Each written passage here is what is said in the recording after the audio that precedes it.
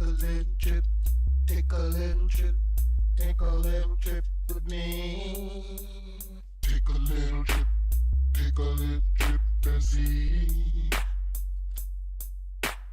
Take a little trip, take a little trip, take a little trip with me.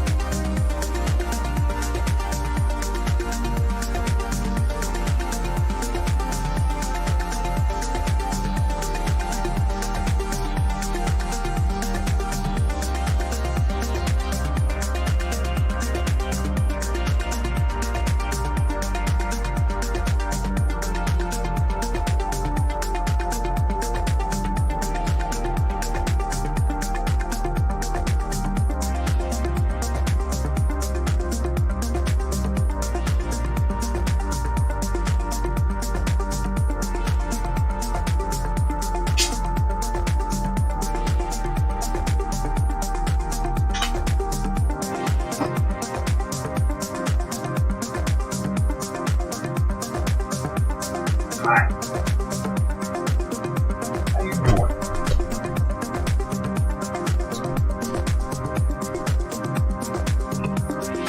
How you doing?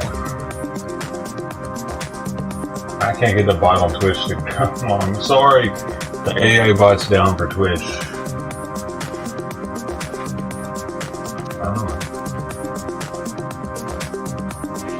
I don't know. Your best friend's not going to be here tonight. Looks like. It is definitely not cutting on.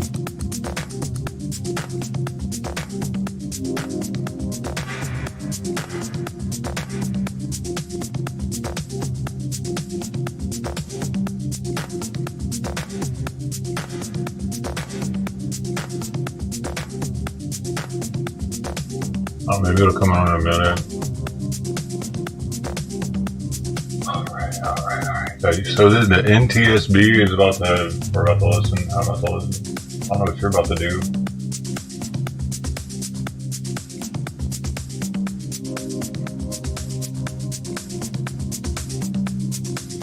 Real sassy. What are you talking about? Sassy. We're sassy, man. Good morning, everybody. Good afternoon. Whatever. It's morning for Lou. Where's Lou at? Daniel Ferreira, first one here. Thanks for being so fast, man. How'd you do it? The people need to know. They need to know what you got going on there. How you doing it? They need to know so they can do it. How else are they going to do it? I know, but I asked Mark Harbor. Collie House, why'd you retract your comment, man? What the heck? You don't want to get credit for being here early? What are you doing? I love when you're here early. You're like, I don't want him to love me. I want him to not even know I exist. But I see you anyway. It didn't work. Oh, there's that. All right. Here we go. Let's see what's going on today. Joining us. Again, my name is Jennifer Homendy, and I'm the chair of the National Transportation Safety Board. With me today is one of our newest board members, Alvin Brown. Member Alvin Brown this is his training launch, and we have our investigator in charge, who we call the IIC, Marcel Muse. Echoey. Oh, I see. Thanks, As I mentioned, we arrived on scene yesterday at about 6 a.m., but the team came in from across the country throughout the day. It was really a day to get our bearings.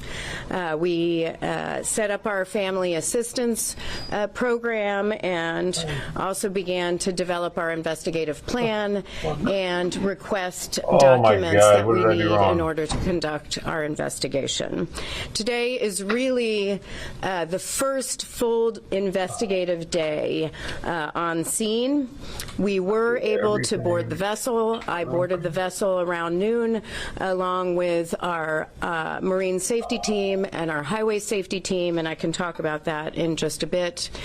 But I want to take a moment before I discuss our some of the factual information we've been able to identify and speak to the families. On behalf of the National Transportation Safety Board, I just want to extend our deepest condolences. You are in our thoughts and prayers as the days, months, years ahead go forward. Certainly, we are focused on you. Our entire mission is to save lives, and our aim is to prevent this from reoccurring, and we are so very sorry for all that you are going through. It's unimaginable, and truly we think about you throughout this investigation. So as I mentioned yesterday, for those who may not be familiar, the National Transportation Safety Board is an independent federal agency. We are charged by Congress with investigating every civil aviation accident in the United States and significant events in all modes of transportation. That includes bridge collapses, and it includes marine accidents and incidents. Our mission is to determine why something happened, how it happened, and to prevent it from reoccurring, again, to save lives. I want to talk a little bit about how we conduct an investigation, but I think it's really important for folks to understand that we will not analyze any of the information we are collecting. We will not provide any sort of findings, conclusions, or any safety recommendations while on scene. Our entire focus on scene is to collect the perishable evidence. That's documenting the scene, it's taking photographs, it's taking any sort of electronics or components, whatever goes away once the scene is cleaned up. We need to collect that information for our investigation. When it comes to digging through inspections, maintenance records, that can be done when we leave. Right now it's focused on the scene itself. So to conduct our investigation, we work with parties to the investigation. Parties to the investigation provide us technical information. This is factual information that we use as part of our fact-finding. So if we need bridge inspection data, we would ask, say, the Federal Highway Administration or information about Coast Guard inspections, we would ask the Coast Guard. So parties to the investigation are the United States Coast Guard, Maryland Transportation Authority, the Association of Maryland Pilots, and we've invited Grace Ocean Private Limited and Synergy Marine Private Limited. Grace Ocean is the owner of the vessel, and Synergy is the operator of the vessel. Again, these parties are part of the fact-finding. They do not conduct analysis with the NTSB. The NTSB does that independently on its own. And then we do our own findings, our own probable cause, and our own safety recommendations. Now, in order to effectively carry out an investigation, we have experts throughout the NTSB in different areas. And so we break up our investigation into groups. Those groups focus on their particular areas of expertise. In this safety investigation, we have a nautical operations group. This group gathers evidence to document the actions taken by the vessel, the procedures for the safe operation of the vessel, company oversight, waterway management, safety management, and regulatory oversight. That group would and has collected and has asked for information on, say, duty records, licensing, training. They requested the crew list, so we were able to confirm that there were 21 crew members on board the vessel at the time of this accident, plus 2 pilots. That's 21 crew members plus 2 pilots for a total of 23 individuals on board the vessel at the time of the accident. They also were able to obtain the cargo manifest. Now, the cargo manifest, we did bring in one of NTSB's senior hazmat investigators today to begin to look at the cargo and the cargo manifest. He was able to identify 56 containers of hazardous materials. That's 764 tons of hazardous materials, mostly corrosives, flammables, and some miscellaneous hazardous materials, Class 9 hazardous materials, which would include lithium-ion batteries. Some of the hazmat containers were breached. We have seen sheen on the waterway. The federal, state, and local authorities are aware of that, and they will be in charge of addressing those issues. But the NTSB, as part of our safety investigation, documents that type of release, documents the damage, and documents the type of materials involved as part of our investigation. We also have an engineering group which gathers evidence to document the design and operation of engineering systems, Thanks for the ice cream, bro. including the vessel propulsion, steering, and power.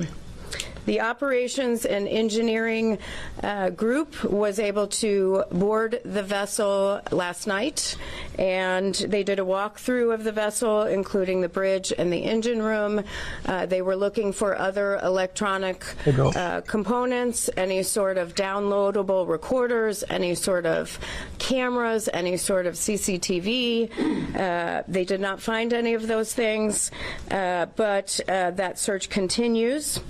They've also requested a number of documents, including maintenance and inspection history, and are, as we speak, conducting interviews on board the vessel. Those interviews began at 1 p.m. this afternoon, and those are with the crew members on board the vessel. And then again, I mentioned we did board again today at 1 o'clock. That was pretty much the entire team, me, plus Office of Highway Safety, Office of Marine Safety, Member Brown, and looked at the damage. We were able to take a look at pier protection. We looked at some of the damage to the containers and certainly the bridge structure. Now we have a recorders group, which is responsible for locating, retrieving, and downloading any recorder or recorded information that may relate to the accident. We do have the voyage data recorder. They worked on that all day to validate that information. They also have a printout of the alarms. That's the log. They still have to go back and look at that and validate that information at a later time. In addition to that, our survival factors group interviewed or discussed with the Maryland Transportation Authority Police the timeline of events that occurred around the time of the bridge strike. Though that two sets of information we're putting together in a timeline that we will release through our social media channels. But for right now, I'm going to ask Marcel to go through the voyage data recorder information that we have to share with you, as well as some of the information that we gathered from the police. Thank you, Chair. Information from the Dolly's Voyage Data Recorder, or what we call a VDR, Here we go. was successfully recovered on the morning of the accident by the U.S. Coast Guard. It was provided to the NTSB upon our arrival. Approximately 6 hours of VDR data was provided to the NTSB. The recording included the time period from midnight to 6 a.m. By regulation, the VDR is required to record 30 days of history, and the NTSB is continuing to obtain more data. The times expressed below, as recorded by the VDR and converted to local Eastern Daylight Time. All information is preliminary and subject to final validation. The VDR data is comprised of audio from the ship's bridge, as well as recordings from the ship's VHF or very high frequency radios. The quality of that audio varies widely because of the high levels of background noise and alarms. Additional analysis will be performed at the NTSB's lab to filter out the audio and improve its quality. Additionally, the VDR recorded limited sensor data. Limited? An example of that data recorded includes the ship's speed. Why limited? Engine RPM. Every sensor. Ship's heading and rudder angle, as well as some alarm information. That's it? NTSB engineers are working to identify and validate all of that data. Dude, a car remembers more than that. The ship's departure from Seagirt Marine Terminal at approximately 12:39. It recorded the ship's transit outbound in the Fort McHenry Channel and the striking of the Francis Scott Key Bridge. By 1:07, the ship had entered the channel, and by 1:24, the ship was underway on a true heading of approximately 141 in the Fort McHenry Channel at a speed of over ground of approximately 8 knots, or 9.2 miles per hour. At 01:24 and 59 seconds, numerous audible alarms were recorded on the ship's bridge audio. About the same time, VDR sensor data ceased recording. However, the VDR audio continued to record using the redundant power source. Why? Why did it stop? At around 01:26 and 2 seconds, the VDR resumed recording sensor data, and during this time there were steering commands and rudder orders recorded on the audio. At around 01:26 and 39 seconds, the ship's pilot made a general VHF radio call for tugs in the vicinity to assist. About this time, the Pilot Association dispatcher phoned the MDTA duty officer regarding the blackout. Around 01:27 and 4 seconds, the pilot ordered the Dali to drop the port anchor and ordered additional steering commands. Around 1:27 and 25 seconds, the pilot issued a radio call over the VHF radio, reporting that the Dali had lost all power and was approaching the bridge. Around this time, MDTA data shows the following also occurred. Dude, I get that it lost power, but it said it kept the information from their audio, but all the sensor data just stopped all of a sudden at that point. The audio data was ran on auxiliary power, but the sensor data wasn't? The fuck kind of sense does that make? 2 of their units that were already on scene due to construction on the bridge, 1 on each side of the bridge, and ordered them to close traffic on the bridge. All lanes were then shut down by MDTA. Around 01:29, the ship's speed over ground was recorded at just under 7 knots, or 8 miles per hour. From this moment until approximately 1:29 and 33 seconds, the VDR audio recorded sounds consistent with the collision of the bridge. Additionally, around this time, MDTA dash cameras show the bridge lights extinguishing. Additional analysis of the VDR audio and comparison with other time sources will be needed to determine the exact time of contact between the Dali and the bridge. At 1:29 and 39 seconds, the pilot reported the bridge down over the VHF radio to the Coast Guard. The NTSB will later... Why did he never tell us what angle the fucking rudder was in? Isn't that crazy? They don't have that data? Convene a group of technical experts to review the entire VDR recording and develop a detailed transcript of the dialogue and the event alarms as recorded.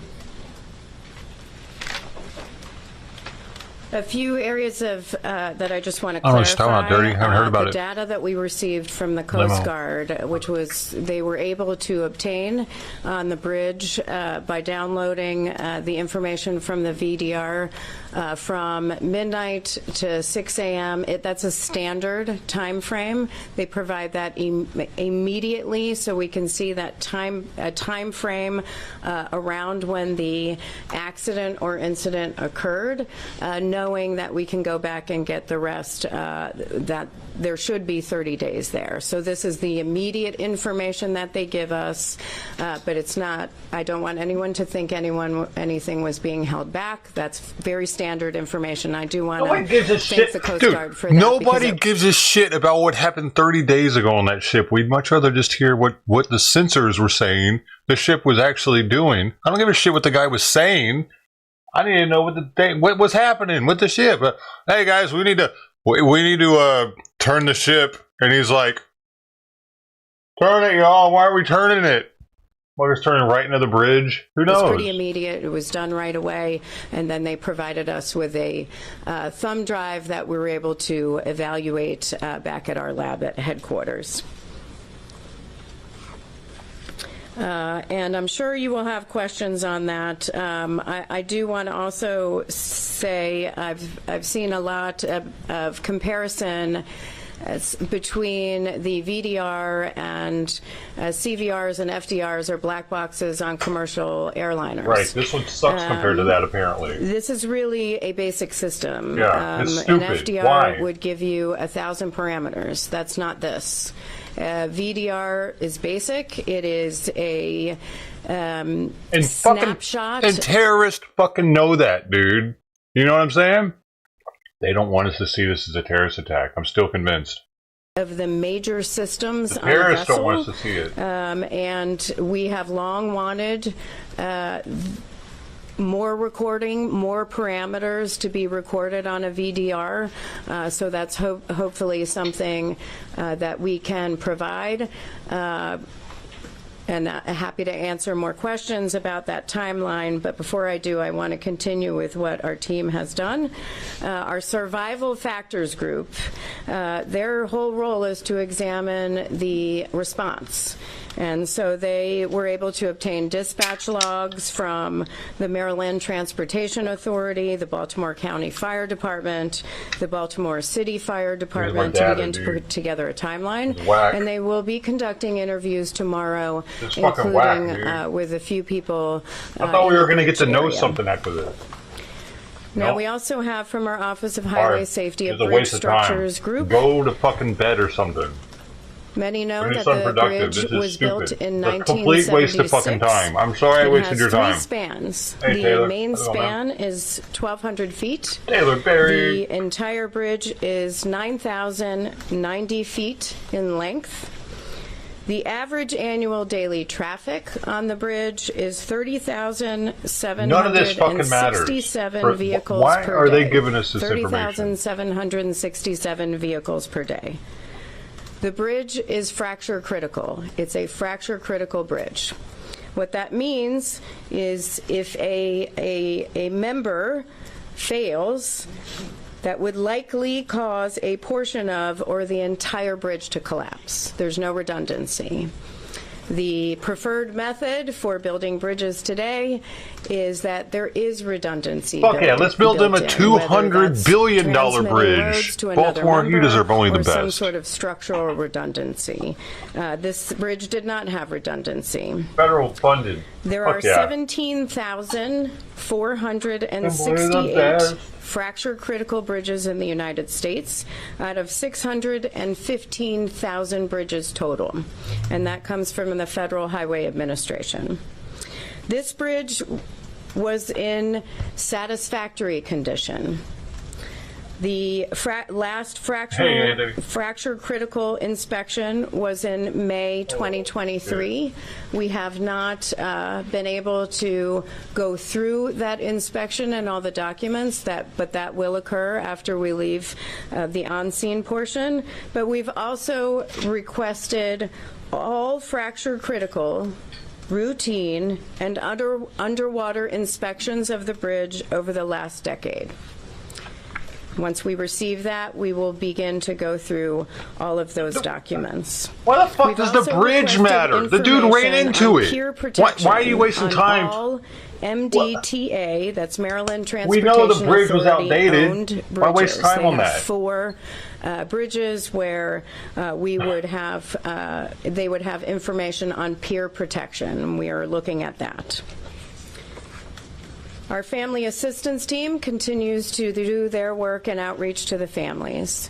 They provide them with assistance immediately on scene, connect them with the resources that they need, but then we continue to work with the families throughout the course of the investigation, leading up to the board meeting, and many times for many years thereafter, where many work to get our safety recommendations implemented to improve safety. So with that, again, when it comes to analysis of any of the inspection records or the records that we are requesting, that's going to take place later. Right now, we are focused on obtaining information, getting the perishable evidence, conducting the interviews. So I will take questions, but I will call on you, and one question at a time. Please provide your name and affiliation. Hi, Scott Thuman from ABC 7 News in Washington, D.C. Question about your work here and the efforts you have to make for the recovery that you're trying to get regarding information, things that are perishable, and all the challenges on top of that with the girders, the metal in the water, the difficulty of having a ship with hazardous materials. What can you compare this effort to in other scenarios you've dealt with in the past?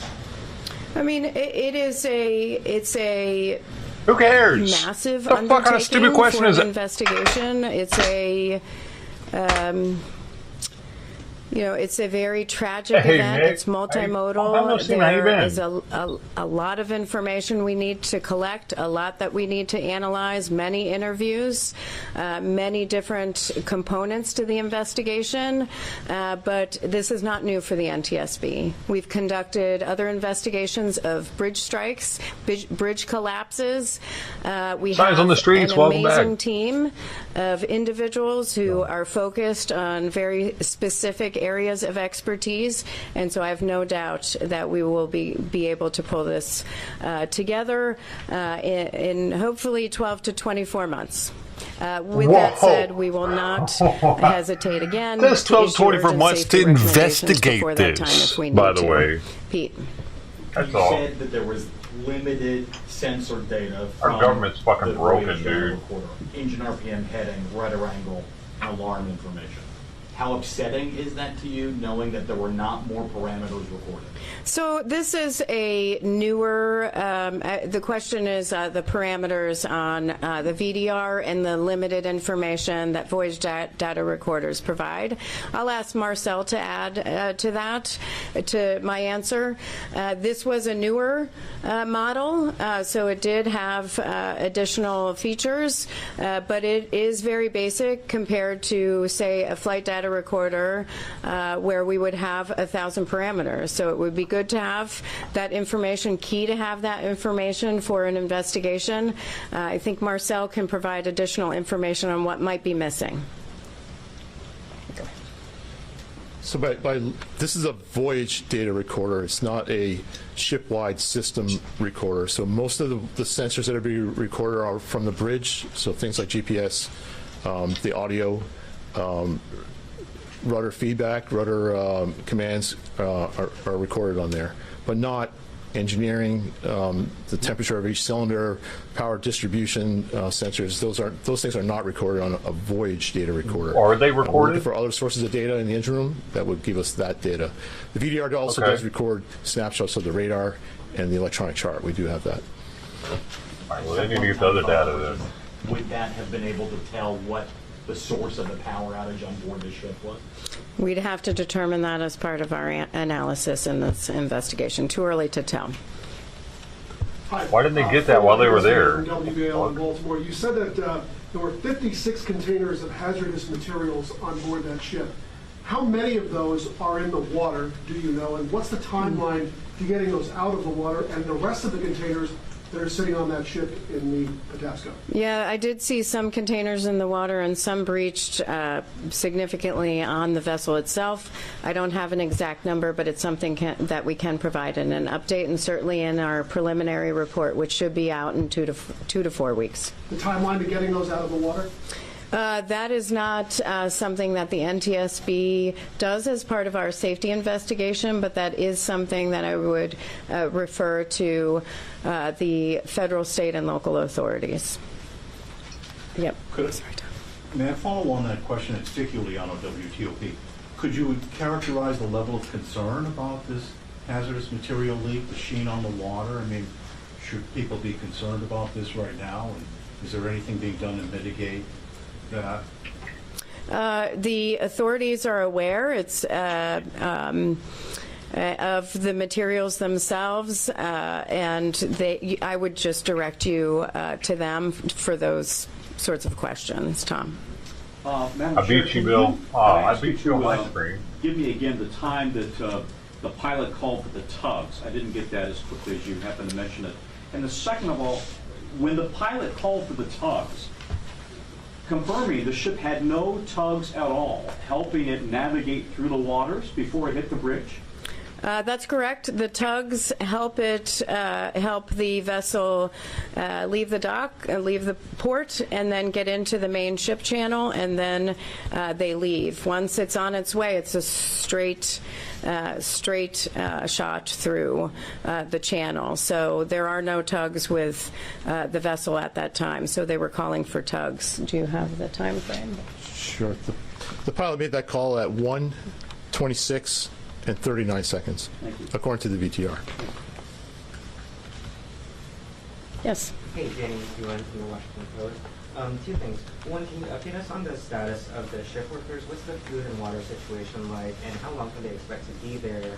And then two, did the ship have signs of power problems before the Mayday call? We have heard, there's a question on the concerns about power, or reports of concerns of power outages on the vessel prior to that moment of the bridge striking. We have seen reports of that. We've read reports of that. We've heard reports of that. That's all part of our investigation that we'll have to look into and verify. With respect, there was a question on the food situation with the workers on board. They was cooking. When I got on board, it smelled very good. And I was very hungry. I don't have any other information other than that, but we were able to engage with some of the crew members, and others are part of the interviews that are ongoing. No information on how long they'll be there? On information on how long they will Mitch looks be hungry. there, that is not information I have at this time. Sir? I'm just with WSA 9. You said there are reports of potential outages. Are we talking about days, weeks, months? Can you give us any kind of time reference about? For the outages on the vessel, you're asking about outages on the vessel prior to this moment of striking the bridge. We don't have any information of outages on board the vessel prior to that time. Certainly, we are going to look at what we can get from the VDR data because there should be 30 days. So hopefully we'll be able to find something in that data if the entire 30 days is there. But we are aware of the reports, and that's something that we need to look into. Chris? Yeah. Can you you mentioned when you were doing the TikTok that some of the audio was obscured by alarms, that alarms started sounding. Can you give us some sense as to what that experience on the bridge was like in those moments? Was it a cacophony of alarms? Was it calm? What you're able to take from the recording? Sure. I actually don't have that information right now. That's why we take the data back to our lab, where we can filter out some of that background noise and some of those alarms as well. Also, bring in parties that will help us understand what we're hearing, who's talking, if there's some foreign language. That's why we have parties come in and join us, and also use the software that we have. This is a complete waste of fucking time. As I said earlier, this press conference is a waste of fucking time. I have not, no. That's our They haven't given any new information, really. Besides, they didn't want to hit the bridge, apparently, because they were saying they didn't want to. What you experienced on the ship, the state of the ship, the bridge, the condition? What we experienced on the state of the vessel and the condition is the question. I mean, it's pretty devastating, certainly.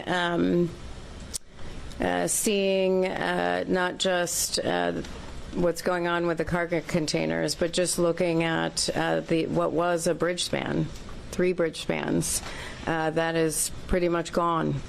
That is, it's just utter devastation. And when I look at something like that, I am thinking not about the container ships that are coming through, not about traffic getting back up and running on the bridge. I'm thinking about the families who've lost loved ones and the families who are waiting to reunite with loved ones, and what they must be going through. On the alarm information, just to add to that, we have the logs. and we'll go through that.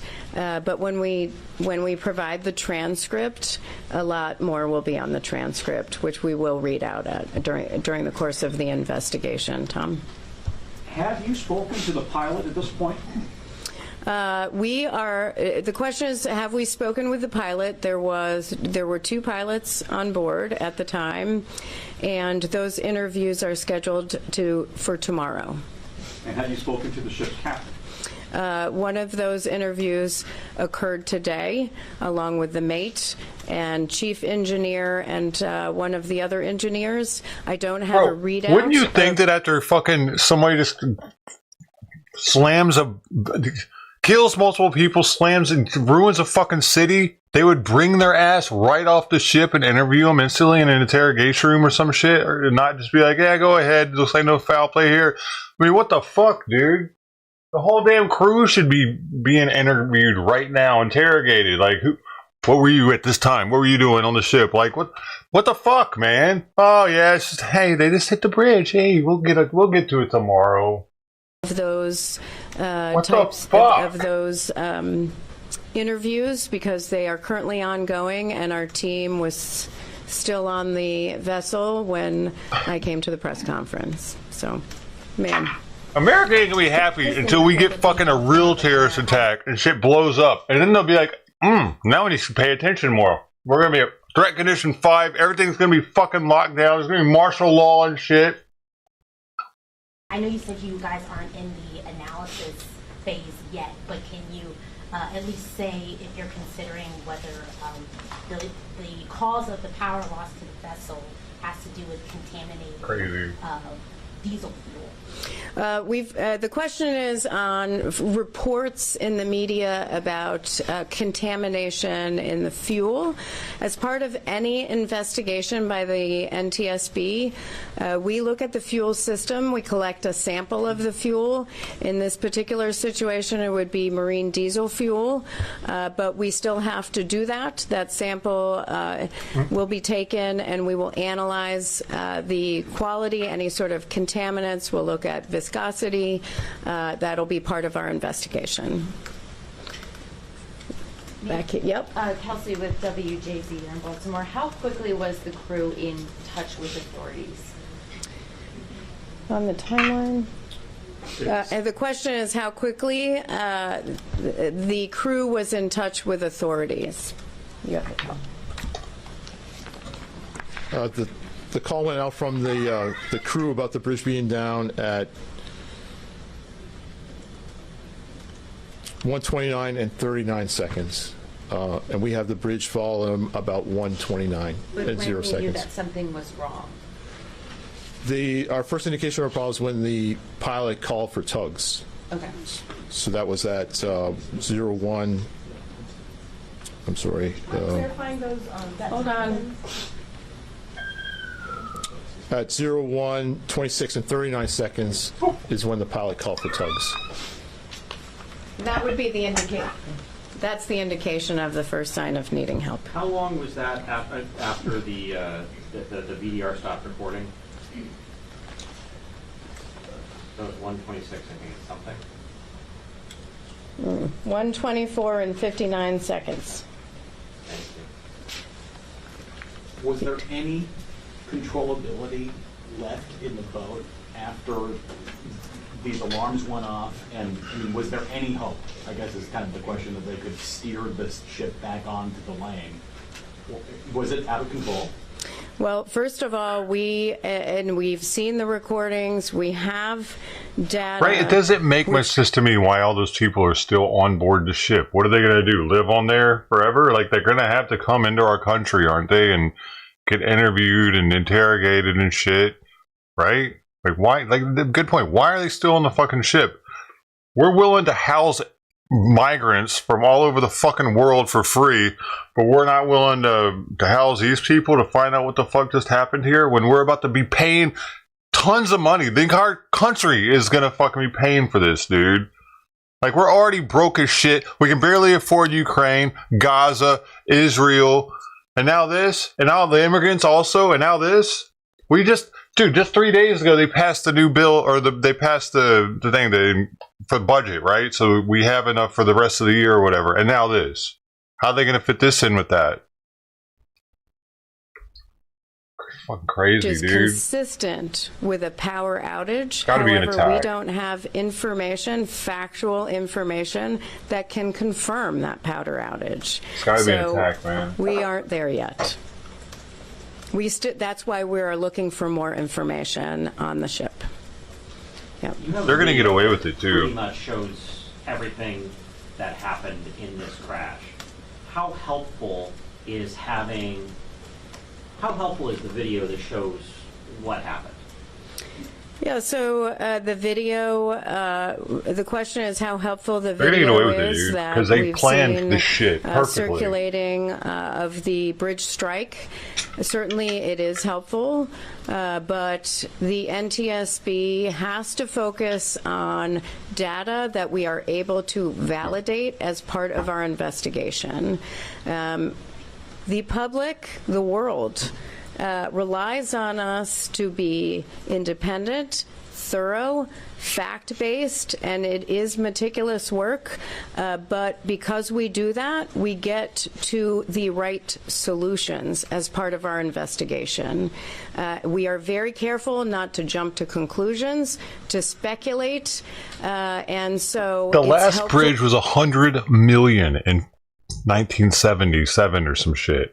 This one, how much do you think it's going to cost? It's going to be more than $100 million because they're going to build it better. They're definitely going to build it better, dude. And shit costs more now. So what is it going to be, a $500 million bridge this time that we all have to pay for? And they fucking aren't interviewing these people instantly to find out what the fuck's going on, who they are, who, like, if one of them did something with the engine room or some shit, like, they don't want to, like, make sure that they don't get away. Maybe they could just jump off the ship and fucking swim into our country if they want to do at this point. To have disappear forever. What's really Who knows if they helpful didn't already? Is the information Maybe they had a that we are stowaway. able to validate, and that takes time, and that will lead us to the findings, probable cause, and safety recommendations that we'll issue. Yes. Kyrie Stewart, WBAL. Can you tell me exactly the kinds of hazardous material that were in the containers that were breached and how much spilled, approximately how much that's been spilled into the waterway? The question is the types of hazardous materials that were breached. The information I have right now of the containers of hazardous materials, the total of 56 containers, were those contents. On what was in the actual breached containers, we'll have to provide you more information on that. But in total, it was a number of corrosives, a number of flammable materials, and we have some miscellaneous. They fall Why under does that what matter? is Class 9, which is miscellaneous Why does any of this matter? I guess that maybe if it dumped, if there's one in the water or some shit, right? But I mean, I'm sure that, like, what are they going to do different? Like, they're not going to know if that was one of the ones that fell in or not. What's knowing? What's the matter? I don't know, dude. I think that these fucking people don't want to, like, ruin their chances of coming back, so they're not really, I don't know, they're just asking stupid questions, I think. They're not asking the real shit, like, why are you taking so long to interview these people? hazardous materials, which is where the lithium-ion batteries would Do you know be. how big the spill is? How big that, how much is, approximately how much is in the waterway right now? The question is how much would be in the waterway, how big the spill would be. First of all, we have to get to some of those containers. It's a pretty dangerous situation in that area, and we can't go in there. I doubt any other federal authorities right now could go to see how much is left in the containers themselves. Last question. Beatrice Peterson, ABC News. I'm just curious, has the ship regained power, and if the bridge wasn't destroyed, would the ship be able to move? That's a lot of assumptions. For the NTSB, we don't speculate. We don't. Has the ship regained power? That's a good question.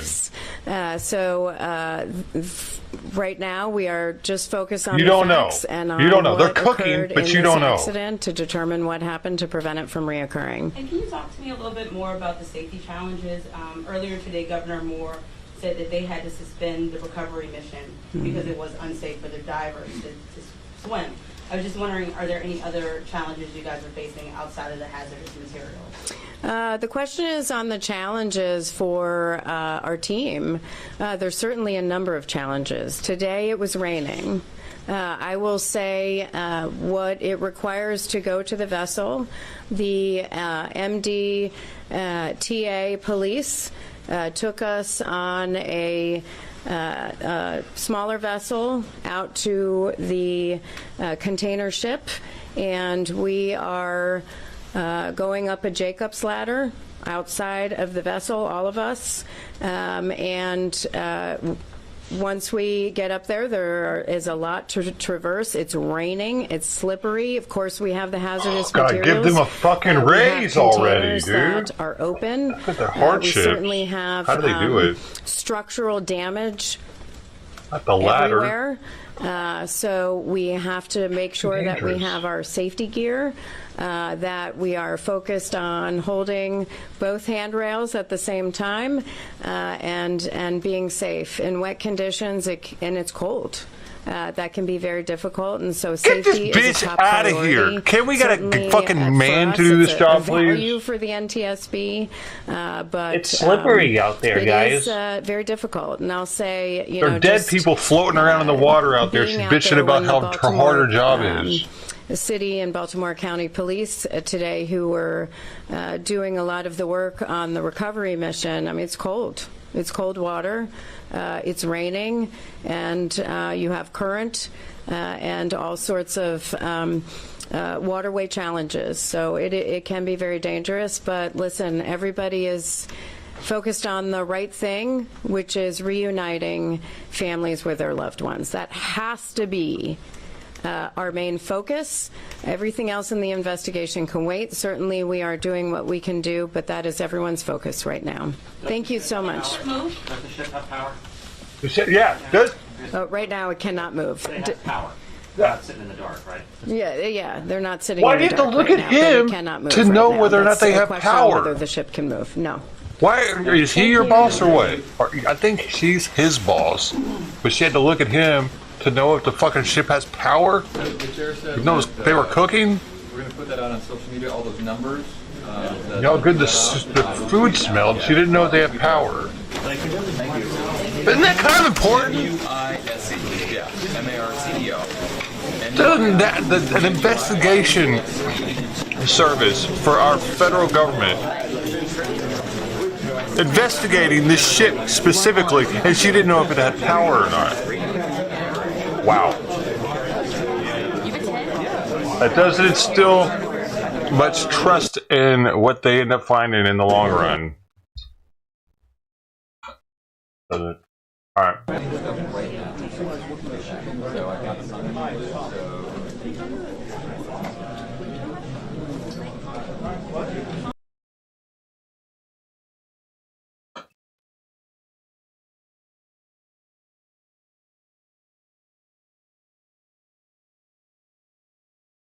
Retrieving data. So in the meantime here, wanted to make sure all of that was known as well. Or just do what this guy said. The NTSB's investigation timeline is going to be anywhere from 1 to 2 years, and that is somewhat customary in massive events like usually. This guy, we were watching him last night. I guess he ended up on the news, man. Pretty fucking epic. Analyst Sal Mercogliano, he was standing by watching this alongside us as well, and he joins me. Sal, thanks so much. I can't thank you enough. We've been relying on your expertise to help make sense of this story. Let's go over some of the key highlights from what the NTSB just outlined there. 21 crew members, 2 pilots on board. I think from the kind of shipping novice, that's not that many people who man a massive ship like this. No, it's not, and there's actually a discrepancy because the shipping line said there was 22 on board, so I'm interested in that, the actual clarification. Yeah, and Sal, I wanted to ask you too, we know now 56 containers of hazardous materials. They include corrosives, flammables, miscellaneous items. They mentioned what's known as a Class 9. Some of the hazmat containers were also breached. That was a question I posed to you yesterday. We didn't know what were in these cargo containers, and now we do, and some of them have been breached and some of them has spilled over into the water. Yeah, and so that's going to take obviously a hazmat team to come in to clean it. It's not unusual for hazardous material to be on a vessel. I mean, it could be medical waste. There's really no telling what this can be. We classify many materials. Gasoline is hazardous material. Medical waste. The question here is where do we send that to? And that's one of the big things I think you got toward the end of the press conference. Is the damage to the ship is quite severe. I mean, the ship is in, it's got a bridge landed on it, so there's severe damage to the vessel up forward. There's issues that are going to be associated in the salvage. I mean, you got to remember, you got to salvage the ship, you got to salvage the bridge, and then there's the land component. So there's a lot to go on here. But it was a really interesting talk by the NTSB. I also think you get from the NTSB the clarification here that the vessel data recorder is not an aircraft black box. Yeah, I didn't know that. The amount of data you get from it is very limited. It's a big problem in the maritime industry that they really need to create new laws to get better data recorders so that when these incidents happen, we can better put these pieces back together again. Sal, one of the main That's hard to do, though. I had a reporter had asked international. Because you talk about the moments the Who alarms would make them do that? kind of went off on the bridge, and there was only, and correct me if I'm wrong here, but I heard this kind of from 1:24 to 1:26 in the morning, kind of a 2.5 minute window there, where the call went out to help. To assist with tugboats, and then the power went out, to which the recorder lost some of the data. That's all they have because the power went out. So they were very quick in asking for help, were they not? Oh, I think that is probably one of the big stories here is how quickly the pilots reacted to this. They started the mechanisms in place to do what they can. Remember, they weren't sure they were going to hit the bridge, so there may have been a moment when the ship was going to be loose. They wanted to get tugs. They wanted to get rescue craft en route to them, and we can't minimize enough the lives that were potentially saved on that bridge by sounding those warnings. Remember, 2 years ago, we had an incident with another ship coming out of Baltimore, Everforward, and that was found to be pilot error. So again, the pilots in this area are really trying to, once again, demonstrate their proficiency, and I think they did here. I was trying to draw distinctions and similarities between what is an airport kind of black box or airplane black box recorder, so to speak, in the recorder on a ship like this. If you could, how are they different? They were kind of outlining some of those key differences. But to your point, not a lot of data is recorded and retrieved from something like this on the MV Dahlia. How much do you think that is going to inhibit the investigation going forward? I think it limits it in certain ways. What they're gonna have to do is piece it together from other sources, and that's why the interview with the crew is very important. Interviewing the pilots, the captain, the chief engineers, all the personnel.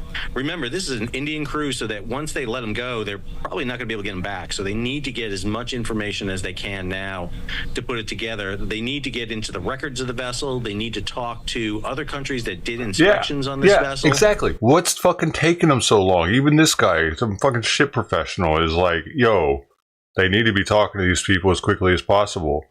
She's like, sure, food still sure smelled good in there, but we'll get them. I'll get them tomorrow. And they're getting the pilots tomorrow. She didn't even say that they were going to interview everybody else tomorrow. Need to talk to the classification society. This is a very intricate operation. It's one of the reasons why these investigations take such a long time, because you're going across international lines, and the amount of data is just absolutely astronomical. Yeah, Sal, we also kind of... Terrorists know all this, dude. Terrorists know all this. How do you think they got us on 9/11? Because they were privy to a bunch of shit. They knew how to get in to do different things that normal people don't know. They know it because it helps what they're trying to do, their agenda. They know, dude. I feel like that dude. Who thinks we were attacked? got a better sense of, why tugs were not kind of, maneuvering around it at the time, saying essentially Hamidi was saying that, it was kind of past the point of no return for any tug assistance there. I thought this was interesting. Remember, they couldn't drop the anchor in time to stop the vessel, and we kind of got a better sense of why. Yeah, I mean, the anchor takes time to drop. It's not like always prepped and ready to go, so it does take some moments. You have to think about dropping the anchor too, because it does commit you when you drop it, and so there is a decision window there. And so, 4 minutes isn't a lot of time when things are going bad. Yeah. And, we can look at it very easily and objectively from different, but, when everything's going, when the alarms are sounding, you're not exactly sure what the course of the vessel is going to be. It's really hard. And I think that TikTok that's going to be put together is going to be really essential. And that's why, unfortunately, the VDRs are really not the greatest at recording audios and really giving us everything we need. Just lastly, Sal, we got a better sense of the, impact history, so to speak, of the bridge in question, the Francis Scott Key Bridge. Did you learn anything there that you had been wondering? We know kind of its inspection history. They're going to go back about a decade, about a 50-plus-year-old bridge with not much protection at its base. That's kind of what I took away from the last press conference there.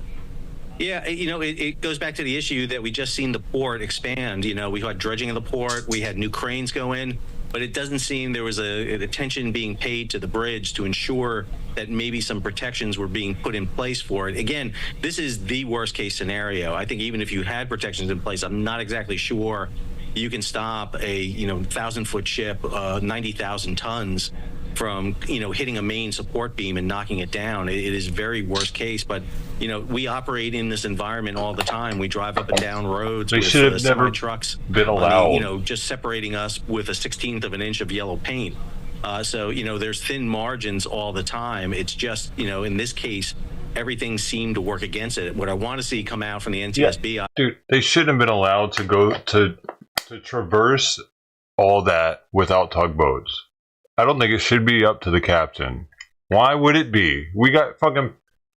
I don't know, dude. This doesn't make sense to me why it would be. Even if they do have a pilot on board, why is it up to the ship whether or not they have tugs? So then it's... I don't know, dude. It seems like it's the pilot's fault to me then, because the pilot could have said, hey, I'm going to get tugs to go through here. Just because this motherfucker is heavy as hell and we loaded just in case, man, something happens. Why isn't that a thing already? Like, bridges have been hit in the past, dude. This isn't the first fucking bridge that's been hit by a boat, dude. Do you think we'd have learned our lesson by now? Obviously, is if we can determine what caused the power outage. I thought it was very interesting that they haven't confirmed the power outage. No, they haven't. I think the image of the dark ship was a good image of it, but obviously not for the NTSB. Yeah, they said they had data to suggest that could be a possibility, but they couldn't confirm whether or not that it was the cause of this. So we'll just have to wait and see. Sal Mercogliano, can't thank you enough. We'll talk soon. Thank you, sir. All right, in the meantime here, we're fastly approaching the top of the next. Yeah, the NTSB is pretty worthless. PD officers this on the eve. Right now.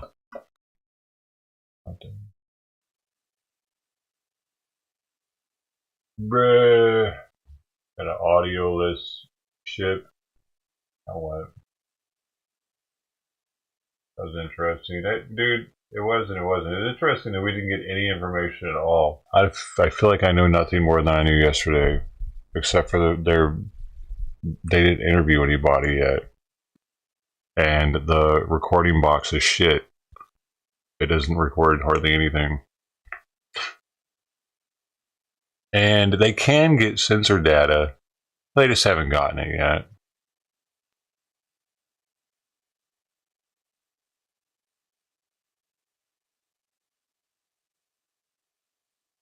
So there could be a terrorist on board the ship. But they'll get around to figuring it out. Could take a year or two, though. Hopefully nothing else happens in the interim with all these undocumented migrants. Known terrorists coming through our southern border and northern border now, too. I don't know if y'all seen that. We got terrorists coming through Canada.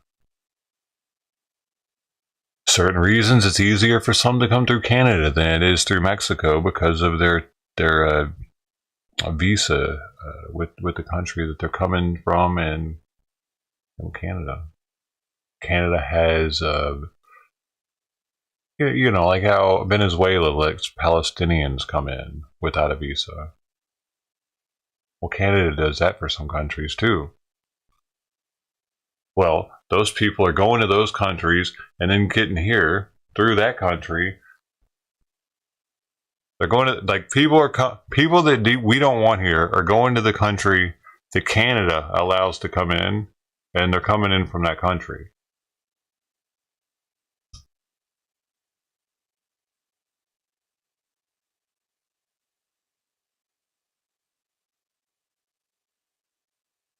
How the fuck are they flying, though? I want to know. In a boat or something? I forgot how they're getting to Canada, dude.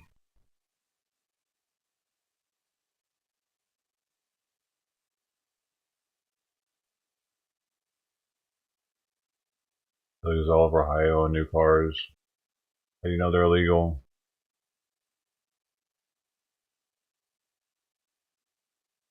I need sound. I need something.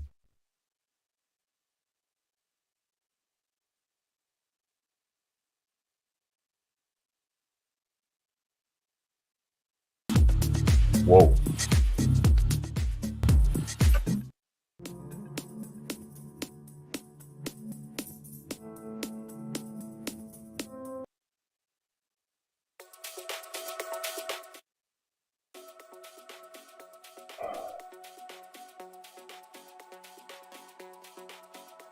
Summer clothes and 32 degrees.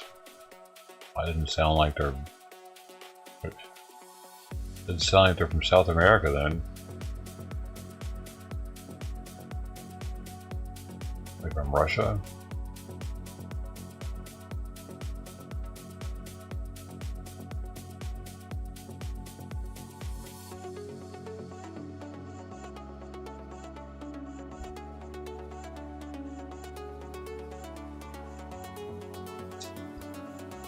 Let's see, there's some new migrant news. Is there anything new? Okay, what we got here?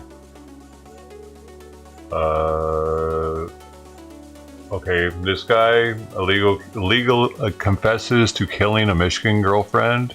That just happened. It's all over the news, so you probably saw that. By the way, he had been deported before. Another one of those came back. This man who entered the United States illegally is facing murder charges in Michigan after the death and carjacking of a 25-year-old woman he was dating.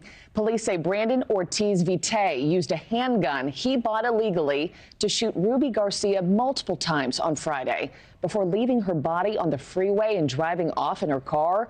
Federal officials say he is from Mexico and was deported from the U.S. back in 2020, but returned.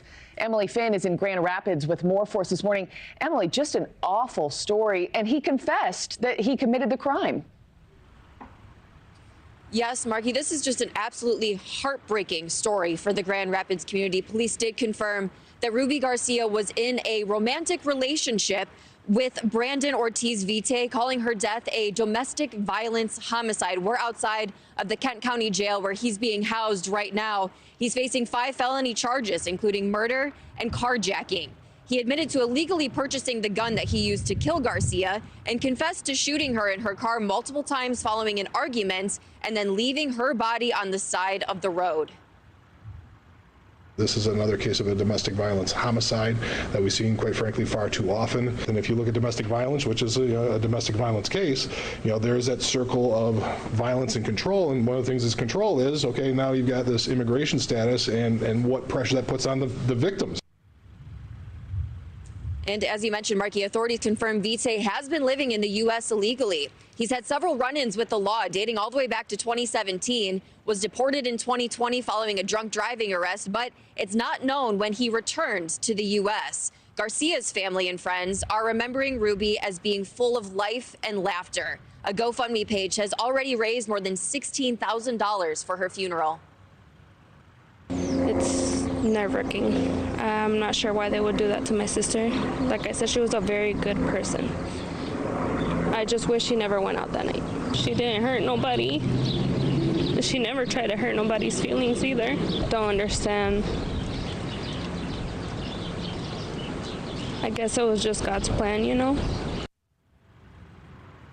And sadly, domestic violence attacks are more common than you would think. According to the CDC, 1 in 3 women experience physical violence from a partner in their lifetime, and 1 in every 5 homicides in the U.S. are a result of intimate partner violence. Vitae's next court appearance will be on April 9th, Marky, so we'll be awaiting more details on that court date. We'll send it back to you. There's no making sense of it, and we're seeing more and more of these kinds of stories popping up across the country. Emily, thank you so much.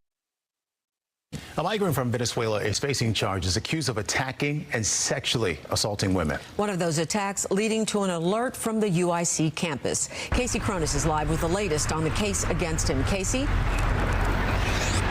Sylvia and Terrence, a judge has denied pretrial release for that man as prosecutors argued he's already attacked 2 women and they do not want to allow room for him to victimize any others. Take a look.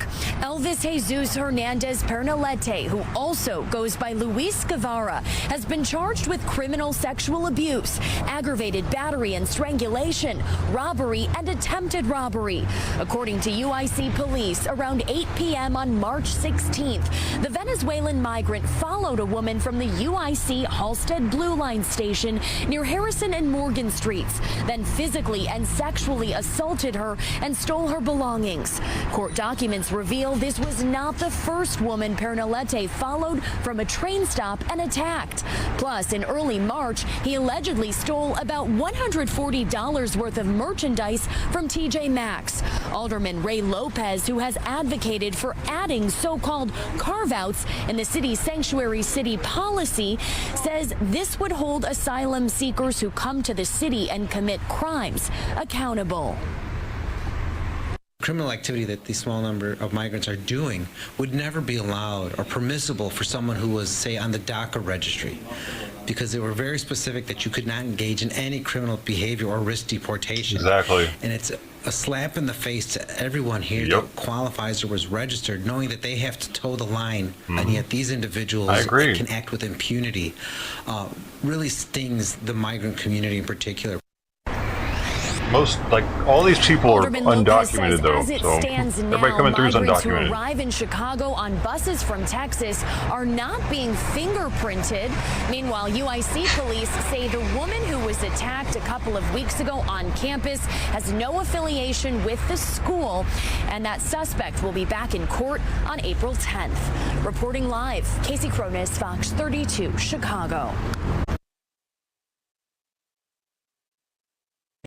A News Nation exclusive as we obtain images near the border of migrants trying to avoid capture by law enforcement. You can see the so-called gotaways moving under the cover of night, trying to avoid detection. Customs and Border Patrol report 140,000 gotaways just since October. But for all of fiscal year 2023, there were more than 800,000, and those are just the ones authorities know about. How do they know about it? Bradley is That they following got all away? of this, joins us live. So, Allie, tell us more about these exclusive images. Yeah, hey, Nicole. So the images you're looking at there, they are not of people that are trying to self-surrender, that are trying to give themselves up to Border Patrol. Rather, they are trying to evade. They are trying to remain undetected and get into our country illegally without being processed by Border Patrol. So this group of 13 actually was spotted on a landowner's camera. Check out these images here. While they were sneaking through private property, law enforcement were mobilizing. Now, it can take days to track these groups down because the terrain is mostly rocky. So it's very hard to track any footprints. But this sizable group was no match for Border Patrol and Terrell County Sheriff's Office. Check out these images now. These were exclusively obtained of the arrest of that group, and they're wearing what has become more common out there, the camouflage getup from head to toe. Now, you'll remember Hector. He was an 18-year-old who was Remember wearing this guy? I just want to get back to my family. similar getup. He was also trying to evade before he fell behind. The sheriff says he was ultimately returned to Mexico, but if he had not been abandoned by the group he was traveling with, he would have been one of the gotaways. Yeah, definitely. The number of gotaways remains elevated. Border And Patrol the whole Chief fucking Owens internet's like, oh, poor guy. Oh, bless his heart. Oh, fucker. He did something so fucked up that the cartel was even like, get the fuck away from us, kid. He knows what he's got going on. I don't know. Like, they made him, like, do it on his own. Like, no, we don't want you with us anymore. Get the fuck out of here. You think you can do it on your own? Good luck. And he comes to us crying. He thought we were just going to let him in, probably. Here's the citizenship. Now you can go back and forth whenever you want. There you go. saying there have been 140,000 gotaways over the past 6 months. Before COVID, that was an entire year's worth of unlawful border crossers. Now, it also means that some 1.8 million have illegally crossed the border undetected under the Biden administration. Right now, with the pressures that are being put on at Eagle Pass and El Paso, nothing's going to blow up, y'all, though. Don't worry. Is the last portion of the border that really hasn't seen any infrastructure, very little technology, and then coupled with that is just low manpower. None of them know how to make a bomb or anything, I bet. A lot of wind, we've had Probably some rain, not. and then that will completely erase any sign that's left on the ground, therefore making it harder for our agents to actually get out and track. And when you couple that with the lack of technology, Yeah, their job is pretty much impossible out there. In Terrell County, over the last 8 days, just over 30 groups were detected. Sheriff Cleveland says they only catch a fraction of what's out there. This small group that you're looking at here was not stealthy enough. They were busted over by the Sheriff's Department and Border Patrol. We exclusively received these images overnight as well. Agents are working nonstop out there. This group was busted yesterday afternoon in conjunction with the game warden. The sheriff says more than 60 illegal immigrants are outstanding out there right now. And he says that they are starting to see smaller groups, saying smugglers can divide and conquer that way, task saturation. So the Border Patrol Union is saying the larger groups, like what we're seeing in El Paso, they have breached those barriers out there, and the cartel is using those groups as distractions and pushing people and drugs through the holes illegally. Now, something really interesting here, Nicole, Sheriff Cleveland emphasizing no matter what administration comes into play here in November, they're going to have their hands full, because regardless of what happens, when they start to secure that border more, people aren't going to stop coming. They are going to continue to come, but they're just going to be evading, putting the task back on those local law enforcement to go out there and find those that are trying not to be found. The Border Patrol actually be able to do their job then at that point and go catch them, because they won't be fucking processing them constantly. There's that. Thank you for...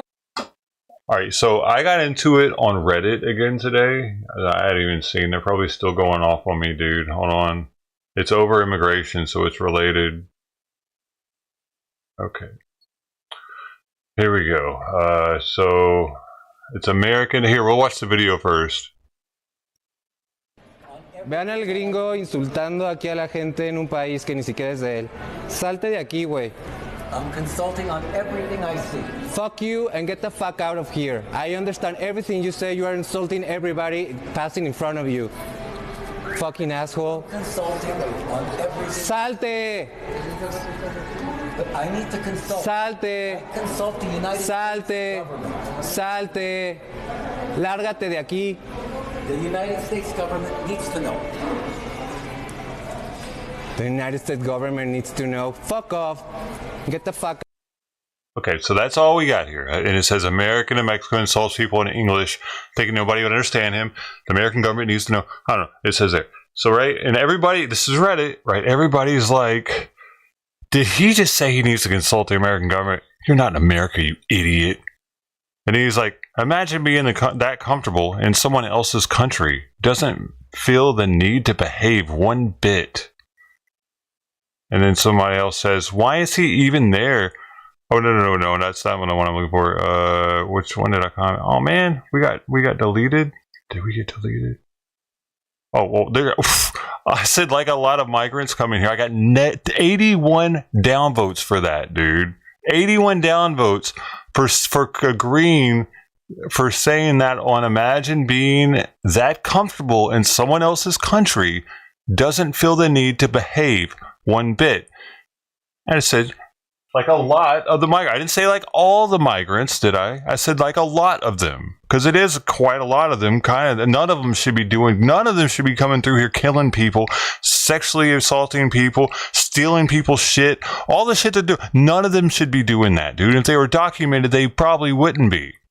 If we had their fingerprints and shit, if we knew who the hell they actually were, dude. All right, so I got downvoted to fucking hell for that one, right? But that's not all, right? This guy says to Reddit, right? Because he's like trying to be smart coming here, and he's like to Reddit. He said, have you not seen the migrant crime problem in New York City, Chicago, Denver, and other democratically ran cities? FJB.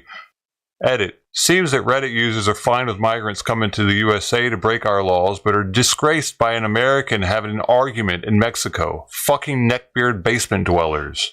-71 on that bad boy. I don't give a shit. And this guy is like suburbanite complaining about imaginary crimes in cities they're too afraid to ever travel to. Right? I'm a suburbanite. I said I'm in LA County, Long Beach, Midtown. Is that suburb? I cover the news. All right. This is where I kind of hoped that one of them would come through here. I said I cover the news daily on 8 platforms and have Discord that I post all the migrant crime to. So there is that. Imaginary would be the fairy tale you are living. Try doing some research. So this person, -42 on that one. This guy says immigrants are less likely to commit crimes than U.S.-born Americans, and I'll show you all what he sent me. It's this little. Okay. Oh my god, I can't do this right now, bitch. Apparently, this is like stating that migrants commit less crime.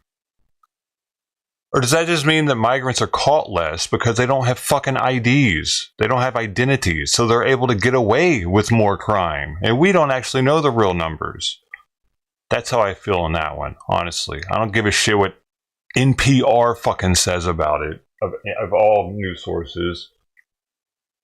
I said the first thing they do is commit a crime by coming here illegally. Plus, those are numbers for the ones that get caught committing crime. Hard to catch someone that can just change their ID anytime they want.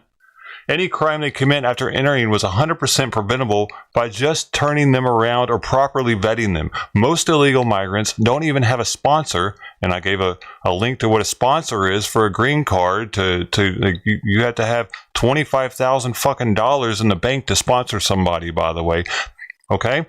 That will vouch for them and have the savings to pay in case they lose their job. They expect us, the U.S. citizens, to be their sponsors. They're coming here for free stuff while our homeless are struggling. Imagine your daughter dying to a migrant that has been deported multiple times in the past. Would you have the same compassion?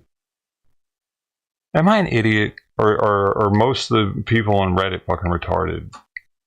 At least in public freakout subreddit, they are. I swear, they just want to fucking argue, dude. Like,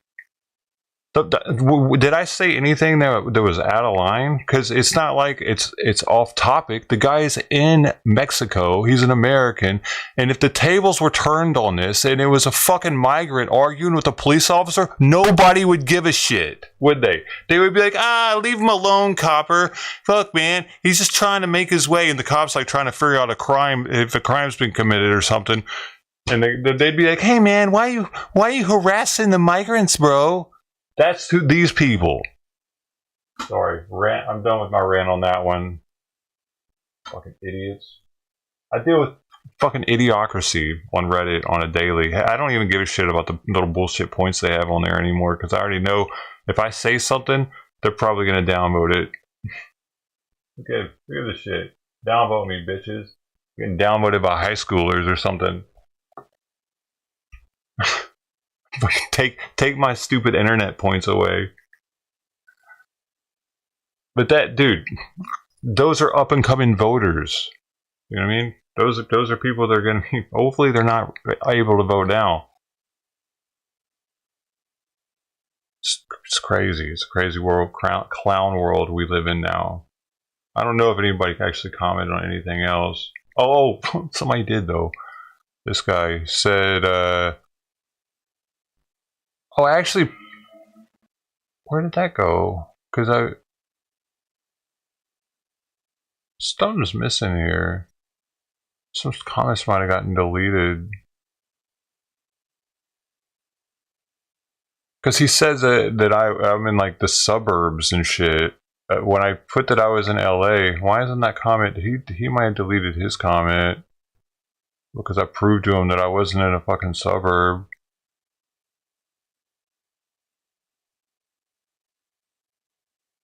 That's weird. Maybe, let me see something.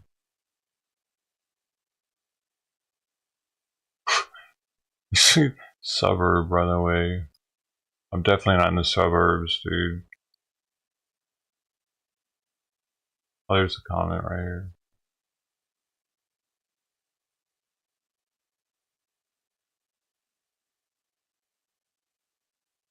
There we go.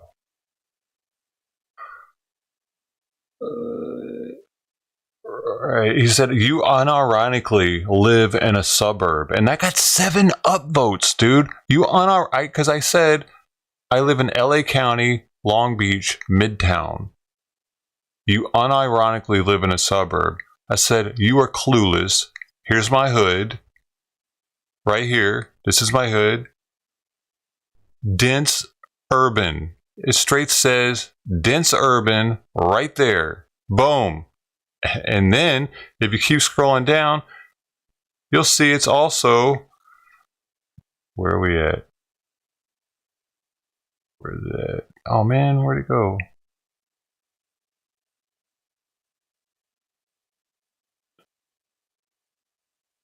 I lost that part. It also says that it's the 3rd most diverse neighborhood in Long Beach, actually. The 3rd most diverse neighborhood in Long Beach. It's also on there. So it's like, dude, motherfuckers are stupid. They just assume that I live in the suburbs. Why? Why would they do that? Even after I tell them I live in Long Beach, I unironically live in the suburbs.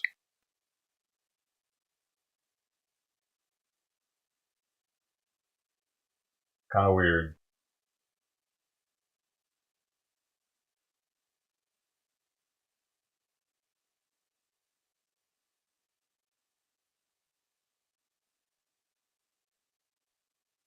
Nobody knows. Because they reach, I guess. They want to argue about anything they can. There it is, right there. Most diverse neighborhoods in Long Beach, number 3.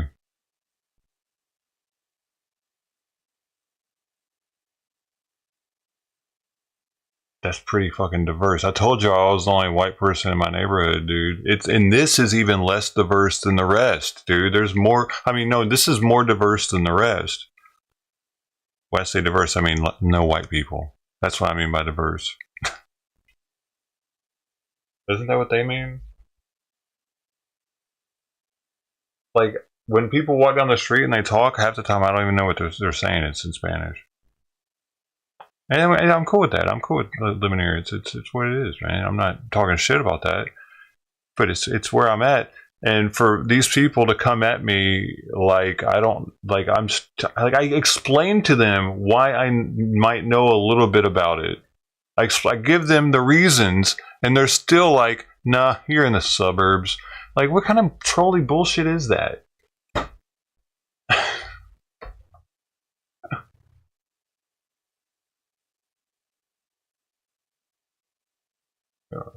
Sometimes I really do think I'm just arguing with a 12-year-old on the internet, usually. But at the same time, I don't want to, like, man, what if it is an adult? I don't want to take that away from him.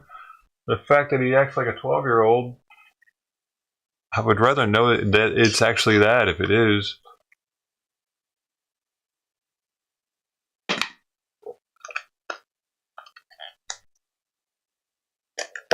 We are kind of screwed, dude. We are kind of screwed, man. Fuck. I saw this thing the other day where they were doing tryouts for female firefighters. Okay. Do you see any reason for there to be a female firefighter? It's an extremely grueling job. It's so hard to do that most men wash out before they're able to make it to the test. I've had friends that have tried to be firefighters. And they're like, never mind. That's where we're going, though. We care more about diversity and than having the best person for the job. Why? What the fuck, man? We care more about, oh, just love everybody. Just love the tranny reading time at the library. Can't you just love the trannies reading to the kids, man? Bigot. Wrong with you. Tell you what, dude. You get fucking catfished by a tranny, you won't love them ever again. You have someone convince you that they're a female. You're a dude, they're a female. They convince you of that shit, and you find out after kissing them that they're not an actual fucking female. You'll change your tune real quick. I bet so, Bob. Try it out. I've tried it. I didn't like it.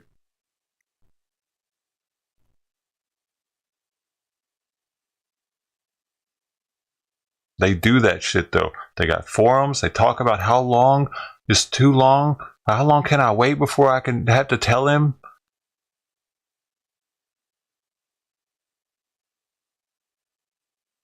Yeah. No, don't be sorry unless you're a tranny. Oh, you're trying. I thought you were saying you're sorry to me or something. Did it happen or sometimes?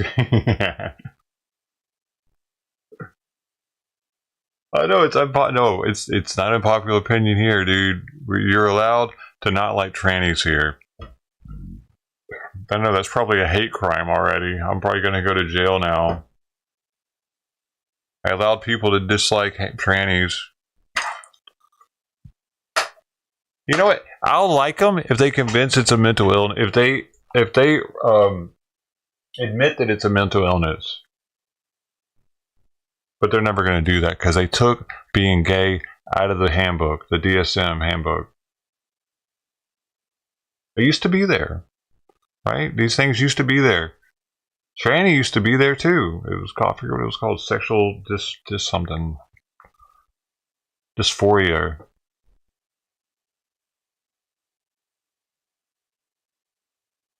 But now those people are normal. They just like something different. Normal is what like 98% of the population is, right? Not gay. That's normal. Everything else is broken. Not straight is broken. What happened to us to where we don't see that? I get it. Dude, gay people are cool, man. Gay people can be very nice. So can some schizophrenics. They're still broken, dude.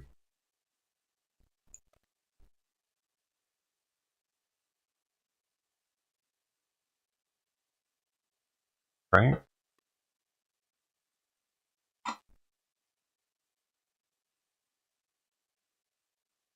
Oh, they're not broken. They're perfect. They're God's love childs. They're better than us. Give them the rainbow. Give them the rainbow. Let them have it. They deserve it. The fucking rainbow, by the way. We just handed the rainbow to them. You know what? I used to like, dude, when I was younger, like I'd be tripping on acid, I'd get Nat Sherman Fantasia Light cigarettes. They had a cool rainbow colors on the paper, so they were colorful. I didn't see them as gay, though. Like, the rainbow gay thing wasn't being pushed so much at the time. Yet. I mean, it was around, but it wasn't like everybody was like, everything that had a rainbow on it was gay. It didn't feel like that at the time. Those were colorful cigarettes. They're cool to smoke when tripping, you know, friends all thought they were cool.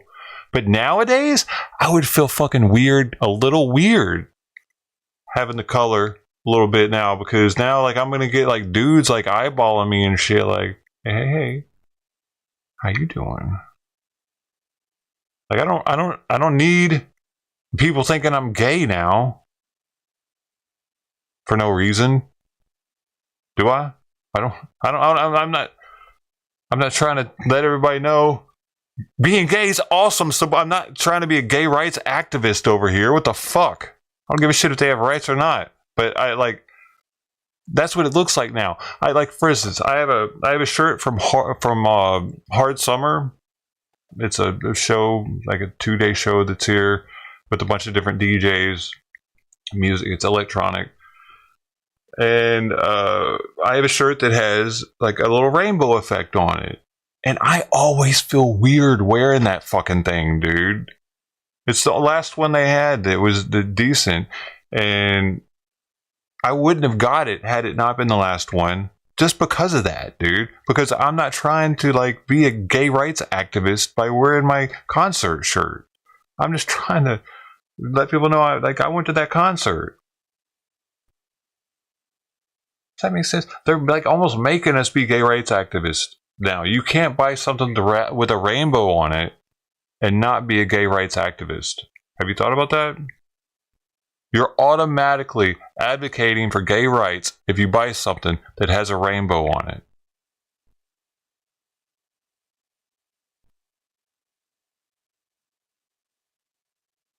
That's how people see it, dude. Isn't it? That's where it's gotten. It didn't used to be like that though. Just 30 years ago, it wasn't like that.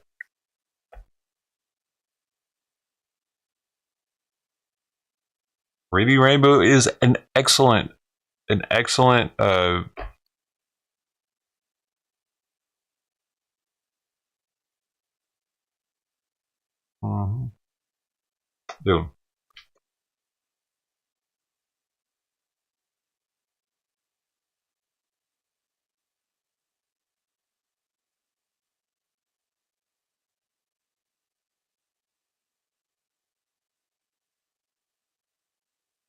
I don't care either. No, I don't care about the gays either, dude. I just don't appreciate them taking the rainbow and making me so that I can't wear rainbow shit now, because if I do, I'm a gay rights activist.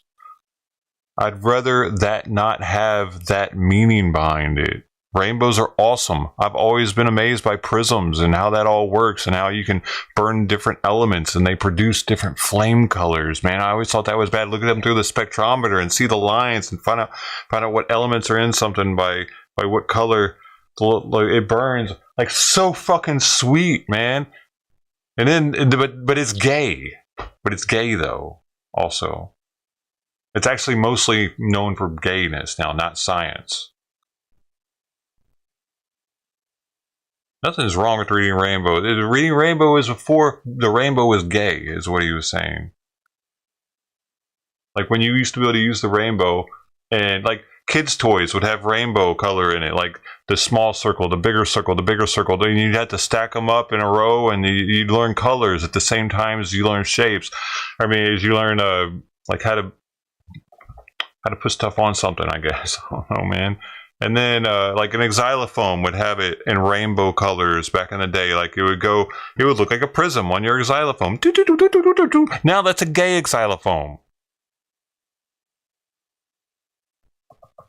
Rainbow Bright, yeah, all that, man. Rainbow's really a kiddie thing. It was like to learn the color range, and it's like, why do they have to take the fucking rainbow, dude? Why? Out of all things, they had to take the rainbow. Can you imagine if Hitler would have taken the rainbow? Holy shit. We can't use rainbows anymore. Oh my god. Colors in that certain order. That's racist. He could have done that, man. If Hitler would have taken the rainbow, bro, that would have sucked. What if he would have put a swastika on top of a rainbow with a cross? We can't use any of those anymore.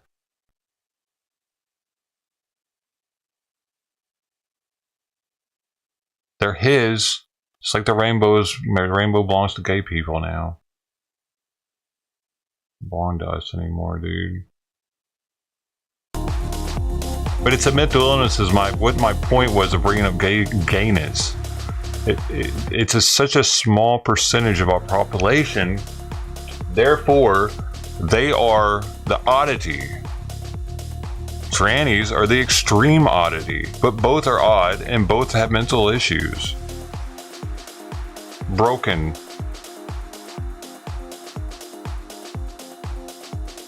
Don't they have a higher prevalence of mental like other comorbid mental disorders?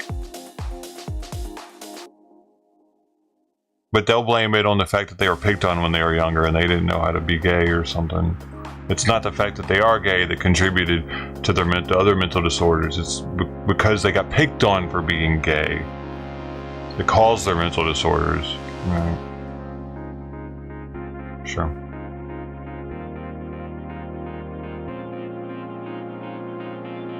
The trans people do? They both do, dude. If you don't think gay people have mental disorders, what do they have? Why are they like that? Why is their brain doing that? Are they special? Are they better than us?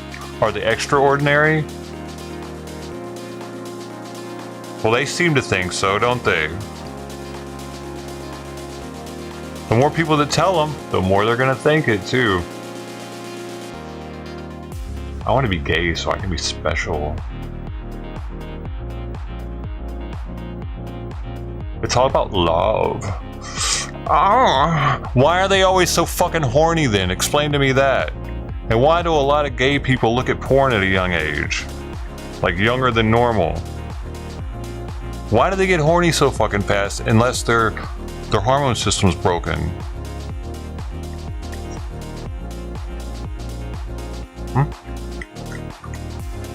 I've done my research, dude.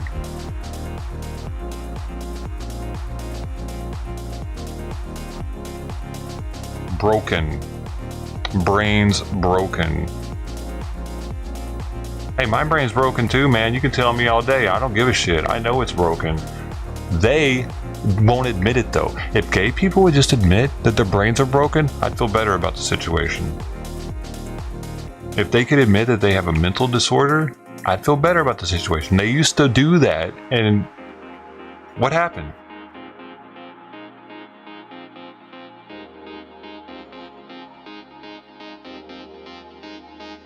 And this is the unpopular opinion here.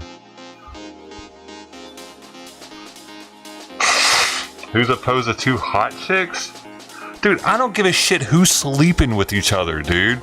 I don't give a shit if two dudes are sleeping with each other, if two girls. I don't fucking care if two dogs are... I don't give a fuck, dude, if you're fucking your dog. I don't care. But you not admitting that it's a mental disorder because you want to do that, that's my problem.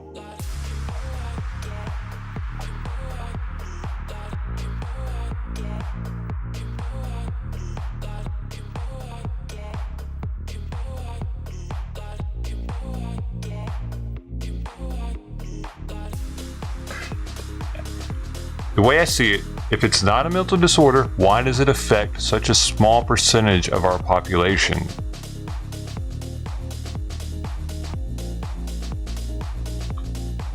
It's not normal, so therefore it's a disorder of things.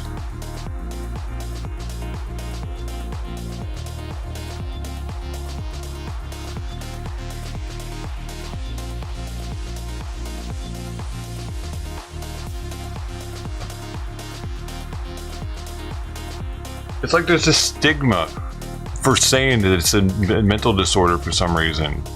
People are like, oh my god. As if it's that bad to have a mental disorder, dude. You know, it's like 10% of our population is on Xanax or some shit. It's a crazy high number of people that are on or on psychiatric medication in general. That's a huge fucking number, right? Oh, but gay can't be one. No, that's just wrong. Act like he's got a mental disorder. Bless his heart. Bless his heart. He's going through enough.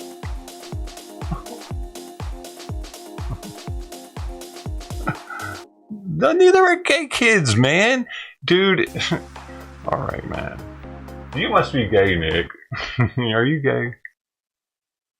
The people want to know. I think I've all the gay people that used to come through don't come through anymore. Oh shit! I'm late on my medication for Simon, y'all.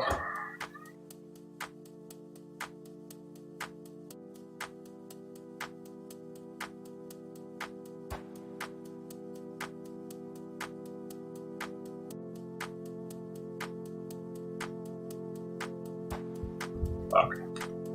An hour late, man, almost. Got to change yourselves.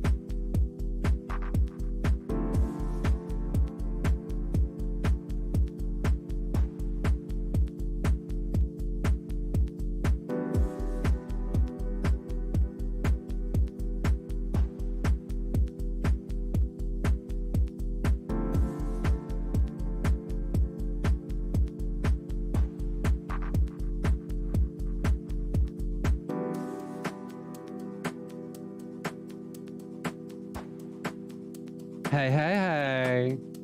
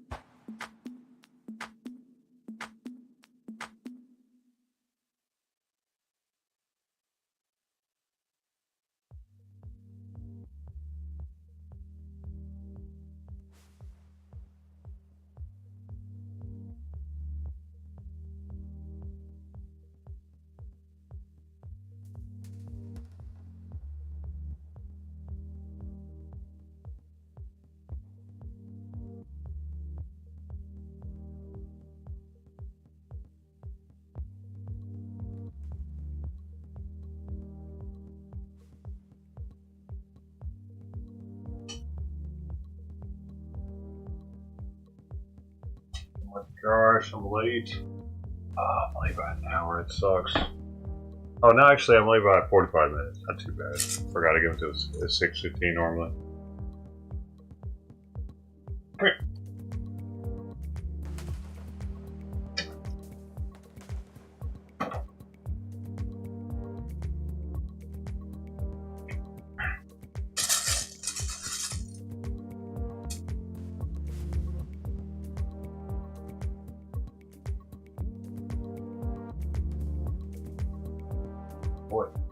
Boy.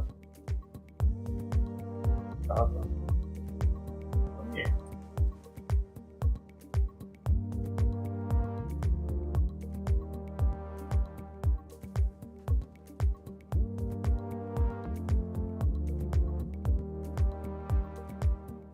Come on, let's see. Come on. I need you to eat though, bro. Actually, I need you to eat now.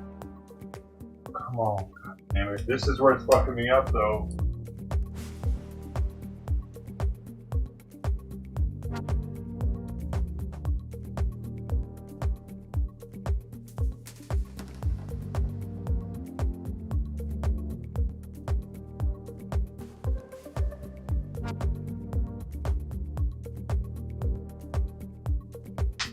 He's not eating. This isn't good. Fuck. This is where it's gonna fuck me up, man. I shouldn't even have went live tonight, dude. It was a pointless fucking stream. Now I'm all fucked up on Simon. It's because he was sleeping in my room. He's been sleeping all day. I don't know why. Come here.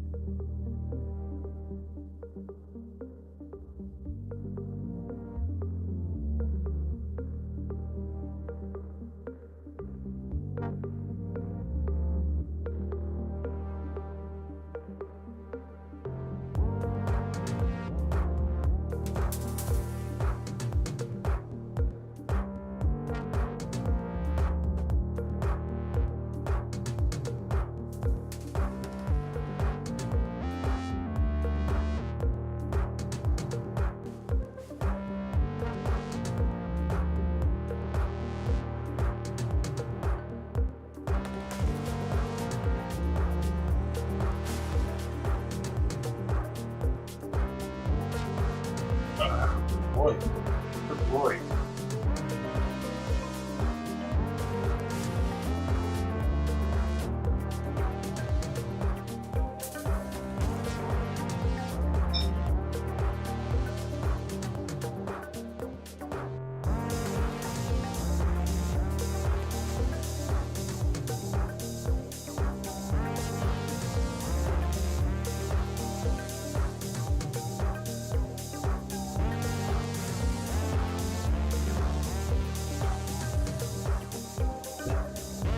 Sweet. He ate some, and he ate a decent amount, but I'm going to leave it down for a little bit longer. It's going to mess me up on his heart med, though, and at 9, I'm going to have to really pay attention. Maybe I should start setting an alarm, dude. I'm used to him being around, so I remember more easily, because he's always on my mind, but he was out of sight, out of mind, being in my room. I left the door open for him so he could go in there, too. Alright.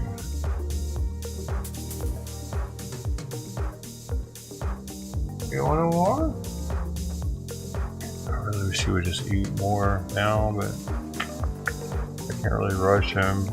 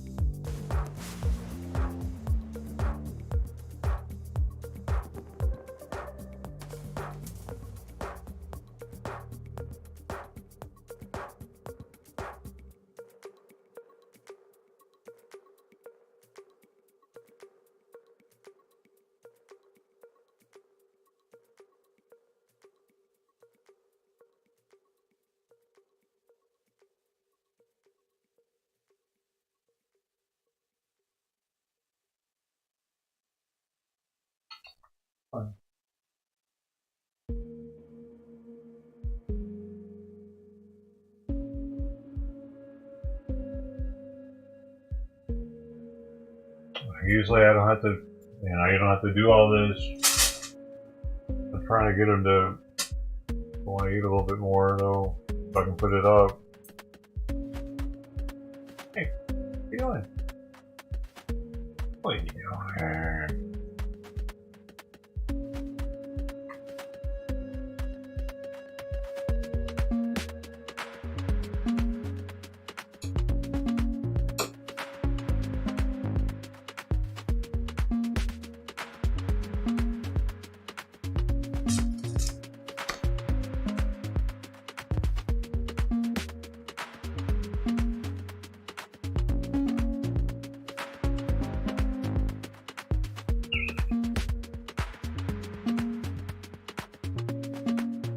Stay over there, bro.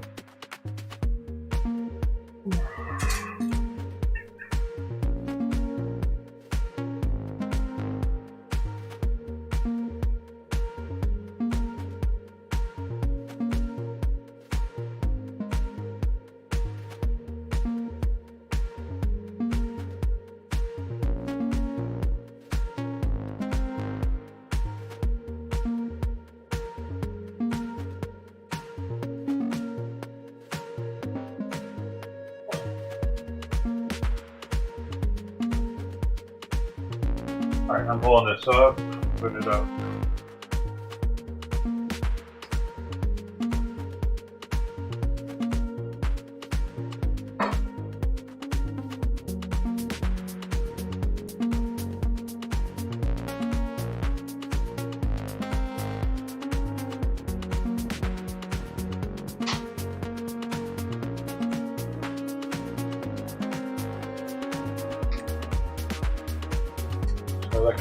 I can't fuck it up too much, man, because I don't want to have to, like, I need to be able to do it the same in the morning. I keep his medications at the same time, man. Dude, this is fucking stressful, honestly, dealing with this every day.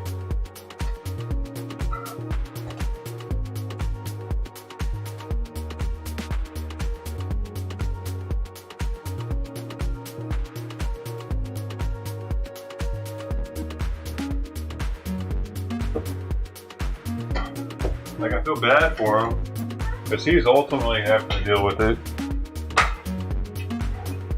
But shit, like, it's never gonna end though. It's only gonna get worse over time. And then he's gonna die. That's what I have to look forward to. Man, I probably won't be having another animal after him. Just because it's fucking crazy. I don't know why people want to deal with all this. I never dealt with this when I was a kid, man. All our animals got ran over by cars or something. Seriously, they would die in the street. And that sucks too. It's not as long, drawn out, and painfully agonizing. Like, holy shit. I had no idea, man. It was like it. And it's expensive, man. Like.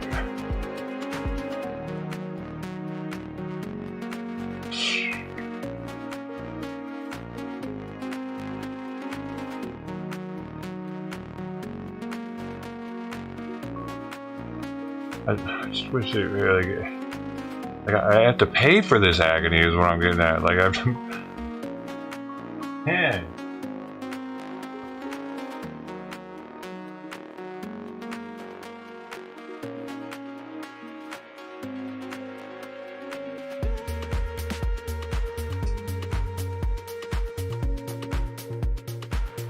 What it is though? I guess he's doing all right. I need to weigh him again.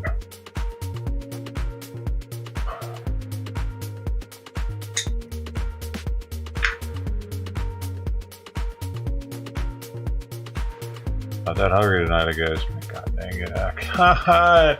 I can't bring his food out now for 4 hours, dude. He's not gonna know what's going on. He's gonna start meowing and shit. I'm surprised he's not already meowing.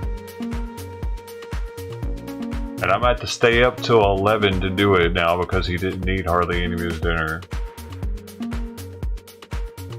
He's already fucking meow. I'm gonna try bringing his food out again to see if he'll eat it. Give him one more chance to eat.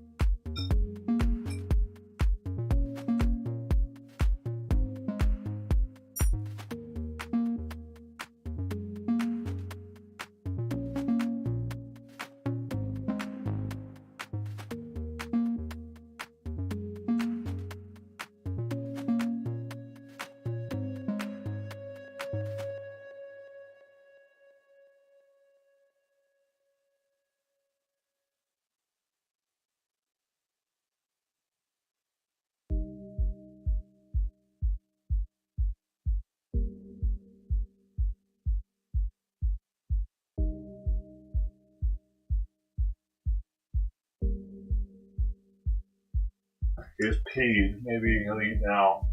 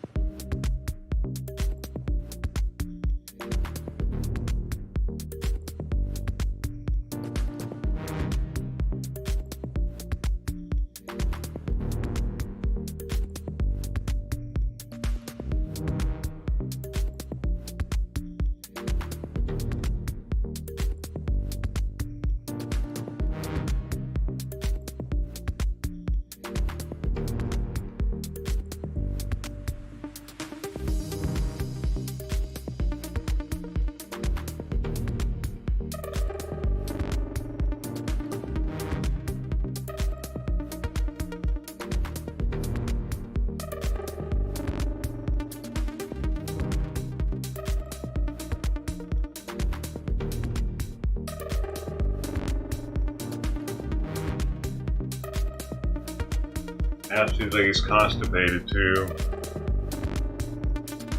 Not cool, man. He just looked like he was straining and hardly anything came out when he pooped.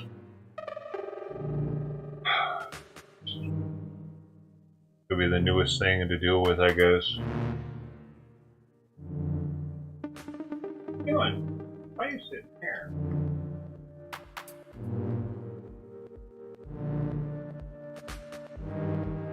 Bro, please just eat, Simon. Stop wanting everything else but food. Thank you. Because he's going to be bugging me in an hour for it, dude. I already know. Come on, buddy. Don't be like that, don't you? No, where are you going? You were just coming over here. Now you're going over there.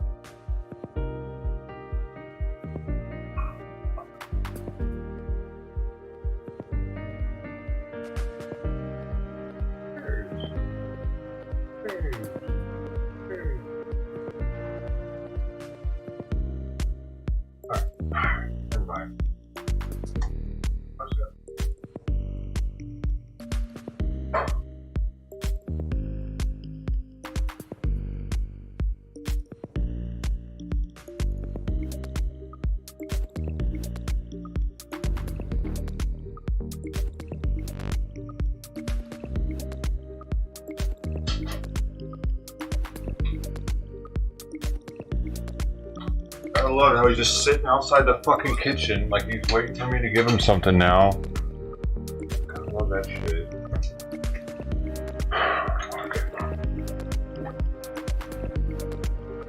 I know he's gonna be bugging, dude. He's gonna be bugging. At least by 9 he's gonna be bugging.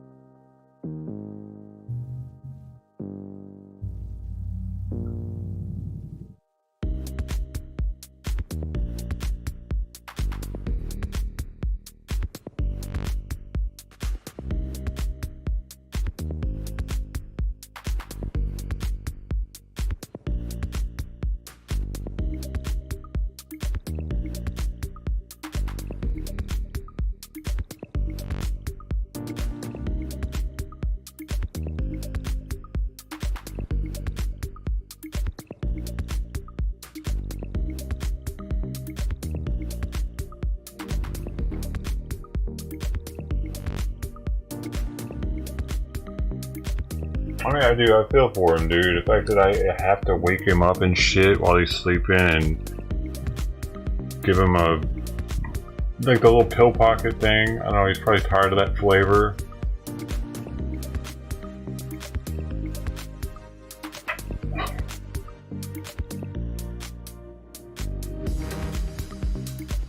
Frustrated. But he won't eat. Just like a fucking parent would be, dude. You tell me you won't be fucking a little pissed off if your kid won't eat? You telling me you won't be a little bit, like, concerned and like, ah, dang it, always you just fucking eat? If especially if you knew he was gonna be pestering you later about it. Can I have some food? Like, what? You were supposed to eat, kid. I know that a parent would be fucking frustrated about this shit too, man. It's even more frustrating with the cat because you can't talk to him. Nick, I'm not getting into it right now.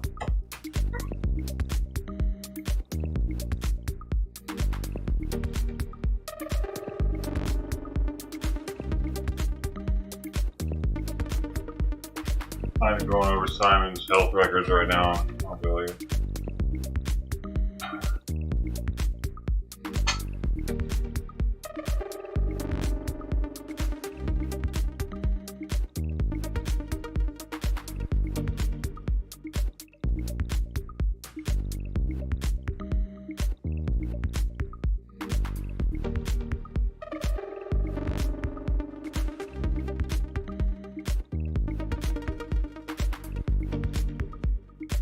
Well, I would be just as frustrated with a real baby, I think.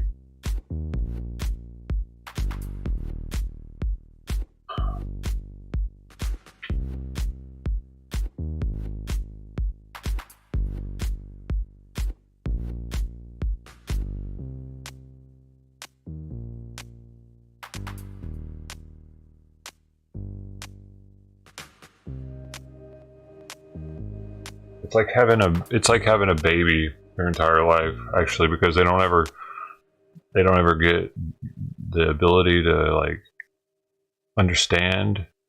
Like cats, I feel like cats can't understand as well as dogs can. Maybe like dogs they have bigger brains, you know. It's like a 1-year-old or something.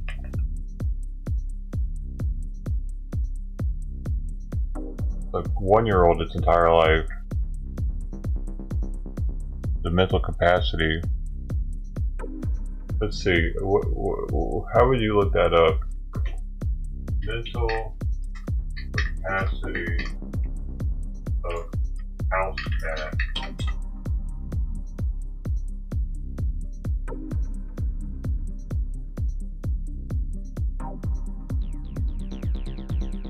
Well, this says it's compared to a 2-year-old. Feline's intelligence comparable to that of a 2-year-old, but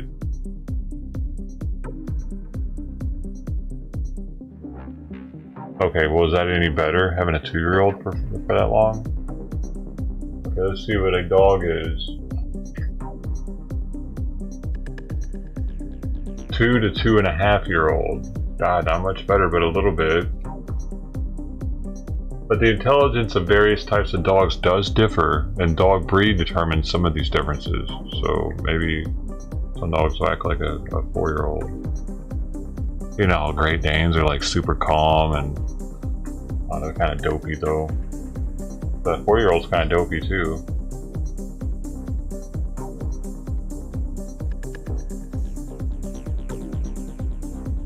You thought they were? Well, scientifically they say they're not. Their mental capacity is less than on average.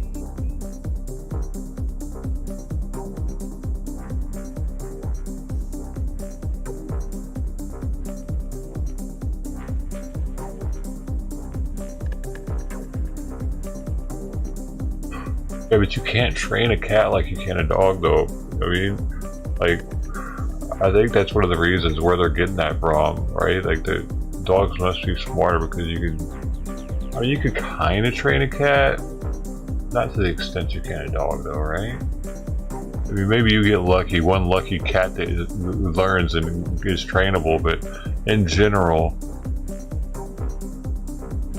there are cat competitions. There's even this like cat, like amusement park in Japan, but you could tell that it's much harder to get them to do what they want than it would be if they would have dogs doing the same stuff they have them cats doing.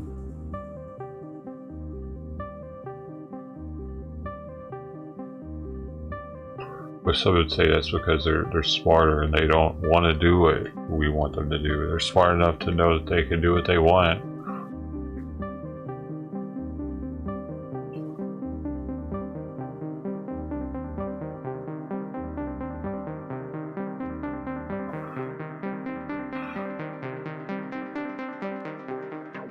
Simon! He knows his name though. Maybe he'll come. Simon, come here! There he is. See, you're already meowing.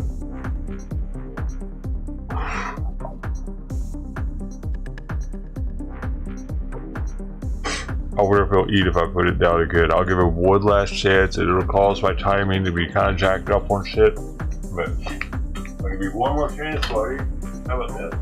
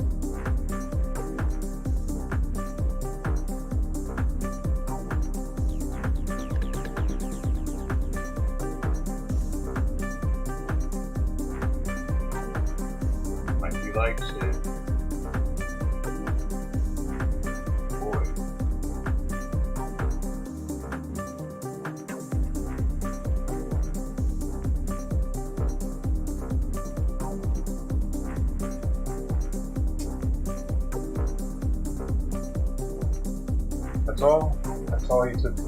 Fuck, he wants to nibble tonight, dude. Alright, let's open it up.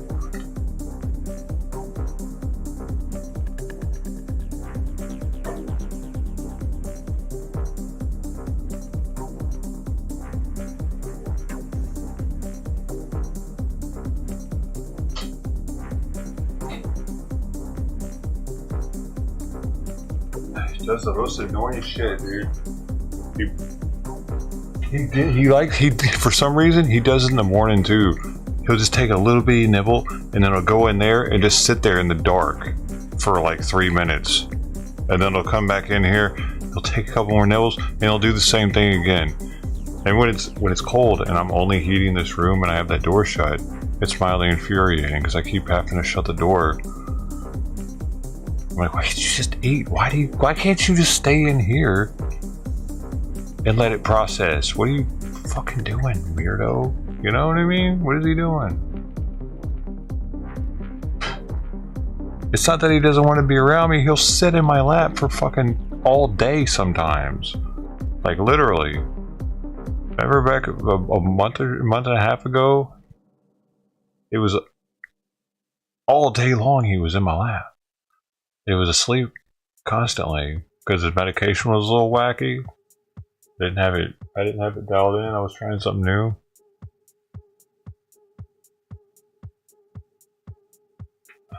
Oh, I hate it when you do this. Go on. Fucking walls are paper thin here.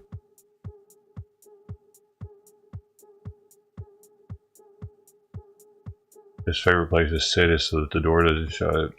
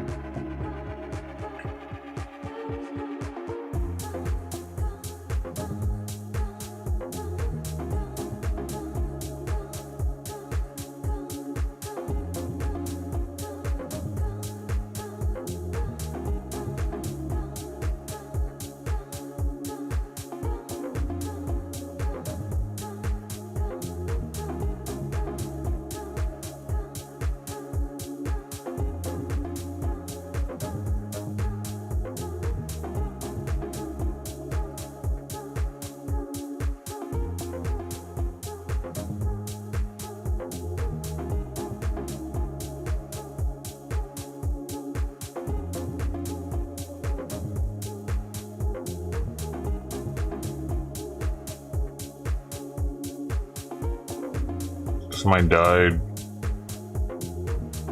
Oh, he's a former senator. Former Senator Joe Lieberman.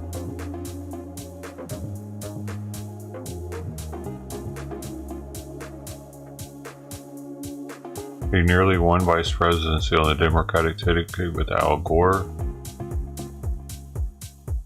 And almost became Republican. John Kane's running mate 8 years later.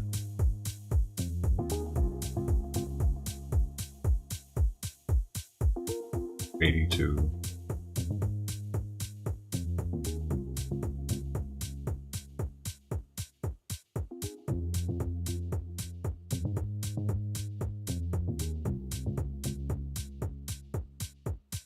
He doesn't seem to have many friends on YouTube.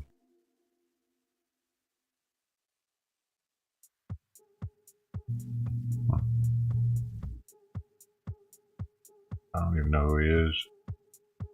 But dude, he was probably in office whenever I was in the military too. I didn't know shit about the government back then, like zero. I only knew my chain of command because I had to. Because they make you learn it to graduate.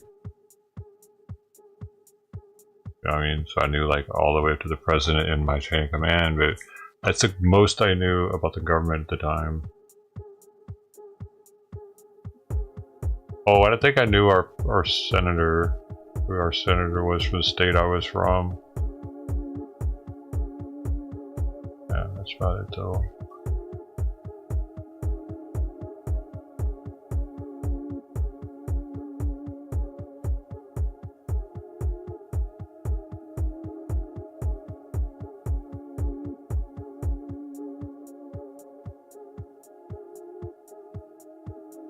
Seven-year-old? What's a 7-year-old? Oh, crows. Oh, you see. Wow. What about ravens? Are they smarter than crows?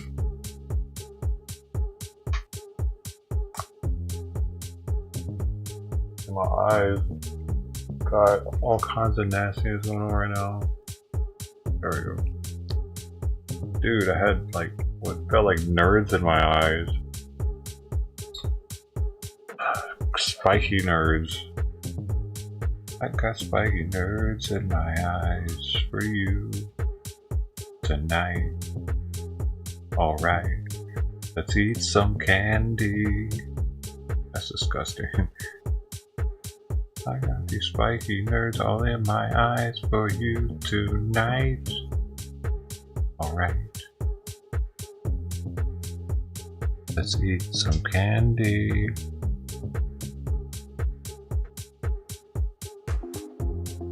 Ravens are the same as crows? Don't tell them that. You're about to get shat on tomorrow. They're listening. They listen at night. Probably run right outside your door. The raven.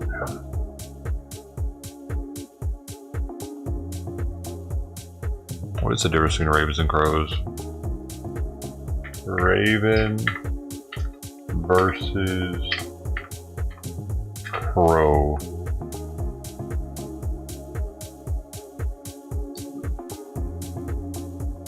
Larger bill and tail shape, flight pattern, and by their large size.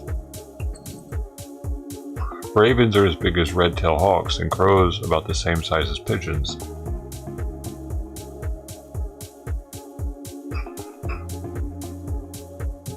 Seems like they'd be smarter than.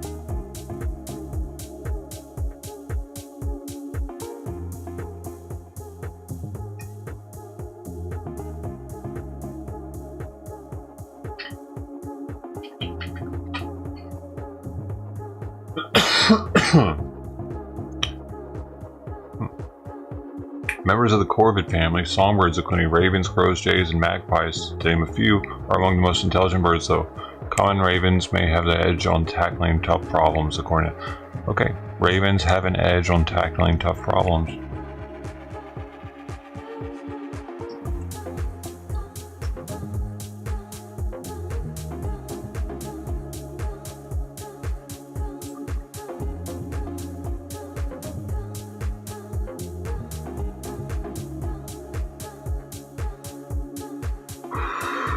Oh really? Ravens land smoother?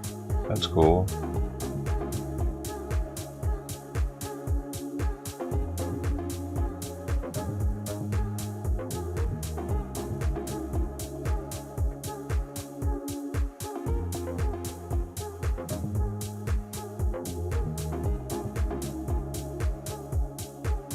Well, this is saying that the American crow is the smartest of that family. Specifically, the American crow. Aren't there crows elsewhere? Our crows are the smartest. Maybe.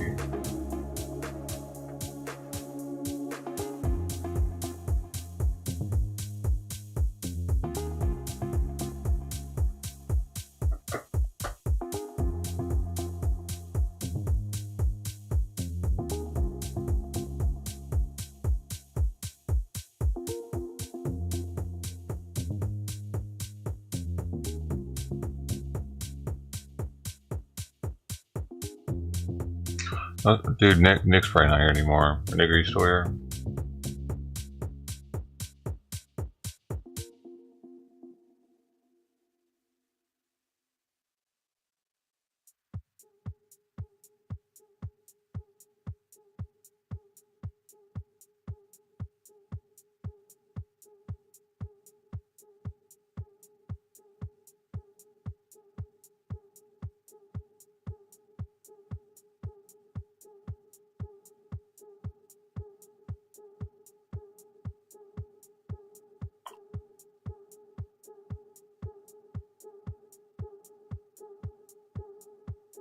Oh shit. Dude, Ninja's been diagnosed with skin cancer. Just shit. American gamer and Twitch superstar Tyler Ninja Blevins revealed his diagnosed with melanoma, a form of skin cancer. His dermatologist determined Blevins has melanoma after removing a mole on the bottom of his foot during a routine skin check. They're optimistic that we caught it in the early stages, Blevins wrote. Interesting. Where? A foot? How's that happen? You got sunburn on his feet? The bottom of his foot? Fucking strange, Broham.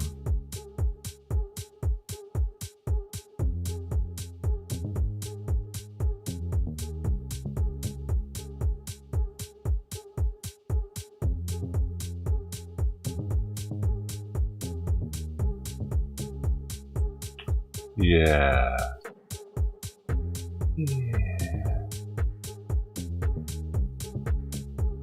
So I went out there, I petted Simon, let him know I wasn't mad at him. He's just sitting out there on the couch.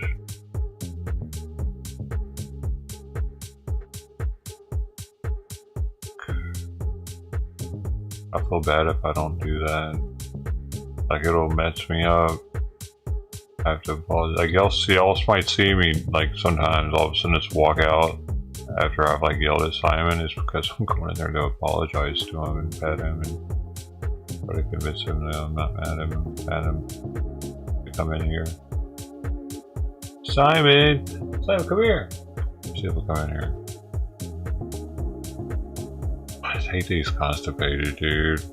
I need to give him something for it.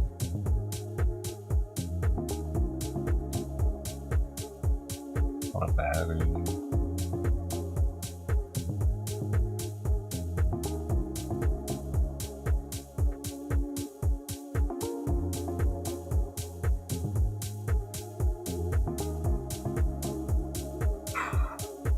I'm always nervous to give him supplements because I don't want it to turn him off from his food.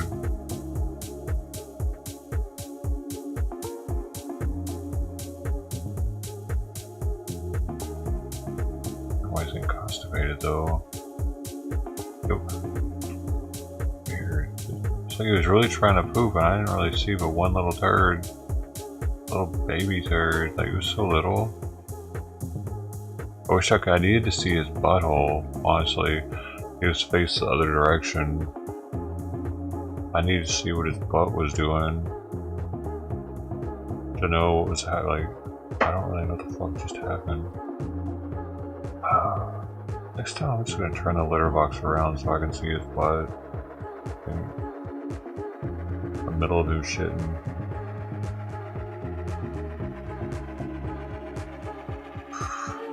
I need to see his ass, man.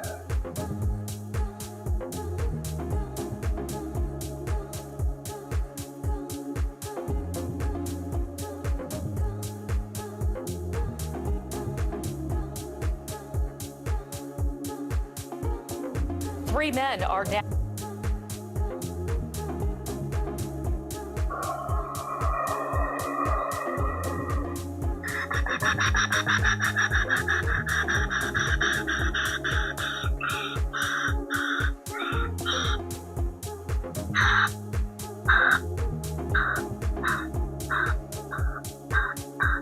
Do you guys think that's actually an argument when someone says that illegal immigrants actually commit less crime per capita than citizenized or than citizens of the country? Do you think that's an argument for like them coming here? Hey, they're committing less crime than us. More of them should come.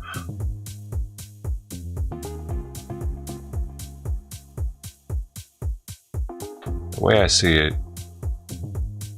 they shouldn't be committing any crime if they're coming to our country. None. I don't give a shit how much crime we're committing. Our forefathers, they put in the time. We're here, we can do the crime.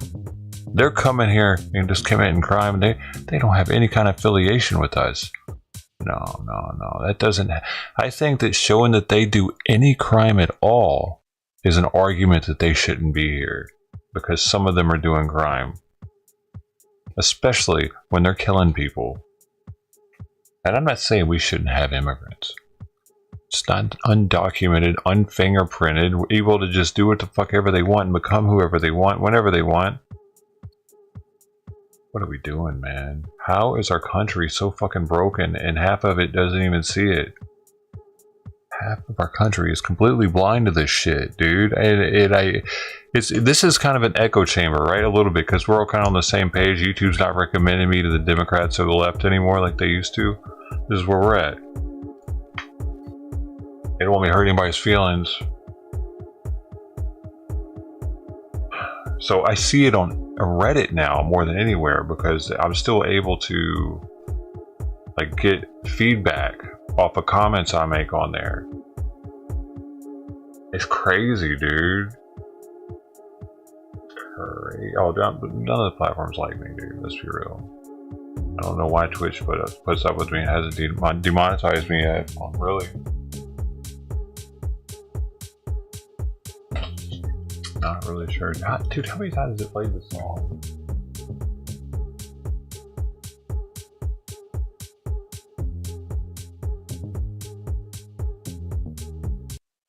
That was the last one.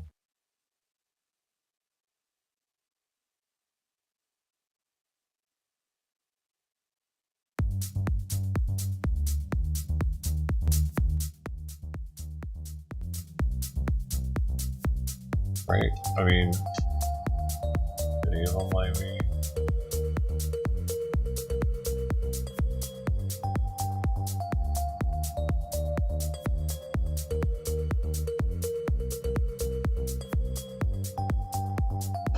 Facebook guys.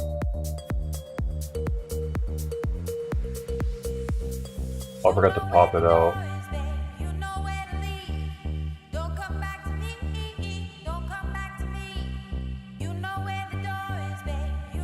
Wait. Oh, I got on the wrong one. That's why. Derp. I knew I was forgetting something when I started up.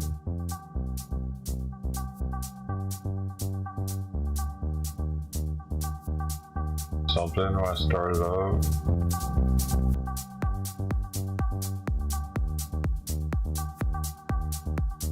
There we go. There we go. And then, boop. Alright. There we go. Why don't you have to do that? That's right. Now it should work.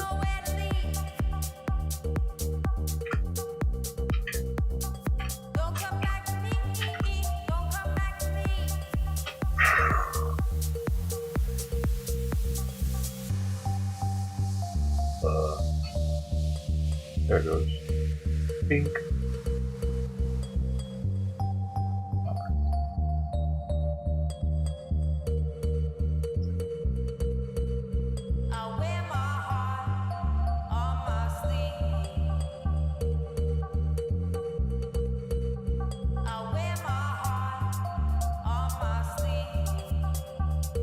Man, the other day there were like a bunch of people came through on X, dude. For it was yesterday's stream or the day before's. I was kind of blown away by it, man.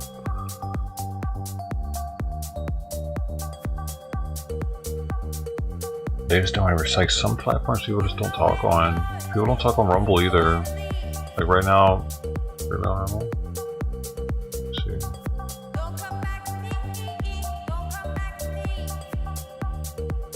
There are 5 people over there. Nobody's saying anything, though.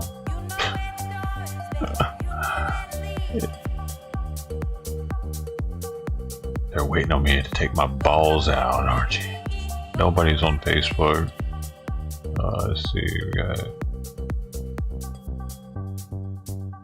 Can't tell, I gotta look. Hey, 2 people on Africa TV. Africa TV. Africa.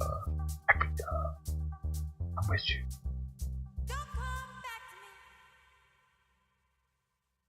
That's South Korea.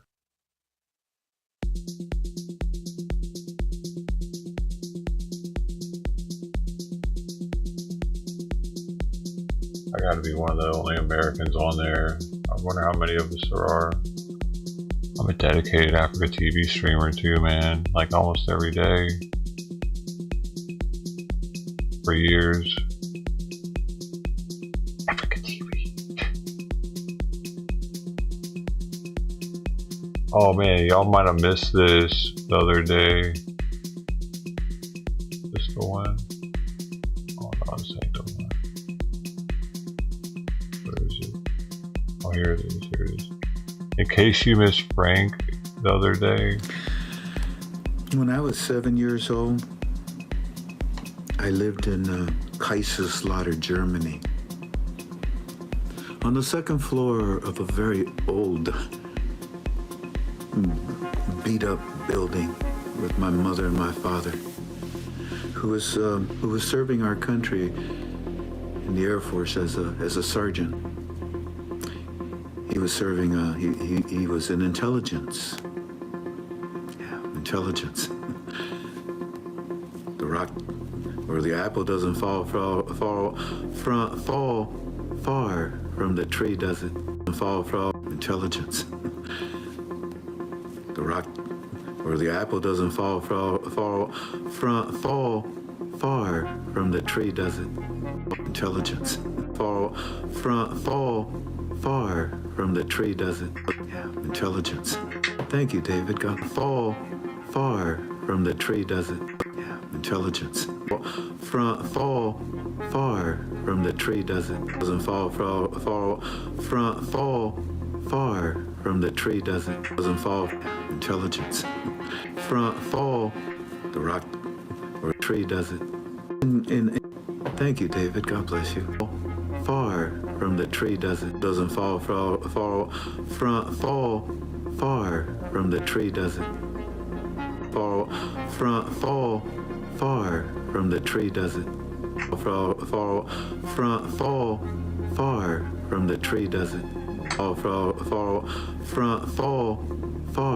from the tree, does it? Doesn't fall far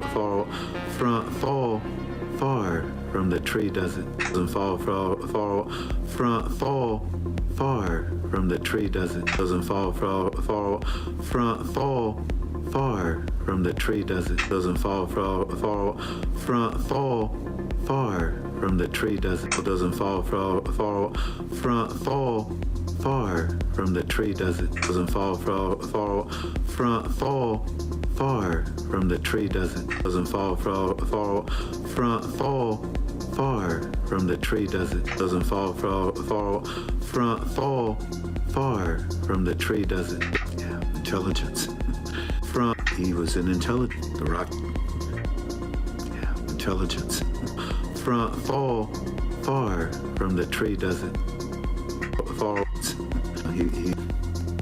The rocks or the intelligence. Fall far from the tree, does it?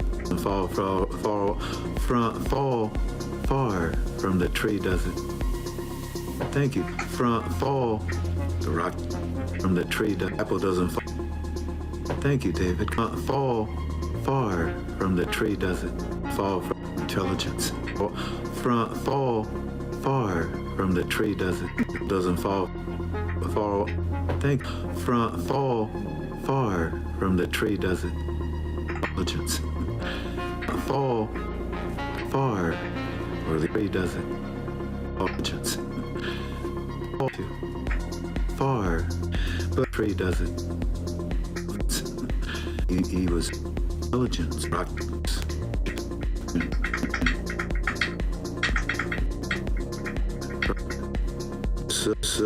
Beat up on floor of our country. He was serving an intelligence. He was serving a intelligence. Fall far from the tree, does it? Apple doesn't fall far from the tree, does it? Thank you, David.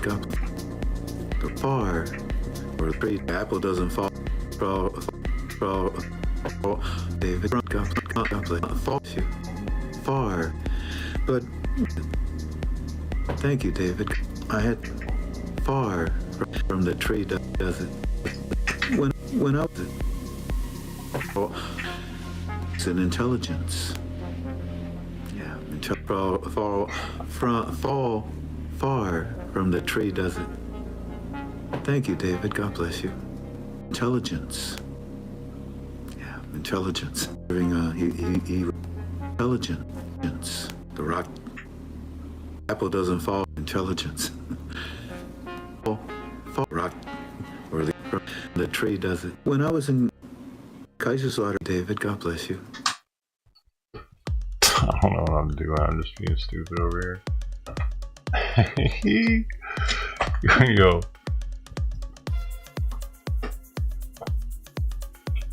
That was the Intelligence remix.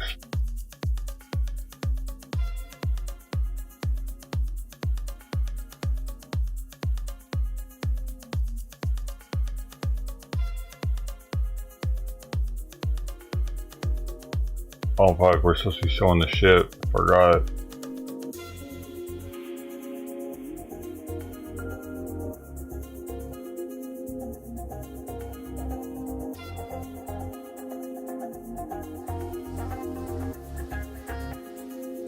No sense whatsoever. Makes no sense whatsoever. Makes no sense whatsoever. That's the wrong direction. So please stop it, okay?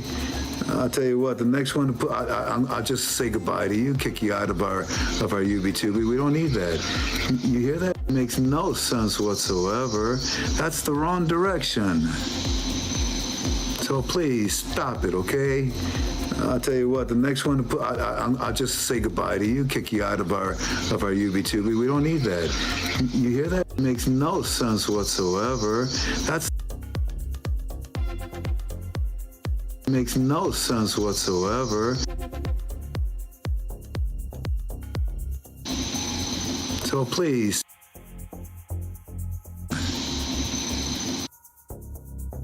Tell you what, the next one. UB2, we don't need that. You kick you out of our UB2. We don't UB2. Are you? UB2.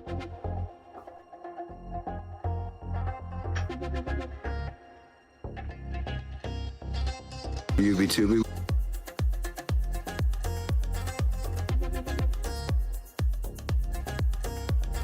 UB2. We don't. Hey, that's actually an emoji on Twitch too. I drop it real fast, so I don't have to. I'll do it though.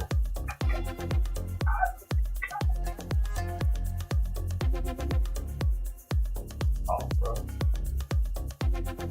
Let me do my thing. Where is it? We got these two. So these three actually for this dude.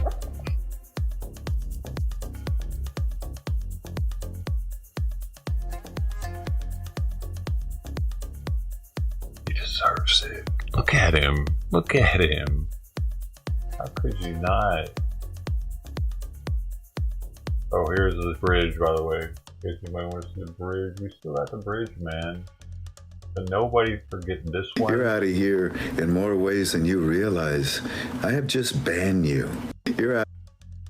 I have to keep all these ready at all times. Just in case. Sometimes he tells me. Get rid of him. I'm sorry. Just give. John, get rid of him. I'm sorry. Just simply get rid.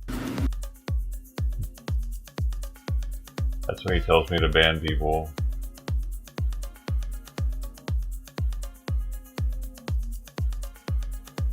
He talks to me.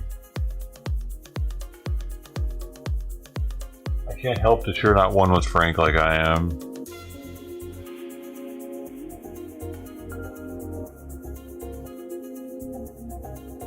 I can't help you grow a closer relationship to our Lord and Denari.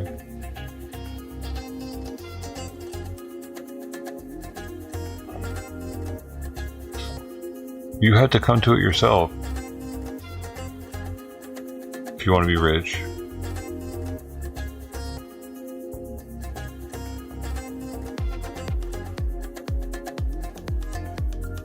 You are? Yeah, you will. Make sure you get it from Frank though. Dude, I'm just playing, just so everybody knows I'm just playing.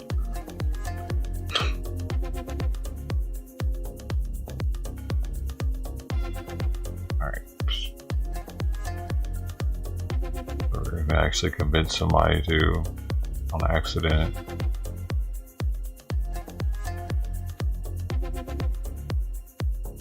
Hey, and don't forget that Donald Trump's grandfather came to America when the same year that they put it at a federal age of 13 to 16 on prostitution. In the United States, as late as the 1880s, most states set the minimum age at 10 to 12. This tab is still up, by the way. That's the only reason why I'm fucking reading it again, because it's so crazy, though. In Delaware, it was 7 until 1895. If you didn't know that, that's crazy, right? 1895, they had on the books that you couldn't have sex with a person unless they were over 7. That's fucking eerie, dude. Why did it have to be on a book? What were people trying to skirt that somehow? Or like, what was really going on back in the early days, dude? I'm fucking freaked out.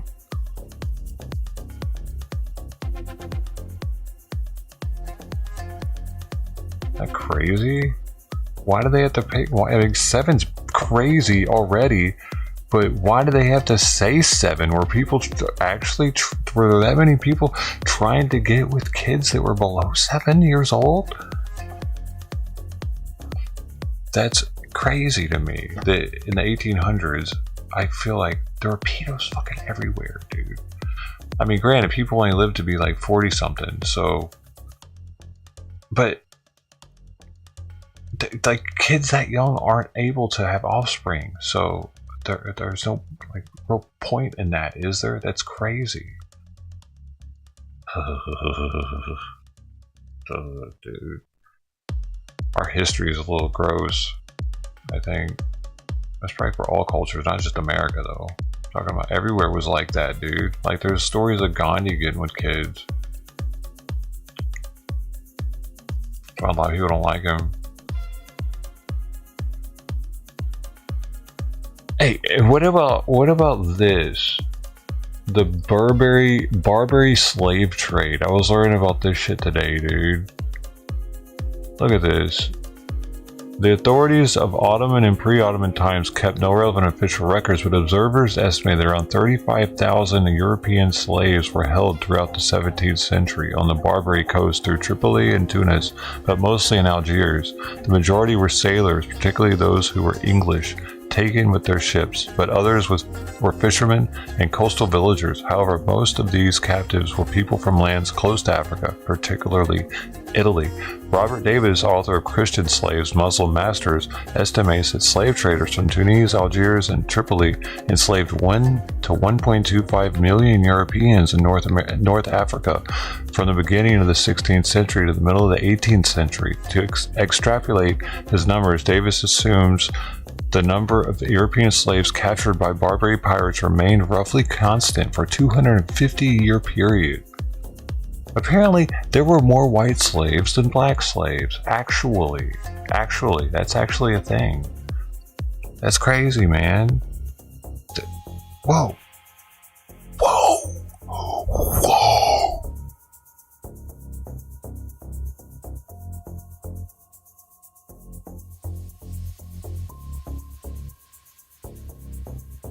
Pretty wild. Like how many total black slaves are in America? Let's see.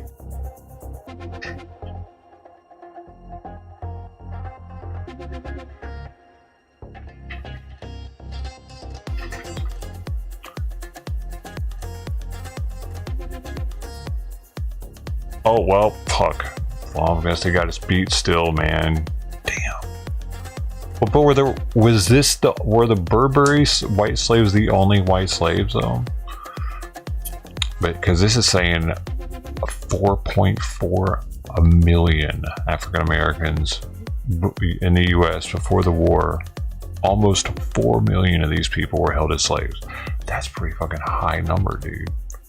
Maybe we weren't the most, or more than them. I mean.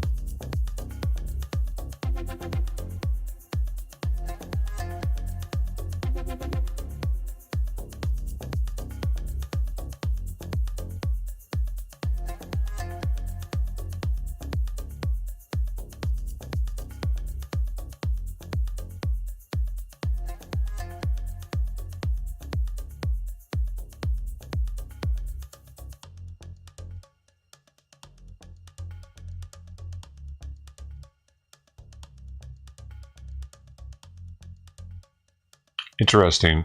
You know, Brazil actually got more of them, though. Brazil actually got more than America did. It says, which country received the most slaves from Africa? It says Brazil and British America ports were the ports of disembarkation for most Africans. On a whole, over the 300 years of the transatlantic slave trade, 29% of all Africans arriving in the New World disembarked at British America ports. 41% disembarked in Brazil. So that would have been Portuguese. That would have been Portugal then, right? Not us. So that would have been like Hispanic people, right? Oh, is that why they don't get along? Oh, that makes sense now. I never really thought about that. Like there's always like Mexican and black gang rivalry, especially out in these areas, like in Long Beach and LA. If you go to county here, they segregate by black, white, and two different Mexican groups. The Paisas are the Mexicans or the cowboy Mexicans, and then you got the Southsiders. Those are with the lipstick tattoos and shit. But you don't have to be in the gang to be with them. I don't know how the fuck they pick which side they're on. If they don't know English or something, they go with the Paisas. I was with the Woods. I had to be with the Woods, of course. The Asians and Pacific Islanders have to be with the blacks. That's who they click up with for some reason. It has something to do with this type of stuff, though, you know what I mean? All of it boils down to this stuff. There are roots with all this. And Mexicans used to have, or not Mexicans, but Spanish-speaking people had a shit ton of slaves, apparently. I mean, they speak Portuguese, but it's close. It's a Romance language, and it's very close to Spanish. There's got to be something to do with that. What movie? Dude, I've never seen Amistad in the movie theater when I was a kid. I was like, I don't even know if I was 10 yet. Maybe 12? What year did that come out? 92? 93? See. Oh shit, 97? Oh no, never mind. I was in high school. I realized it came out so late. Yeah, but I went to go see it. Give us free. That was a good movie, dude. Morgan Freeman. That's probably not what you're talking about, though. What were you talking about?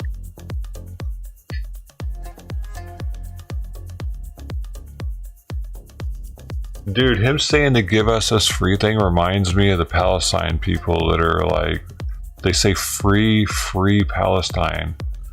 Give us free. Because why do they add that extra free in there? And they all do it. Free Palestine. Well, apparently it's not free, because you're saying free, so that's the verb, and then you have an adjective free in front of Palestine. So if it's a free Palestine already, why does it need to be free? Why are you repeating free? You're confusing me over here. English is a precise language. Like, give us free. Like, they don't know the language, and they just keep chanting it. Everybody just keeps doing it because it sounds catchy. When this does this, I gotta stay on top of it. It will start playing the same shit over and over.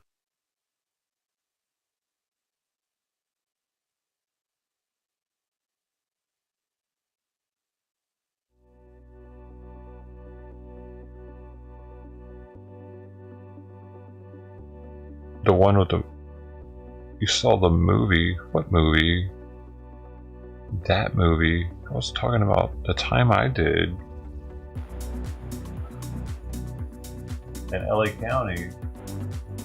It's the only place I've been where they segregated me like that, dude. I've been locked up like a couple times. They're serious in there though, dude.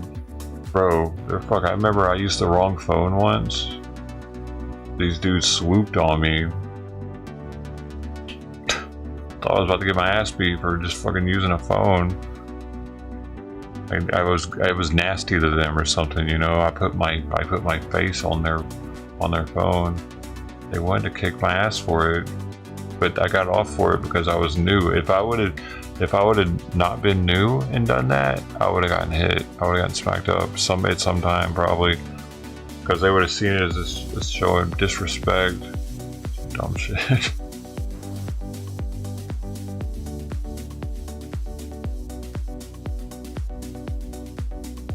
They were smoking in there too, dude. I remember they were smoking weed in there. In the very back. Weed in jail. Can you believe that shit?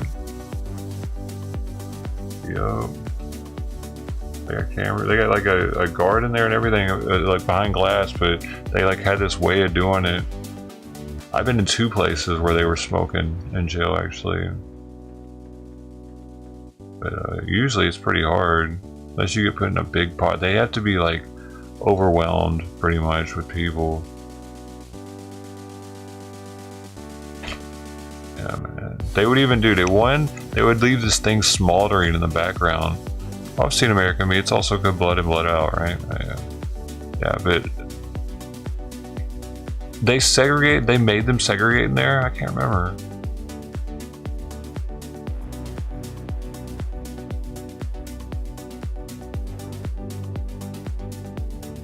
I mean, I can't remember. Because they actually, like, they're like, here's your rep, and they, like, the guard actually introduces you to your... Mine was the wood rep or the Peckerwood rep. and they would introduce us. It's so weird, bro. It's so weird because I got moved around a lot in there. I got the grand tour of the LA County Jail. I went to Men's Central, Twin Towers, medical. Oh fuck, what are the whites? The people that are like help out the guards and like get free food and shit. I was with them for a little while before I had to move because of my medical condition. Yeah, and like the pod in Men's Central. No, well, I don't know, man. I even did the 4-man cells for a little while. One of the blocks. And those, they only, I don't know why they only had me in there fucking like one night, dude. I don't know what the fuck that was all about. They wanted me to get my ass kicked, I think, dude. I just happened to not get my ass kicked. But thankfully, a dude was talking about stealing my shoes and shit. They were all gay for each other, snuggling with each other and shit. The guard at one point sprayed, like pepper spray inside our shit at the bottom of the floor for no reason. And the people up above us were kicking each other's ass. Oh, I can't forget that either. And then all three of my dudes were Southsiders. They weren't white. I wasn't segregated at all, dude. It was the very opposite. They threw me to the fucking wolves, dude, and they were hoping that I'd get jumped or something, man. But I didn't. I played my cool. I didn't have a fucking bedroll that night. I had to sleep on metal. No pillow, of course, because you don't get a pillow in there. I had to sleep on pillow, and then I had a fucking boiled egg for breakfast, dude. Oh yeah. And a plastic bag that was like hanging off the fucking thing or something. Bro, it was probably the worst experience of my life was LA County Jail. It was an eye-opener. Trustee, yeah, that was it. I was a trustee for a few days.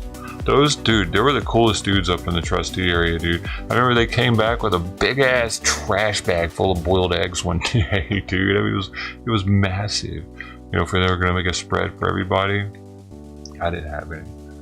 I wasn't down with the spreads. I wasn't that hungry. Eating people's homemade food concoctions and shit in there. I saw them making cheese behind their toilet with milk and lemon juice. They offered me some of that. They made a spread that night because and this was in the 4-man cell that they were doing that. They showed me their records, like their court records, that they were fighting like attempted murder charges and shit. They were trying to fuck with me, dude. Dude showed me his Fifi. It was the first time I'd ever seen one. And he was below me, and he was like, "Oh yeah, I'm getting some tonight." And the other two were cuddling with each other over here while he's saying that. I was just like touching, like he had his shirt off and he was feeling on his titty and shit. And these were Mexican gangsters, dude. I don't know, dude. I don't know if the guards were like, "Hey, fuck with this guy heavy, okay? When you bring him in here, yeah, have fun." I don't know, man. Definitely gave me the full experience in that 16 hours with them, because they didn't even get up before I was getting moved somewhere else. They were still asleep. I couldn't sleep though hardly because I didn't have a bedroll. Some bullshit, and it was cold, so I didn't have a blanket. I didn't have anything. All I had was just the top metal to sleep on. It was straight torture, dude. Bruno. I can't remember if I saw Bruno, dude. I can't remember. I don't specifically remember seeing Bruno. Bruno's more of a prison thing, man. I think. Jail is just so confined, you know, you don't really have the opportunity to let something sit like that for that long. They're coming through all the time. It's much more clean. You don't have any of your own shit, you know, it's kind of muddle it up, and I've never been to prison. I just know what jail's like. You know, everything's tidy as shit. Some of them, they don't even let you sleep during the day. You can't even sit on your bed during the day in some of them.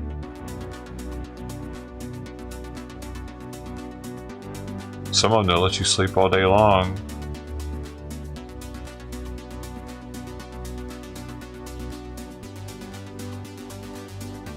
I fucking like jail, dude. I can appreciate that I've experienced it, I guess.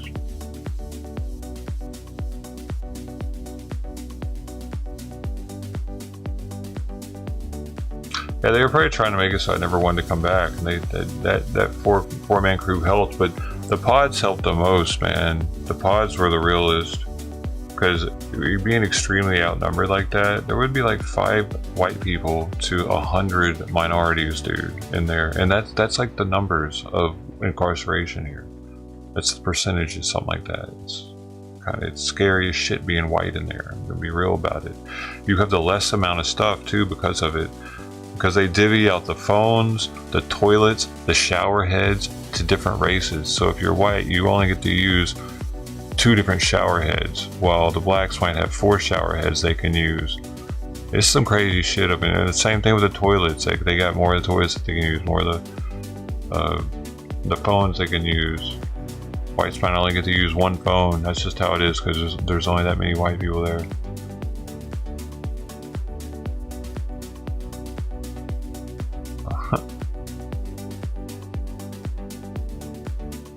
Dude, the LA County Jail is one of the most racist environments I've ever been in. Easily, dude. I can't think of a more racist place that I've even been close to. It starts off with them segregating you and telling you to go hang out with your people. And I've been to a lot, like, not to brag, but I've been to enough jails to in different states to know what they kind of look like, and in other areas. And it's not even like that in everywhere in California, dude. Like, you go up north, they're not doing that shit in jail. Everybody's just in there. You're all just kind of together, you know. They're not introducing you to your rep. The guard's like, here's your wood rep. There you go. He'll tell you the ropes. Like, damn, y'all really trying to make this feel like prison in here.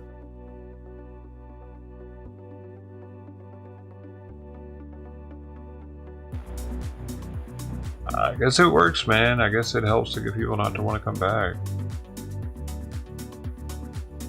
Hey, what, getting out of there was one of the best feelings I've ever had.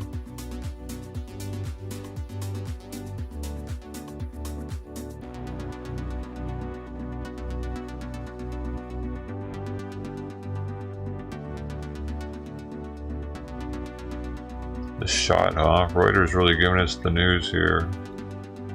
720. This went in 1080. Oh, that's better. Way better.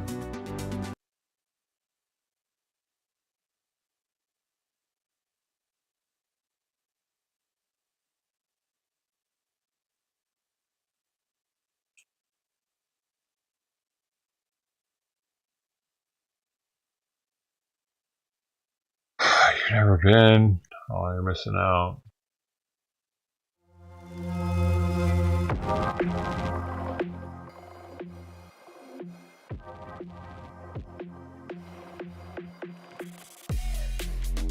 that what that is, Fog?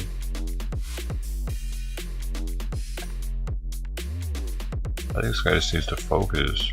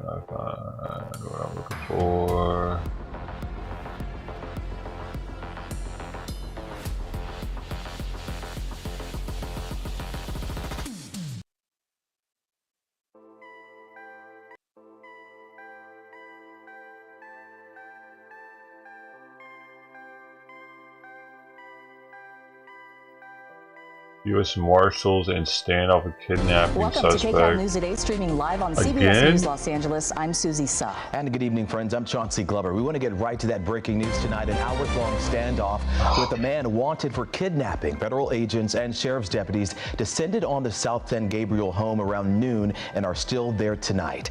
KCAL News assignment editor Mike Rogers is at the desk. And Mike, you've been following this all night for us.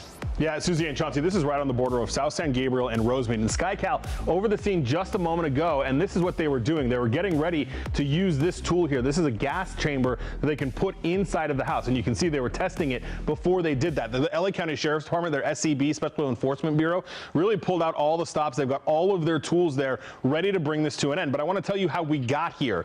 Earlier this morning, a neighbor called 911 after they went to the home to try to get some property that they believed this person stole.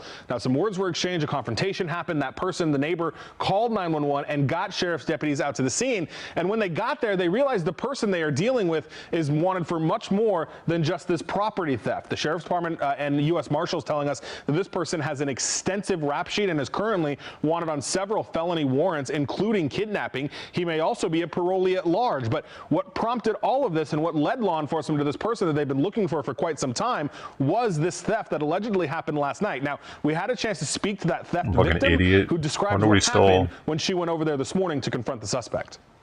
We all rushed in and we confronted him, and we've been here since 10 a.m. trying to figure things out. I felt threatened when he said that he was going to shoot me if I didn't get out of his property. That's when I was like, no. I called the cop again and I said, hey, I need you now.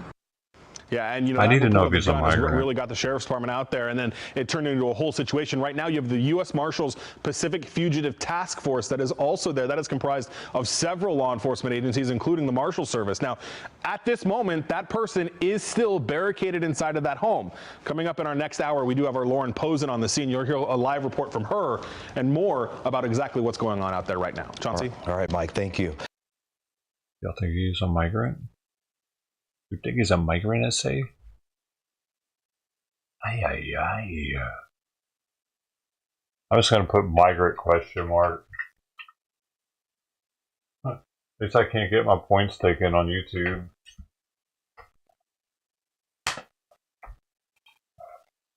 I'll go back and see if anybody comments on it.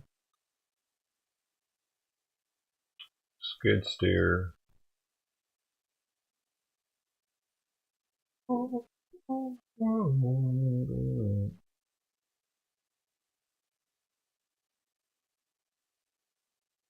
Yes.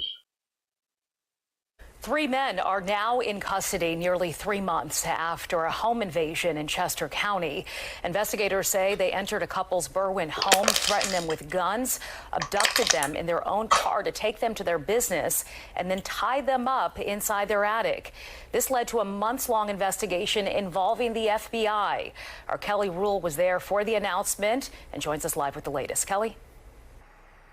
Sheba, I did speak with one of the victims involved in this. He's an art dealer. Understandably, he was not ready to do an interview today, but he tells me while the arrests do bring some relief, they're still incredibly shaken up. They have been, of course, for months. Investigators say the couple did not know these 3 men personally, but they do say they were targeted. These defendants were flagrant. For the first time, we are seeing these shocking images. A man posing with What is that flag? I don't know. Think they're American? Were flagrant. For the first time, we are seeing these shocking images. A man posing with cash on a car, dollar bills spread all over the ground with weapons, flaunting jewelry. The Chester County District Attorney says this is what 3 Philadelphia men chose to do after they're accused of terrorizing a couple in their Berwyn, Chester County home back on January 8th. It was the start of 2.5 hours of sheer torment. The DA says Julio Mendoza, Louis Armstrong, and Axel Reyes, armed, wearing all black and masks, entered a couple's home on South Leopard Road in Berwyn around 2 a.m.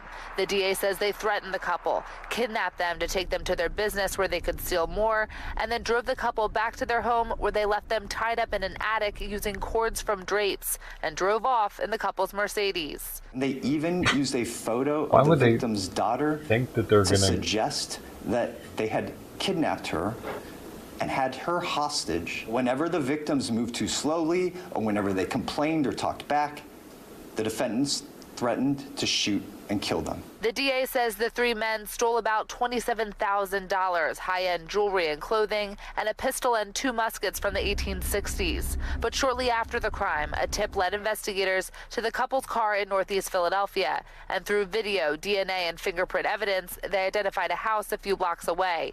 The DA says a search warrant by the FBI found a number of the stolen items and cell phones with the pictures inside. For those criminals who look outside of Philadelphia and look at the suburbs as a place where they could actually steal things or gain things of greater value, don't. This is how we operate. We will go into Philadelphia. We will investigate you. We will arrest you. Now, again, all 3 men are in custody, 2 in Chester County, 1 in Philadelphia. The DA says there is a possibility this group is linked to another burglary in Chester County, so they are asking anybody with information on them to come forward.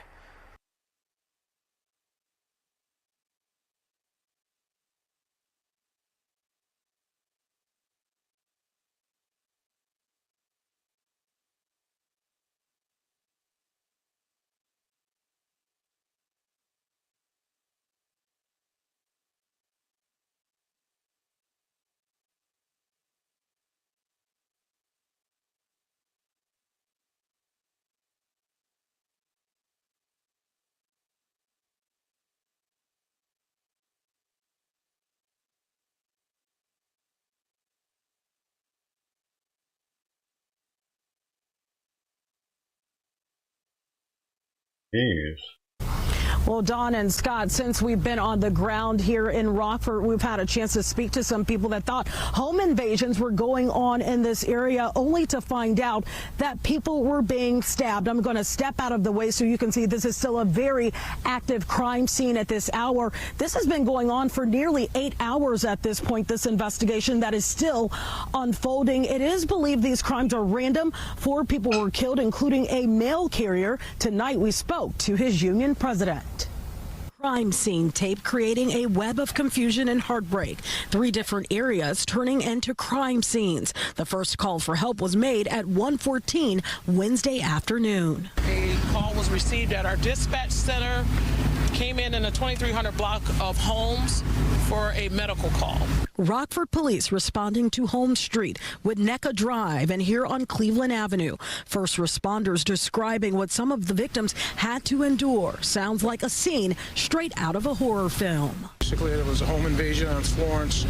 The young lady ran from him. She got some stab wounds in their hands and her face. She's currently at a hospital, and she is intubated. She is in serious condition.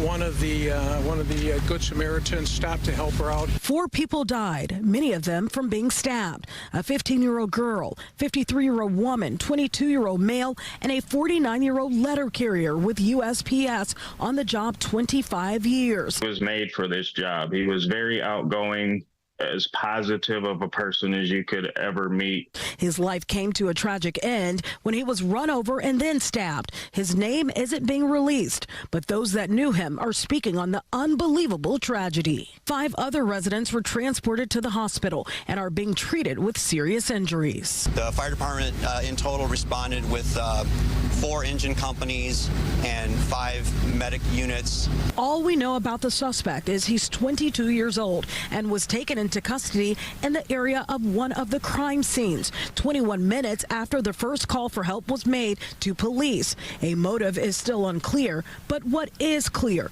the feeling that the community and the mayor of Rockford feel. Like most Rockfordians, just totally shaken by this act of violence. Well, as you can see, there are several agencies on the ground as this investigation continues, including postal inspectors. And keep in mind, all of this comes on the heels of a hate crime at the local Walmart here in Rockford just 3 days ago, where a worker was stabbed to death. And because of all of that, emotional support will be available Thursday and also Friday for the community. That will happen at Flynn Middle School. And we're also being told by a person that works with the city to expect an update from Rockford Police come tomorrow. Live in Rockford, Tia Ewing, Fox 32, Chicago.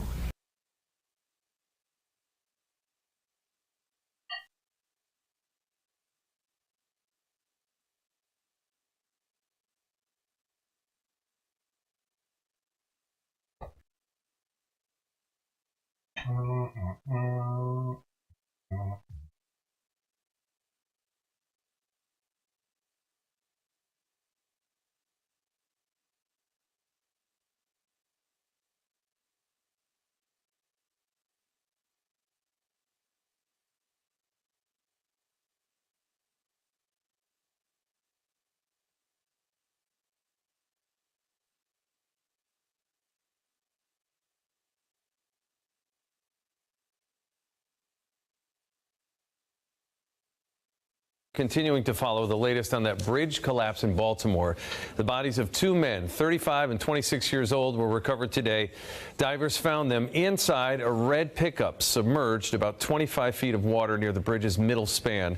4 others are presumed dead. We're expected to learn more from the NTSB tonight at 8.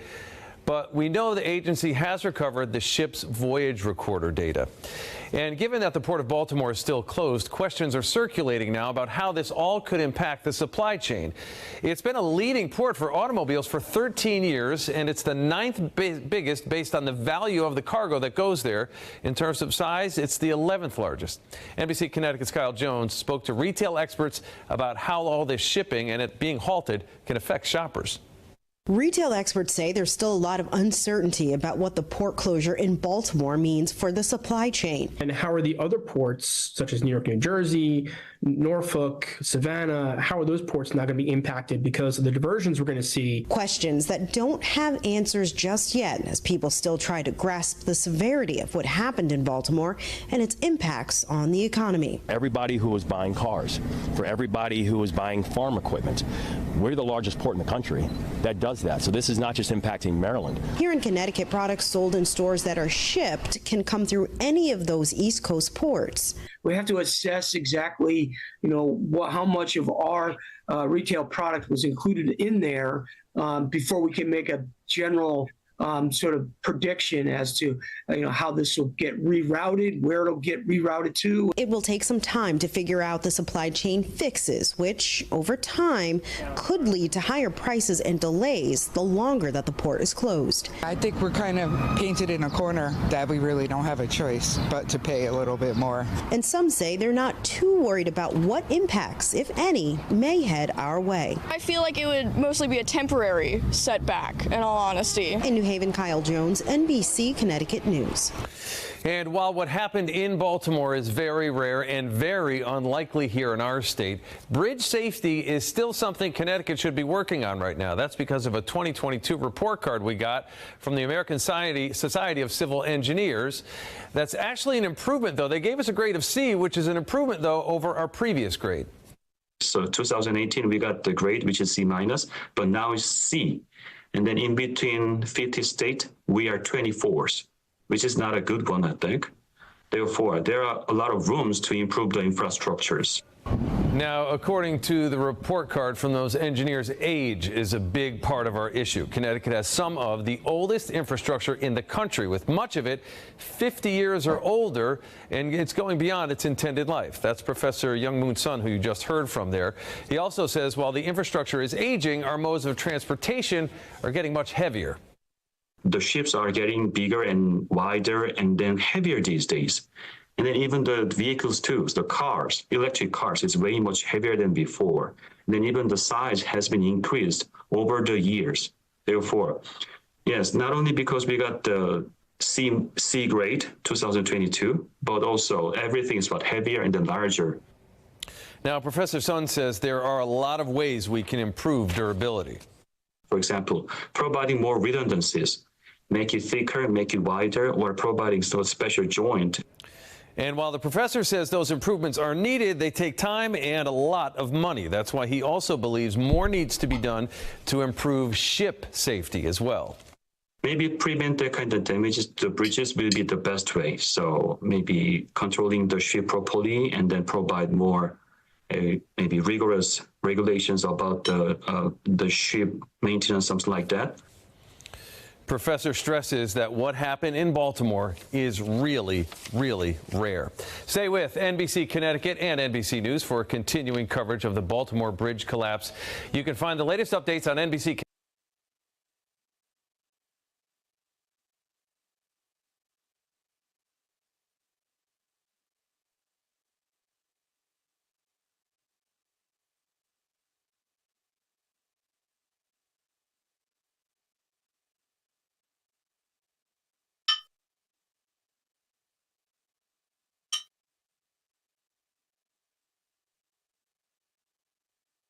Did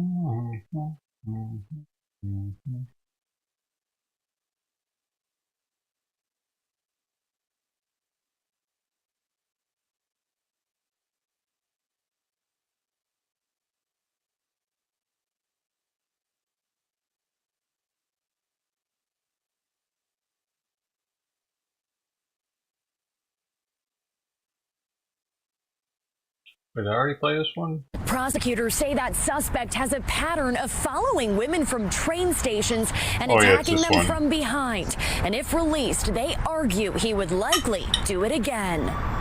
Students walking UIC's campus are on high alert after a woman was attacked and sexually assaulted near a busy CTA stop. Well, that's very scary to hear. There's a lot of walking to do here. And of course, most of our students are commuters. Around 8 p.m. on Saturday I saw that one earlier. And he touched my butt. And I was just like, what just happened? I saw that one earlier. But first tonight, a half-naked man groped several women inside a Metro Atlanta grocery store. One of his victims has the scary and strange details. That is where we begin on Fox 5 News at 10. Good evening, I'm Russ Spencer. I'm Courtney Bryant. Tonight, police say that man is in jail. He's accused of grabbing several women while in a grocery store. Police say he wasn't wearing any pants when he did it. Fox 5 Denise Dillon is live in Cobb County tonight. Denise, you talked to one woman who encountered this man. Yeah, she told me that she was just doing some shopping at this Kroger when a man grabbed her buttocks, and she later learned she wasn't the only one. I was definitely shocked. I was definitely angry. Jenna Mappin was just picking up a few things at this Kroger on Powers Ferry Road when she heard a commotion and saw several employees trying to usher a man out of the store. She says the man, who was naked from the waist down, came toward her. I was wearing a jacket, and he lifted up my jacket, and he touched my butt. And I was just like, what just happened? Police showed up, and witnesses pointed out this man, 35-year-old Raquan Mose. Police say he had been in the store earlier and inappropriately touched a woman, then came back later in the day. He had returned and had actually inappropriately touched a total of 3 adult females on the buttocks, again, while still not clothed from the waist down. I believe he's wearing a hooded sweatshirt, but no pants, no underwear. So obviously that was a concern. Police say Mose tried to make a run for it, but they caught up with him. He had no underwear and no pants on. I mean, it's completely disturbing. I would have been terrified, and I think it's horrible. Mose is now in jail, charged with 4 counts of sexual battery. I'm glad they got him and detained him because... Fuck, man, why didn't you get detained the first time? Jenna says she was in shock, but it was another customer that made her feel better. There's this really sweet lady on a motor, the motorized shopping carts, and she was like, "Are you okay?" And like her voice was golden to me because she felt like an angel. Jenna was willing to talk to us because she said, how can something like this happen and you just don't say anything about it? She says she's still a little bit stunned because nothing like this has ever happened to her before. Reporting live in Cobb County, Denise Dillon, Fox 5 News. Yeah, well, obviously nothing like that should ever happen. Denise, thanks so much.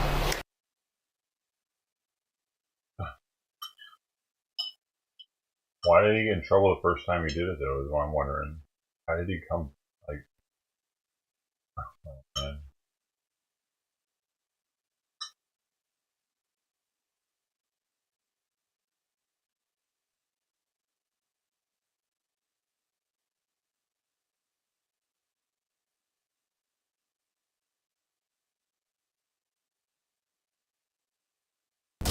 First at 5, the bridge collapse in Baltimore could take years and tens of millions of dollars to repair. Now, many are asking if it could have a wider impact on the economy and the goods delivered to your door. We sent Sharon Min Chow to the Port of Houston to see what the disaster could mean to all of us here in the Houston area. She's live for us now. Sharon Min. Yeah, we are here live at the Port of Houston. Behind me, you can see the famed Houston Ship Channel and one of the 8 public terminals here at the port. I'm going to step out here so you can also see the Yasa behind me. I'm told that is a general cargo ship, and that's of course the big question. What is going to happen to all of that cargo that was destined to the port in Baltimore, which is now going to be closed for months, if not longer? So we do have a little bit of good news here. Baltimore is not a large port for container vessels. The Dolly yesterday was the only container ship in that port, though 7 more such vessels were scheduled to arrive through Saturday.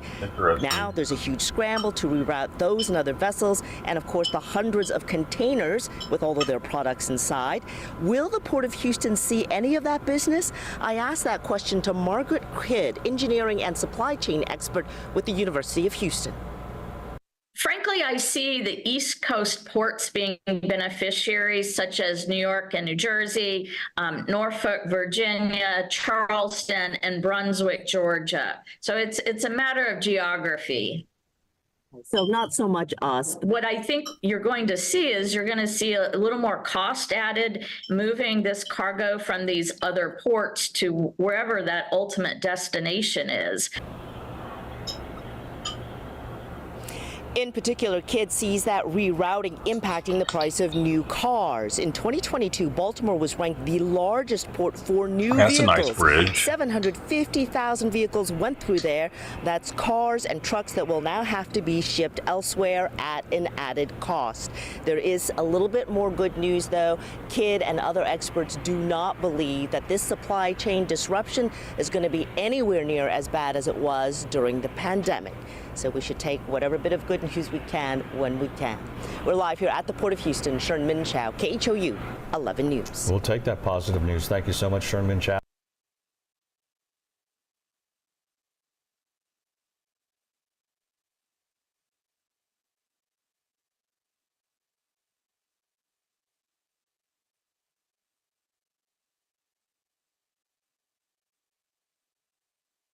And now we want to bring in retired Coast Guard captains Ed Page and Steve White. They each served 30 years in the Coast Guard. They now run the nonprofit Marine Exchange of Alaska. It's focused on aiding safe and responsible maritime operations. Gentlemen, thank you both for joining us. Let's start. There's a lot of angles to this, but I want to start with the recovery efforts for those road crew workers who fell into the river. Can you give us a sense of how a search and recovery like this would work and the challenges that the divers might face? Yeah, ahoy, Trevor. Really, the search and rescue phase is over now. That's the initial response, and they're going to be moving to a more deliberate recovery situation through a unified command. It's been set up, and that it will be complex. It will. But that's why they use this system. It's really meant to bring different agencies together and also manage all the different resources under one structure. And that phase will be going down. And it's important to note that during this phase, after the initial, hey, you rush into the fire, you rush into a response, it's much more deliberate at this phase. At the same time, of course, as this is a multifaceted operation, very different efforts, but just as complicated as the Coast Guard working to refloat and clear that ship from the channel, given this is such an active port. What are some of the challenges in that operation? They'll break this up into different operational groups. So one group will be looking at the vessel. What do we need to do with this vessel? Do we need to take off containers? Do we need to lighter it in place? Can we get it to a safe place with tugs and, again, in a measured manner? And then there'll be another group that's looking at, hey, how do we help get the transportation covered, the removal of debris, the surveying of the area? Are there other risks that have been created by this incident that need to be looked at? So they will break all this up into specialized ops groups with expertise that are looking at that, not just removing the ship, but recovery of the transportation system. And we have heard that this bridge was built to withstand a strike from a ship at the time it was built. Of course, today's ships are much, much bigger. Steve, do you see a need for changes to accommodate today's larger ships? Is that even possible? Yeah, man, Trevor, that is a hard question to answer. You know, you can answer it very succinctly and say yes, but it is such a dynamic process as there are more and bigger ships out there and more smaller ships out there. So the change to the maritime system with these bigger ships requires infrastructure to change, where infrastructure, it's not like a date came out and said, hey, we're going to have bigger ships on this date and everything's going to be ready for it. It's a slow process, and there's a lot of work going on right now throughout the country to make our transportation system more resilient to these bigger ships. But in the meantime, there's a lot of measures that can be done using what is out there. A lot of it's procedural.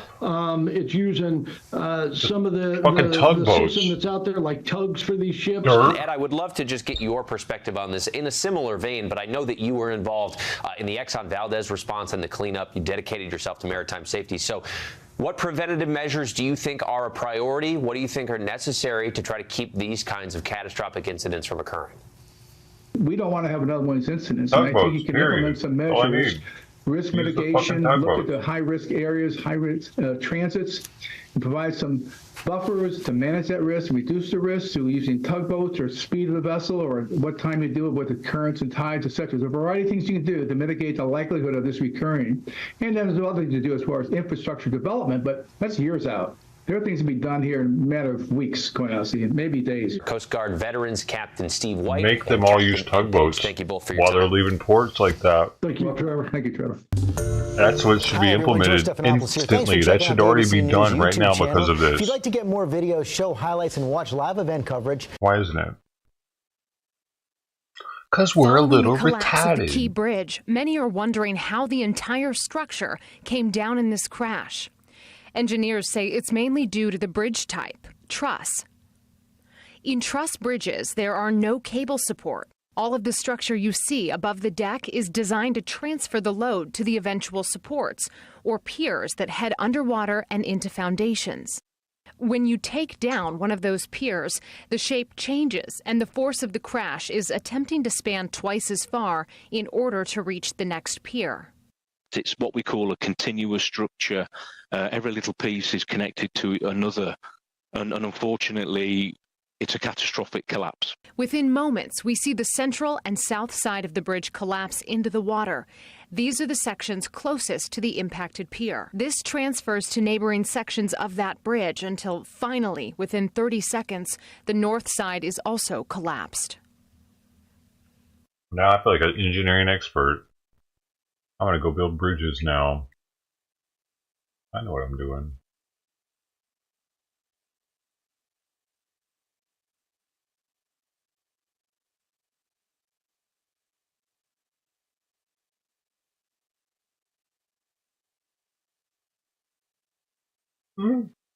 A company that converts motels into homeless housing is facing a major lawsuit, and now there are new explosive claims made against a former executive. Inland Empire Bureau Chief Rob McMillan has details behind the lawsuit. Project Homekey, a state effort to turn old hotels and motels into low-income housing for the homeless.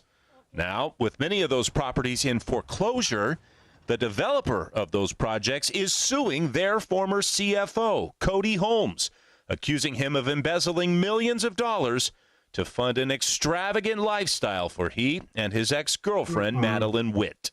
Doctoring up signatures, creating documents, opening up fictitious accounts. According to the lawsuit filed by attorney Brian Sun, Cody Holmes started out as an intern at Shangri-La Industries in 2014. Rising to the role of CFO just 5 years later. The lawsuit alleges that unbeknownst to his boss, he was siphoning away millions of dollars for the use of he and his ex-girlfriend, including the rent on this 6,500 square foot mansion in Beverly Hills. The complaint alleges that he used significant portions of the funds he embezzled to purchase exotic cars, expensive real estate, expensive accessories such as very, very expensive handbags for his girlfriend, Birkin bags. But while Shangri-La is the plaintiff in this lawsuit, they're the defendants in another lawsuit filed earlier this year by state housing authorities because of what happened. The whole situation leaving Project Homekey tenants in limbo. They gave us notices on our doors saying that we might get evicted. Residents at Project Homekey properties in Redlands and San Bernardino telling us last month they're worried they could be forced out and end up back on the streets, all because of greed. Somebody took that money that it was for the benefit of the poor, and it just disappeared. Shangri-La Industries seeking more than $40 million in damages from Cody Holmes and Madeline Witt, if the money's not gone already. We have significant concerns that Mr. Holmes is dissipating the assets that he absconded with, turning them into cash, and then possibly moving them offshore, or moving them in a way that would not be reachable to his creditors. We were not able to reach either defendant for comment. Hello, I'm Mark Brown. Get more great ABC7 content by clicking the subscribe button for our... That's fucked up, dude. Meanwhile, see, people are like, look, our homeless people are taken care of, man. They're taken care of just fine. I don't know. Maybe not. You got to be a migrant, dude. Do you want to get taken care of in America? The trick is going to Mexico first.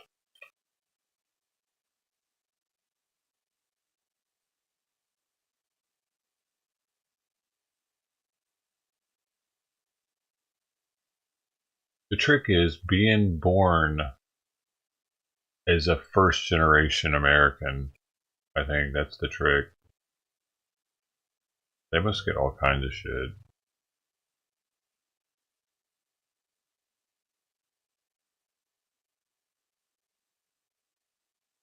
No, it's better if they come here as an orphan, actually. Then they get the most. Orphan migrants get more help in life than American citizens do. Yep. Easily. That's why some of them are so many of them are coming here without their parents. Their parents know this shit, dude. As long as they come without them, they get a lot more benefits. It's the same benefits that orphans get here. Orphans get benefits. Our orphans get benefits too, but they get them as well as all the migrant benefits.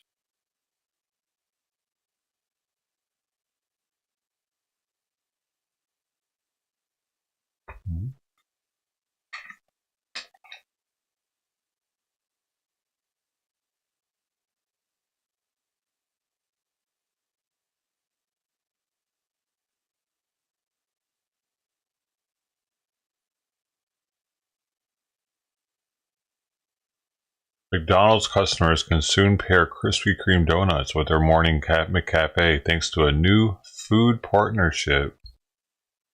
Oh shit, McDonald's is really trying. That might actually work though. Man, that's gonna help them tremendously probably, dude. But are you gonna be able to get McDonald's coffee at Krispy Kreme now? A lot of people like McDonald's coffee, I've heard.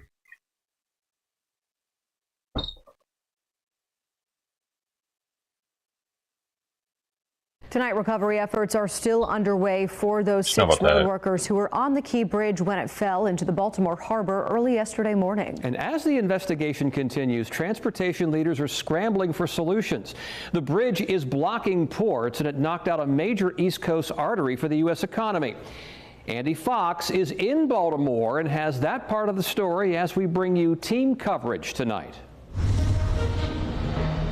Oh shit, there's a channel I'm not sub to. Finally. What happened here That's a at rarity. the Francis Scott Key Bridge here in Baltimore leaves you in awe. The road just ends. Look at that, crumpled underneath. 6 presumed dead. The collapse so quick, the questions so many. The U.S. Secretary of Transportation tells us expect supply chain disruptions. There are tunnels that work as alternatives, but there's going to be some impacts on traffic. We found trucker Rakeem Jones thinking about what happened and thinking about Norfolk, too, impacting lives. What are your concerns about the future? concerns about the future is getting the freight. Getting the freight to come through here, because the closest thing that we have, well, if they're not able to clear it in time, we would have to go to Norfolk or to Jersey to pick our loads up. I work at B&E Storage, and I drive a forklift. I load flatbeds all day, and we just have nothing coming in right now, and it's terrible. We also found Joshua Brink engaged in conversations that are taking place everywhere around the Port of Baltimore because of this. I grew up around here, so this whole town is like, it's just impacted us a lot where we don't have any containers coming in, and then, it affects all the people that work here. And the conversation gets worse. Are talking about layoffs? Not yet, but that's what you fear. Yeah, that's what we fear. It's kind of been in the works, so hopefully that doesn't happen, but fingers crossed. President Biden has announced he will come to Baltimore. He's already promised to use federal money to build a brand new bridge. So you heard what Joshua Brinkman said. He's with B&E Storage, but there's Titan Steel, air compressor services, almost every industry in this area impacted by what happened on Tuesday. And they all are hoping that the families are okay, and they're hoping that their jobs will be there in the future. In Baltimore, Andy Fox, 10 on your side. Wrong. News channel. Heyo. Welcome to the 5 at 6:30. Great to be with you. At the top of the hour, we heard from Governor Wes Moore about the grueling task of recovering bodies from the river 1 day after the Key Bridge collapse. The conditions are complex and challenging for those divers. And the major development announced at that news conference moments ago is that 2 people were recovered today, found inside of a pickup truck under the water in that mangled debris. What we know right now is that Governor Wes Moore says that the efforts moving forward are daunting, but Maryland's resolve is unshaken. Our David Kaplan is live upriver, closer to downtown Baltimore, where he spoke with an area diver versed in how these operations typically go. David, we know this is really dangerous work. Yeah, it really is. I had 2 conversations with divers today who sort of gave me some insights about the work that these divers in the water, in the Patapsco River behind me, were doing earlier today. We just heard from Maryland State Police the extent of that danger. He essentially said during this news conference that just wrapped up that divers did locate the 2 bodies inside of a red pickup truck, but that operations for the time being have moved to salvage instead of recovery, given the dangerous conditions there. He specifically said that it is state police's belief that these other vehicles and the victims may be encased in concrete, and that it was simply too dangerous for divers, to go inside and explore further. So all of that, I tell you, just to highlight the danger that was out there for these divers. In advance of this announcement, again, I spoke with a diver who has experience with these types of operations but isn't directly involved with this one. There's a long list of challenges that make this especially dangerous. I talked about the bridge debris that crews had to navigate. That debris could have also potentially been moving too. Strong currents that could have moved parts of the bridge, to say nothing of other debris that could be in the water naturally. Matt Skagobo tells me that these types of operations typically utilize communication system between boats on the water, divers below. They use sonar, they evaluate, they try and keep everybody safe. Again, he is not directly involved, but knows people who are. He sort of talked about the emotional part, the emotional side of what these divers are doing. Where we might see something very stressful and very dangerous, to them is, something they're honored and happy to be doing, and they want to be doing to serve this community. And that's, it is a challenge. There are threats that they have worked very hard to train, to mitigate, and to deal with. And this is what they want to be doing, is to be here for the community and be in that water doing what they're doing right now to bring these people home to their families. So yesterday, after the collapse, it was rescue work. Today, it is recovery work. And now we have learned it will officially start as salvage work. I'm told that in and of itself, getting the debris from the bridge cleared from the channel will be dangerous work in and of itself. And as of now, no timeline on how long that'll take.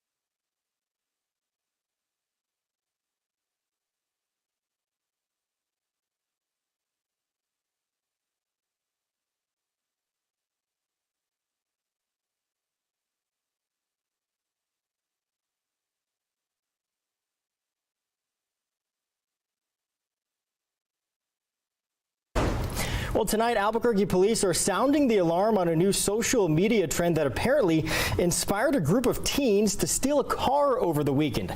Griffin Rushton joins us now with these troubling details. Griffin, police say all that these teens needed was a screwdriver.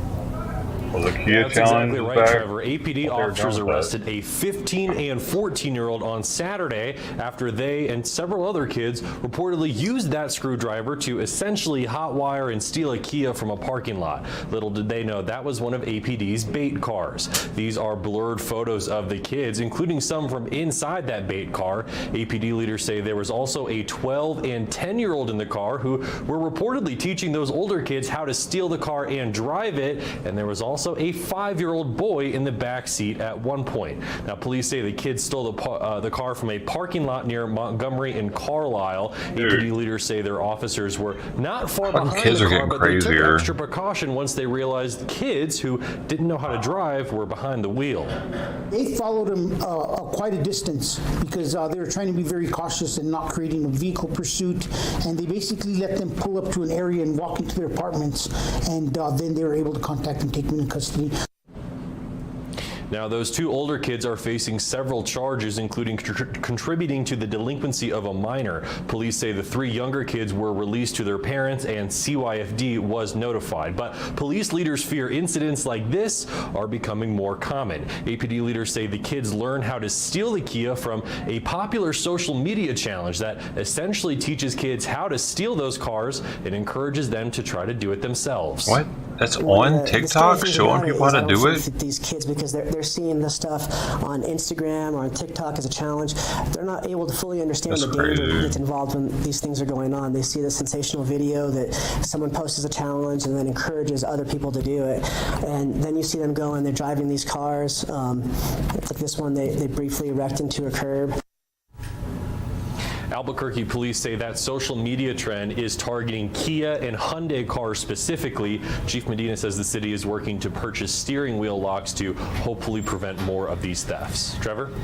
Griffin, that's a start at least. Thank you so much.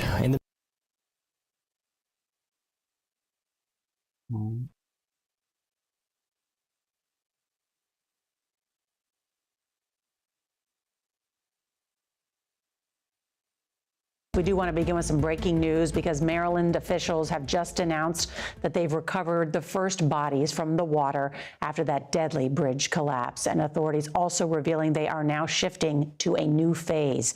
Investigators today were on board that cargo ship interviewing the crew and collecting evidence. The Navy says they're going to bring in barges into the port that will be outfitted with these heavy lift cranes to help clear the channel. Now, the cranes, which have a lift capacity of up to 1,000 tons, will be used along with other support vessels to remove the submerged portions of the bridge. The Biden administration is saying today it's going to work aggressively to reopen the port of Baltimore, which handles $200 million worth of cargo on a single day. We're also getting new details about the victims who were working in the middle of the night on the bridge. One was just 26 years old. Another victim's brother tells CBS News his brother was a hard worker, saying, quote, if he could work every hour, every day, he would. These are just some heartbreaking stories tonight. Can send all his money back to Honduras. Chris Van Cleve, he will start us off from Baltimore, where new details are coming in. Good evening, Chris. Good evening, Nora. Maryland State Police just told us it was this morning when divers spotted a red pickup truck about 25 feet under the surface of the water. Inside were the first two bodies. They've been able to locate two of the missing. Those families have now been notified of their loved ones passing, and the investigation now is ramping up. This scene of destruction and loss remains frozen. But tonight, praise for the crew's critical Mayday call. There's a ship approaching. It just lost their steering. We got to stop all traffic.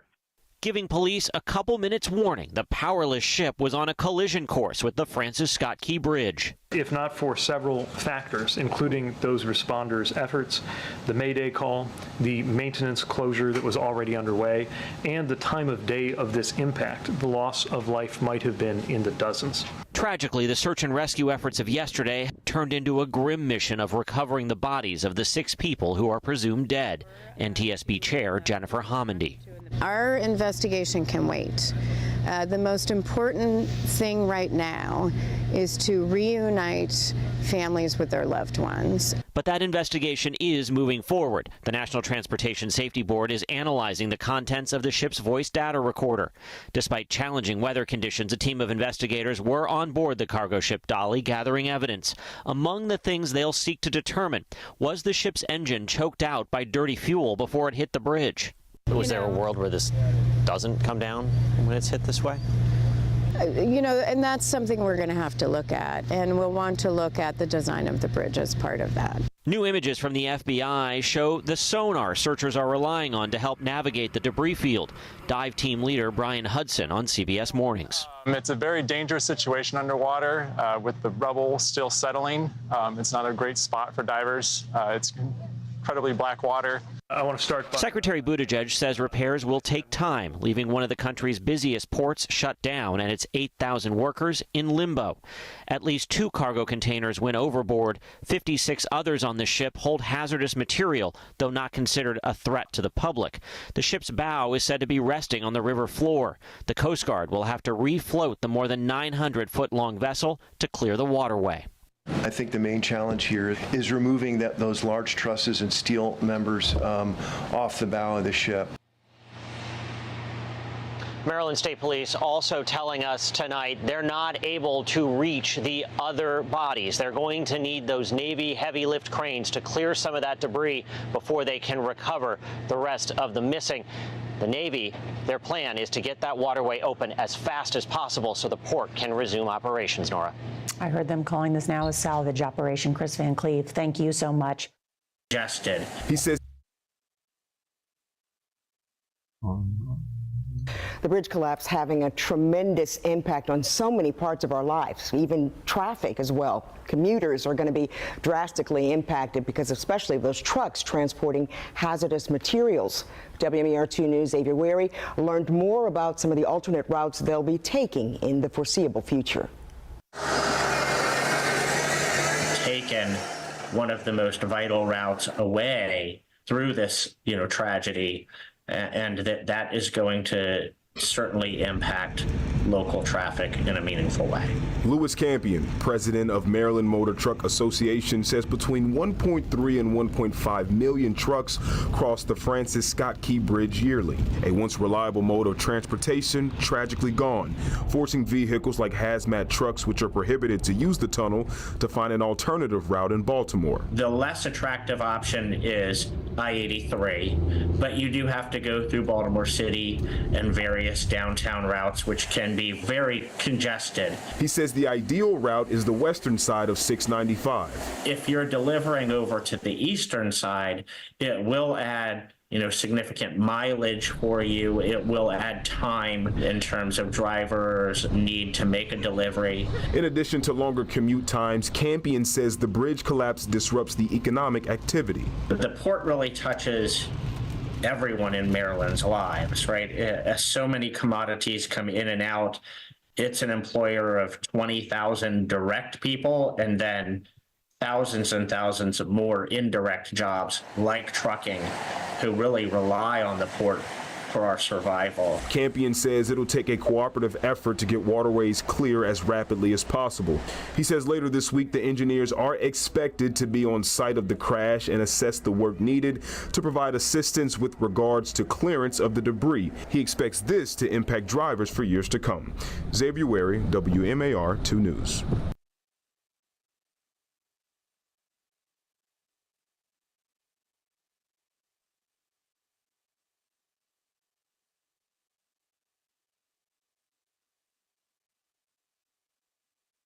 A lot going on today, lots of news conferences, lots of comments from the mayor and the governor and NTSB leaders. Let's turn to WMAR2 News' Jack Watson. He's in Dundalk now, and you had a chance to talk with the mayor, and you could tell the emotion from him on some of the times we had a chance to see him today. You saw him up close and personal. Absolutely, Kelly. It seems like everybody, not just the leaders who have kept us updated throughout this whole thing, but everybody at the gas station, at the grocery store, has a connection to the Francis Scott Key Bridge. Maybe you took it to go to the airport in Anne Arundel County to go on vacation. Maybe you took it to see a family member. Maybe you took it for 30 years to work. Maybe you saw it go up back in the 70s. Mayor Scott, back there earlier today, saw what remains of the bridge, and he called it heart-wrenching. It's crazy, surreal, heartbreaking. Seeing this on the news is one thing. Seeing it in person is another thing entirely. Take it from Isaiah Ward, a dad and his family seeing these remains from Fort Smallwood Park in Pasadena. His family, like so many others in our backyard, used to take pictures with the bridge in the background. But for my wife and I, yeah, it's crazy. Doesn't even compare to what's going on, what the families are feeling that are having the missing members going. Out on that water, Mayor Brandon Scott and other state and local leaders sailed on a Coast Guard vessel, looking at the damage up close and seeing divers and workers trying to recover the souls we lost. Seeing the devastation that close up just made it even more real. The mayor also says every level You can't recover the souls, they're dead. What are you talking about, weirdo? And for those victims, Recover the he says the souls. city is here for them. But it's also about what happens in the long Recover term. the When the cameras are souls. all gone, when folks have moved on, local government will be there to support these family members, because that might mean some family member calls in 6, 7, 8 months or a year or 2 years and says, hey, I need to change jobs in order to provide better for the family. Can you guys help me? Or whatever they may need. And that might just be a conversation. We're going to be there every step of the way. He also says there are alternate routes for trucks with hazardous materials, which needed to take the Key Bridge instead of the tunnels. He's asking folks to be patient and maybe leave a little early or change your schedule to alleviate the traffic burden. We are Baltimore. We are strong. We will recover, and we'll recover together and come back stronger than ever. Meantime, folks like Ward will look out on a horizon which once featured a Baltimore landmark. We're back live at the remains of the Key Bridge, and tonight the mayor tells me he was back at City Hall for an iftar dinner with our local Muslim community. He tells me tomorrow he'll be right back here in it for the long haul. We're live in Dundalk. Jack Watson, WMAR2 News.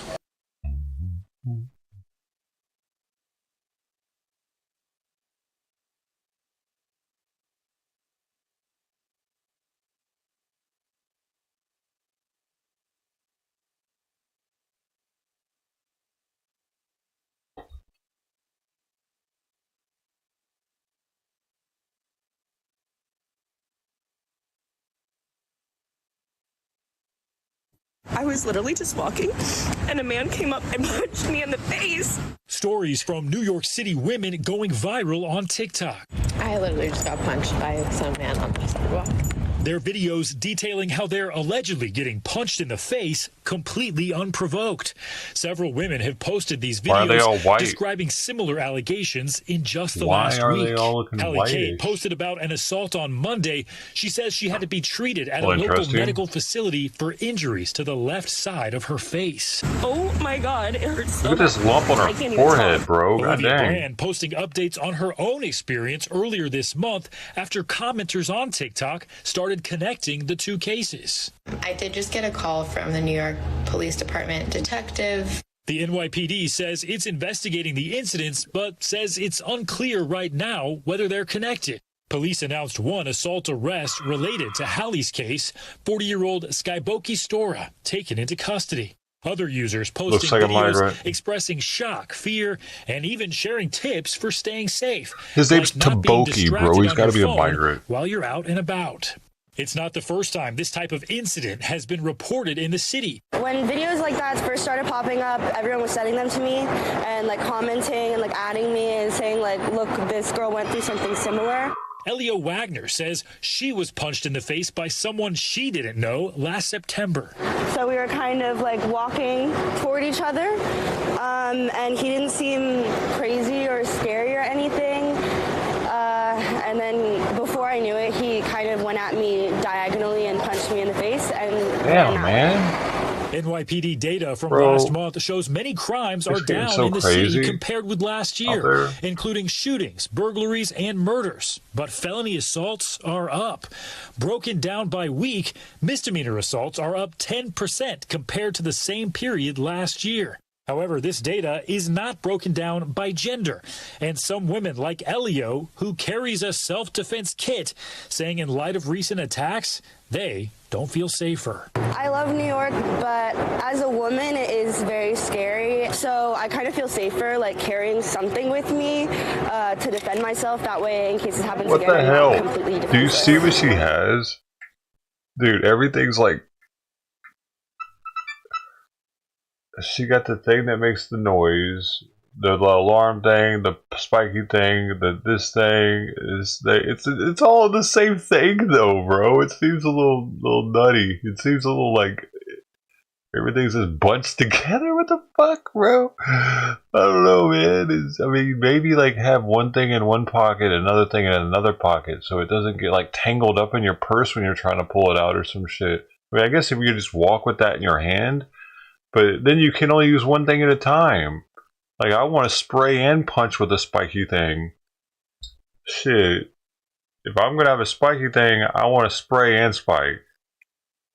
Not one or the other.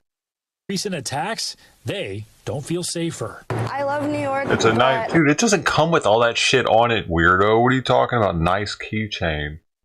You're gay. As a woman, it is very scary. So I kind of feel safer, like carrying something with me to defend myself. That way, Look how bulky it is, dude. defenseless. It's silly. It's fucking silly having all that on the same thing, bro. Come on, man. Like, I take two. I take two with me. I'll put this one on my belt loop, and I'll put like another one in my pocket and something else somewhere. You don't want everything in the same fucking place, dude. That's so stupid. All the guy's gotta do is grab that one thing from her, and she's defenseless now. If she had it in multiple places, now he grabs that, she's got this to pull out. Bop. So stupid. Somebody needs to talk to her about that. I'd be her uncle and like, hey, sweetie, you gotta separate that a little bit, probably. Let's think about this. What if he takes that from you? Momo joins us tonight live from New York City. Stephen, I'm learning something now about that self-defense kit as well. What else are we hearing about this one suspect that is in custody tonight? Yeah, we've learned quite a bit about him, Tom. This guy, Boki Store, he actually is a bit of a fringe political figure, ran for mayor of New York City back in... This guy ran for mayor? I will give her, hey, at least she's got something, though. At least she's got something. But with it being all dangly like that, it makes it easier to get taken from her. It's like having a ponytail versus not having any hair.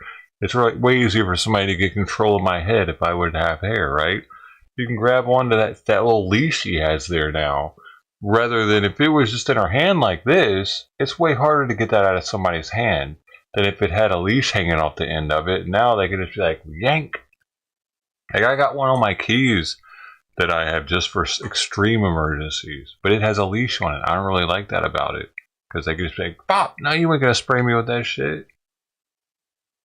But so this guy ran for mayor at one point, and he's around there punching people in the face. But he's got a fucking Trump flag in the background, dude. What is this shit? What is this? Store. He actually is a bit of a fringe political figure, ran for mayor of New York City back in 2021, and he has now been charged with this assault for one of these cases. It's important to point out, police have not identified him as a suspect in any of the other cases. We did try to reach him and a lawyer for him today to get more information from them. This dude's got a fucking hat that says Grizzly on it. Why he's looking like that? Is this like an intentional look? He's like, yeah, ow, ow, Rough Riders. Rough Riders. Ow, ow. And we were not able to hear from them Grizzly tonight, King. but certainly these other cases as well. More to follow on It gives that. him an excuse to get all scruffy as shit. Stay up. Oh, baby, I'm the Grizzly King. You know me, baby? Shit. You don't like it? You don't like it? I be brushing it and everything. Come on, baby, smell it. I put some oil in it. It smells like our motherland. That's that cocoa butter, shea butter, baby. Get you some of that. Here, let me rub it on your skin for you. Go, tickles. Did it tickle? I'm getting weird. I'm allowed to do that though. I'm the weirdest person you watch.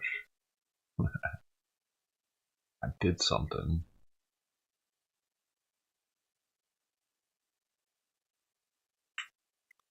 Because there's a lot, dude. There's a lot of weird people out there that are just fucking gross. Dude. I remember there was this one streamer that was on the network. You know the network. He would fucking eat his boogers all day. Like all day. That was his content, pretty much. You might remember him? You might know. I don't even remember the dude's name. Fucking shit was gross as shit, dude. I couldn't do it. I couldn't do it. Like people would go hang out with him and shit. Like other streamers would hang out with him. I think Mr. G hung out with him actually for a while. The dude lived in Hawaii, right? They must have for Mr. G to be hanging out with him. See, Mr. G wasn't all gross like that. He was actually like a substitute teacher or something. He met Ice on the Hawaiian trip.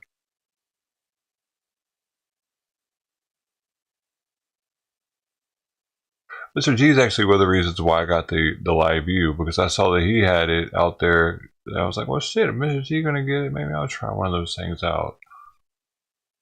It was kind of brand new at the time because Ice was using it out there. The live view setup with the camera, the same shit that I have. Now, dude, Ice is doing, he's doing fucking streams with those glasses, man, whatever they're called. The Apple glasses. It's pretty wild that he's able to do it, man. He's doing, last I saw, he was in Venice, in Italy, doing streams with the glasses.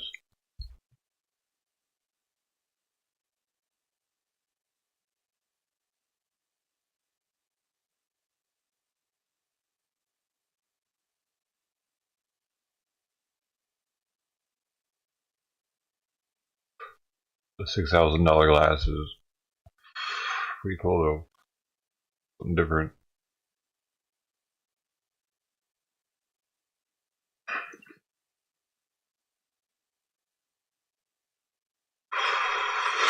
He's always been cutting edge, man.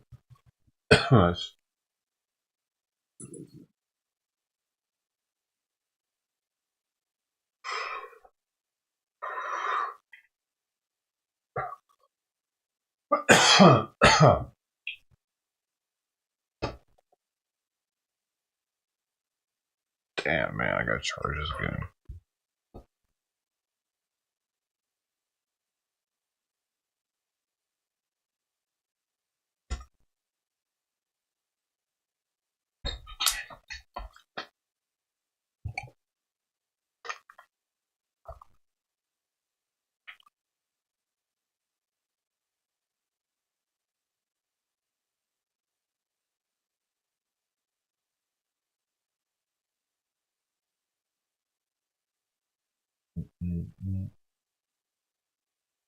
Hey, somehow able to look at his phone, like when he looks at chat on it. I don't know how he's making it do it, but he's able to make it look like he's looking at a phone inside of it, and chat scrolling down it. Pretty wild, man.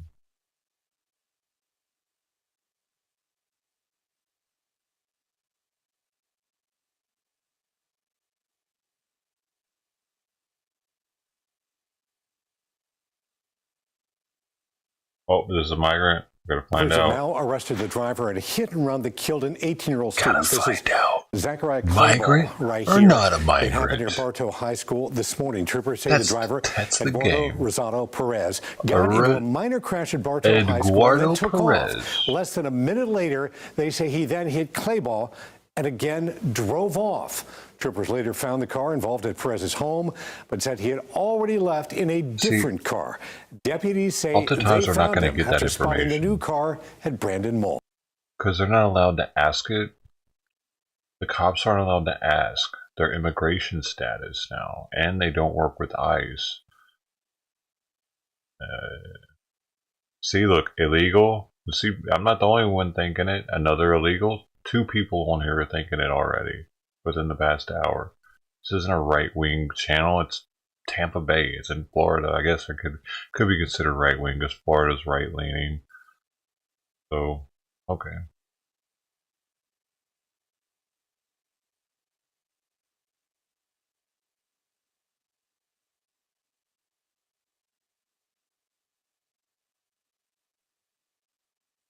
Migrant? That'll piss the Floridians off. They don't like calling them migrant. No. It's not a migrant. I'm probably gonna get some comments on that one. We'll see. They're not migrants. They're illegal aliens. I mean, they're still migrants no matter what, though. It's like the most basic thing you can call them. Migrant. What's up, migrant? I'm just playing. I'm just playing, man. I gotta blow my nose.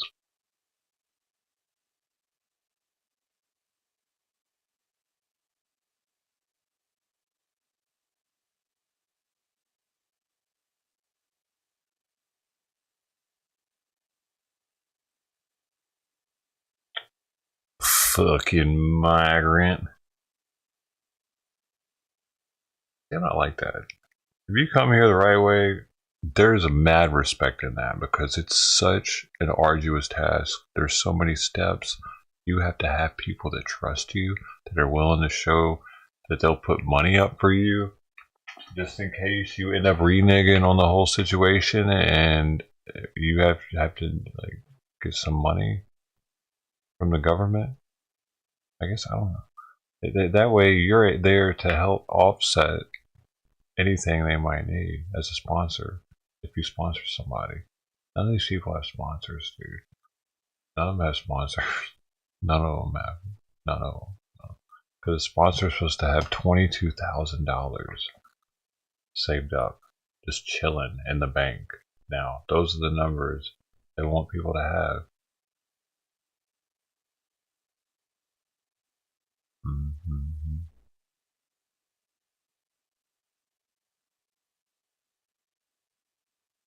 How much do I need in bank?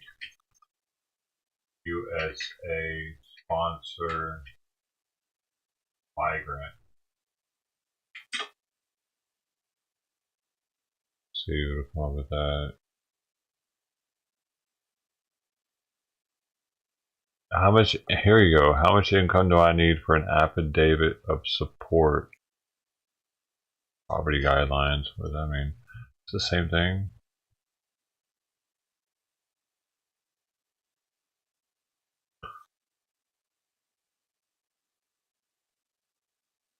No. And I had it earlier though. It's almost the same. It's less though. This is less than the other number. Go to my history. Oh man. No, my history is not going to be on there. It's on the laptop. Let's see here. Go to the post. I can do it, dude.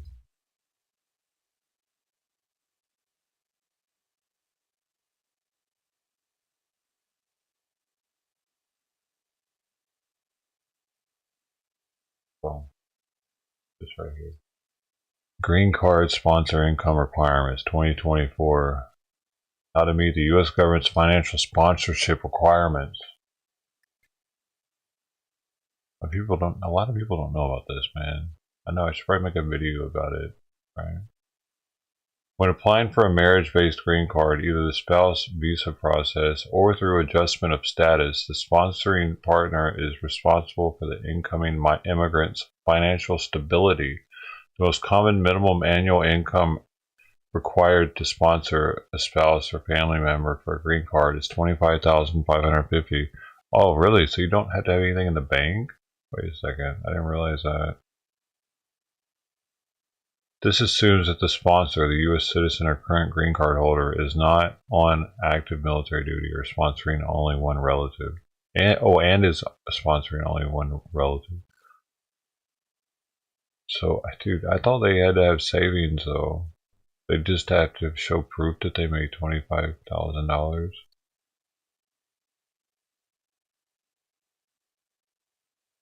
Interesting. They can't do that though because a lot of these people's sponsors, so supposed sponsors, are also illegal.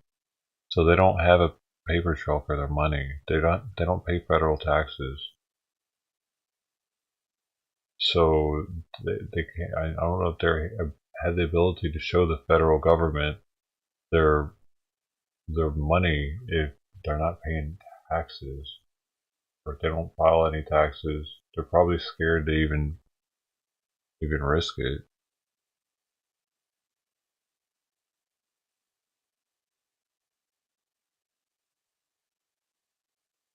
Oh, there's more here. Wait.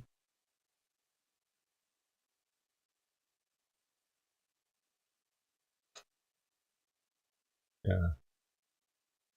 For a relative to qualify for a green card, the sponsor must accept financial responsibility for the foreign spouse. Applicants need to plan to provide information from their most recent tax returns, there it is, as well as their current income. For marriage green cards, the minimum income requirements are the same for couples who both live outside of the United States. So these couples should follow the guidelines below for the 48 contiguous states. It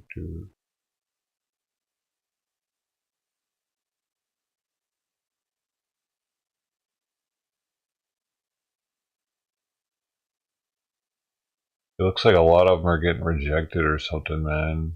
So they're like, make sure you got your shit right here. Interesting.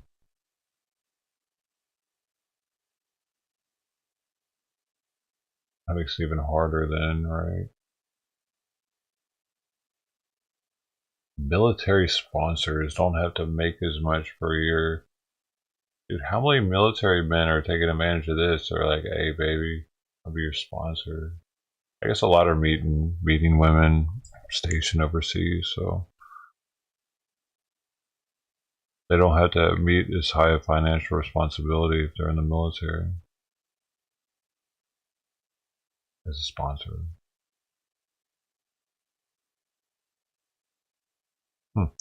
More in Hawaii and Alaska.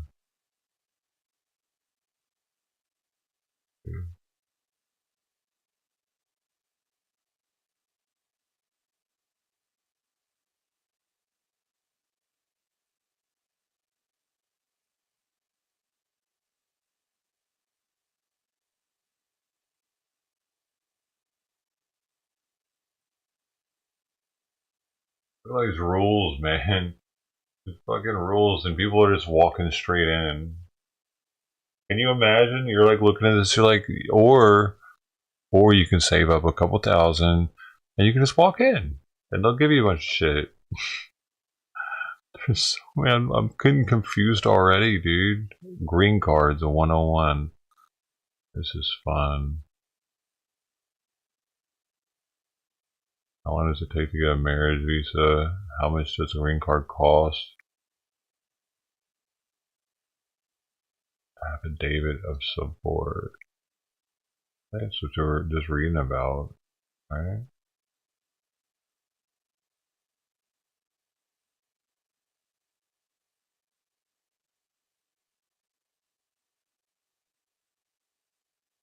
Financial sponsor.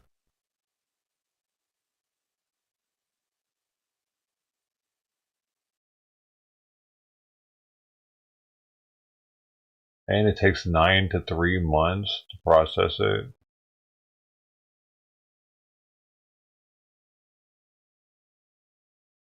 Oh, 9.3 months. So, how long does it take for it to be approved? Let's see. Oh, time to start. Sweet. I think it's like.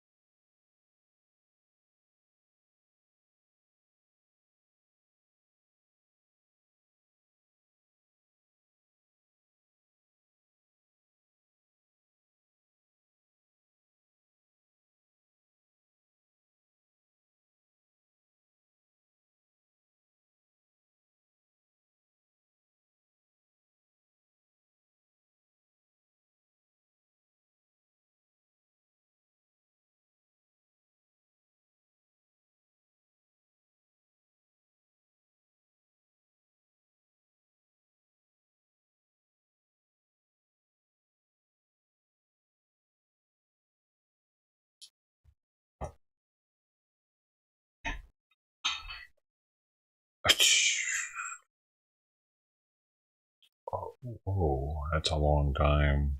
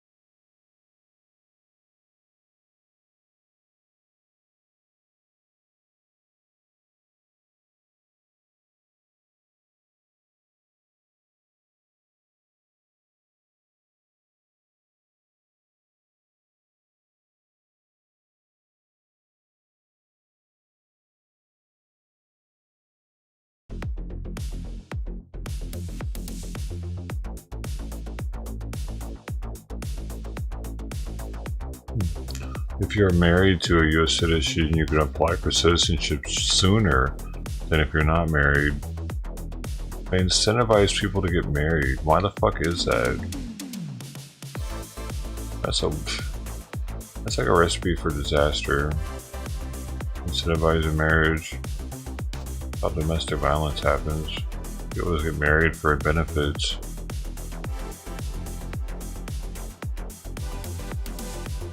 A little bit. When you incentivize it like that, that's a pretty big incentive. 2 years earlier citizenship. Yeah, let's get married for a couple years. I'll pay you.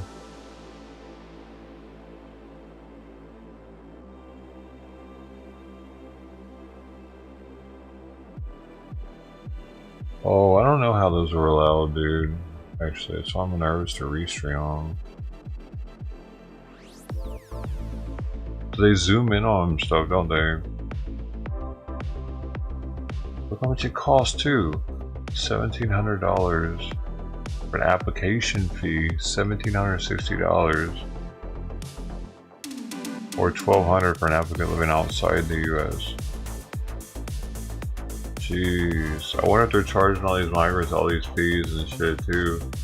It's a way from the government to actually make money off of them in the long run.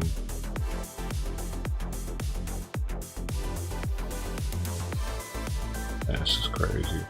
No, by the time they're like ready to do this, they'll probably have revamped this shit. And they get it. We have to pay them to do it.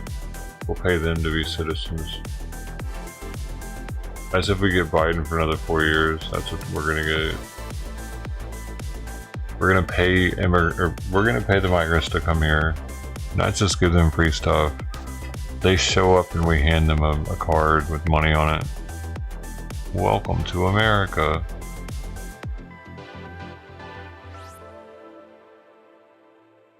At least enough to buy a new car, you know.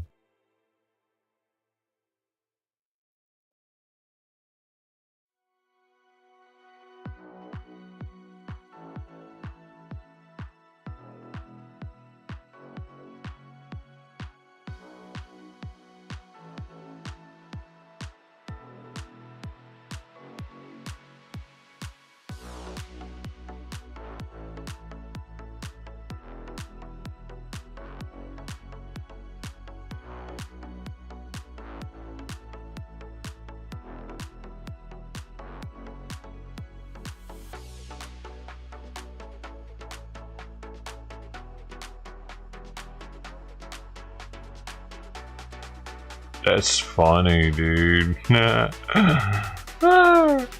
you see this? Offenses against children. Not that that's not funny, but what they do here. If the U.S. citizen or green card holder has been convicted of certain offenses against minors, he or she will be automatically disqualified from sponsoring a marriage-based green card. U.S. Citizenship and Immigration Services can also use this discretion to deny green card requests if the person has been accused or charged with such offenses. Oh shit, damn! That's funny. Even if they were never convicted. Wow, that's a lot of... How do they have that in my control, man? That's trippy. But it's good though, because I can see why they're doing it. Because people that are like... People like that would be looking at other countries trying to find like youngsters and shit, probably, and bring them back to America or some shit. They gotta... It cuts them having to worry about... You just can't do it. You just can't even do it. Get the fuck out of my face. We're not gonna be watching you like that. Who do you think we are? Get away. We know what you're up to.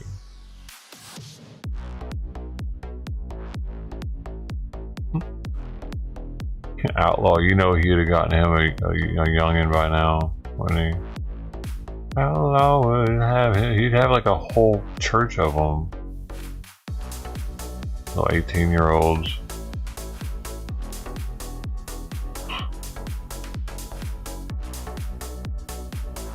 The church of them, dude.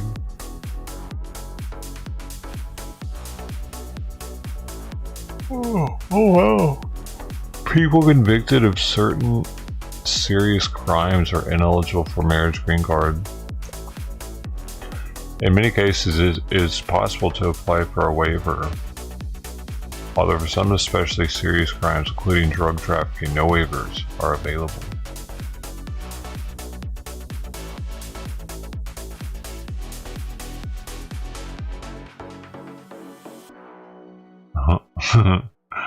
And people whose backgrounds might make them a security risk are also normally denied green cards. This might include former spies, people linked to terror organizations, or people involved in state-sponsored violence. No waivers of these requirements are generally given. But yeah, we're just letting them come through in the gaps because we're overwhelmed. Man, it's fucking crazy. And they're coming in, they're killing people. They're actually coming in and killing people every week. Somebody who's dying from a migrant, killing them. But if you want to come through legally, you can't. I mean, you can't even. What was it? What was the other one? That one. It's the softer ones. You couldn't have a recent marriage. Petitioners are going to receive their own green card through marriage. They cannot remarry and then sponsor a new spouse until at least 5 years have passed since they gained residence. That's interesting too. This is bringing a lot of people that could possibly sponsor people. Actually, also, it's bringing a lot of people that could one day sponsor somebody quicker, like within the next couple of years, not with 5 years. They could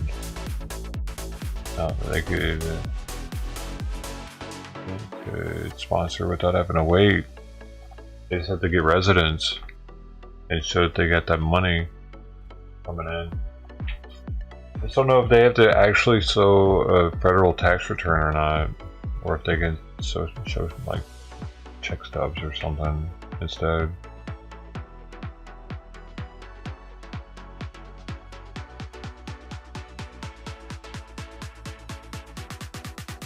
You recommend it?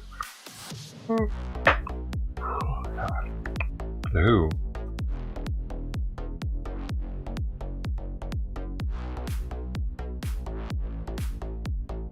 Stop it.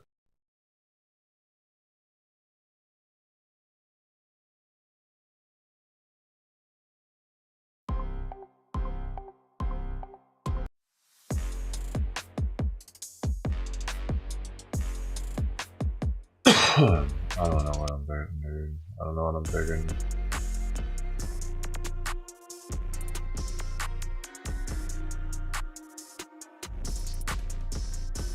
Nothing I think is any good. It's okay.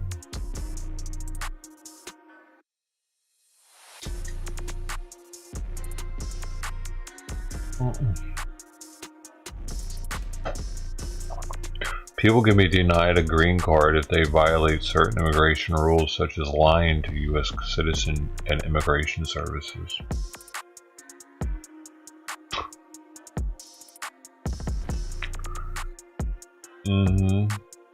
How many do you think have lied? Why? Like, is there a reason why they're tearing up their passports before they cross? Who are they lying to? Which passport are they tearing up? The country that they used to live in?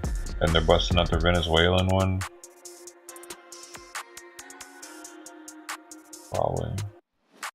A lot of these people moved already and were living in countries where they had lives and they weren't needing to run and hide from anything. The getting's good here though.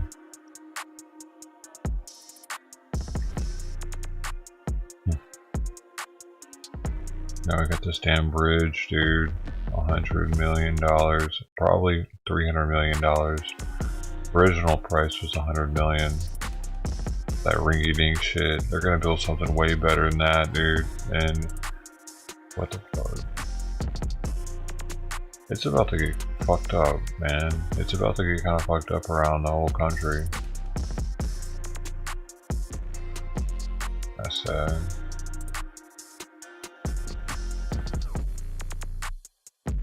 Ooh, can't do nothing about it. It's coming. It's coming. Fucking coming, man.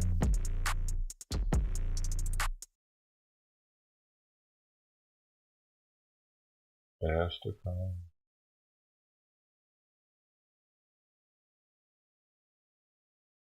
Simon thinks I'm saying, come here. Hey, buddy. How you doing? Buddy. Been out there for a while now. He's getting hungry now, I think.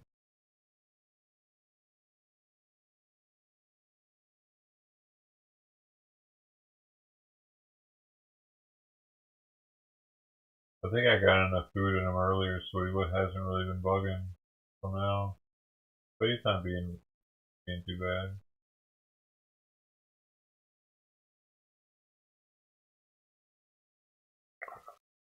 Oh shoot. He lay down right here. Oh, he wants the belly rubs. The belly rubs?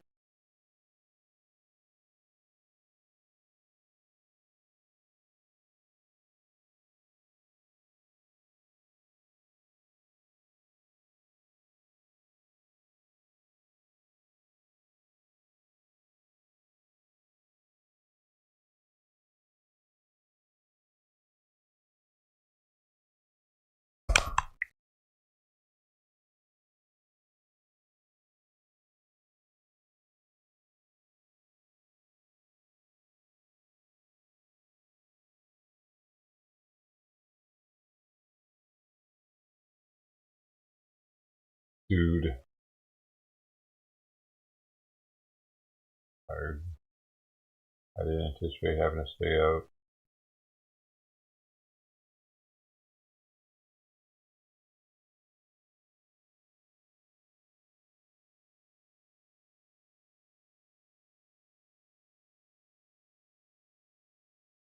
Huh.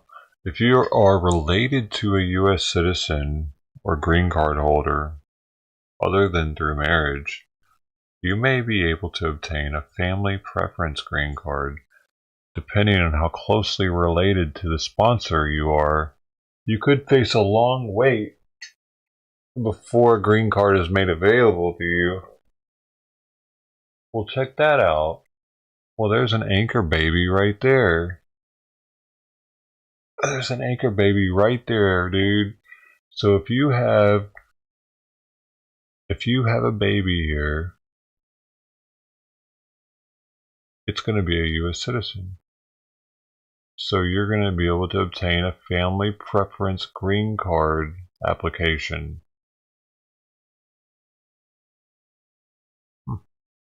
Did you know that? You didn't know that, did you?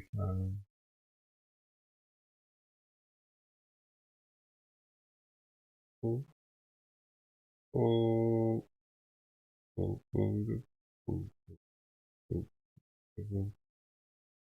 Okay.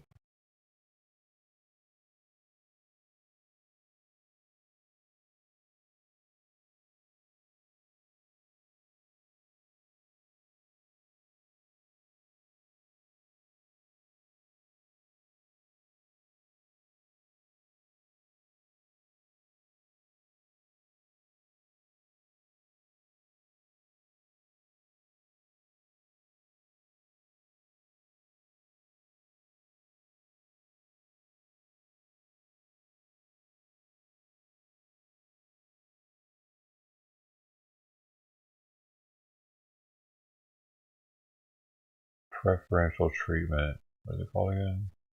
Family preference green card.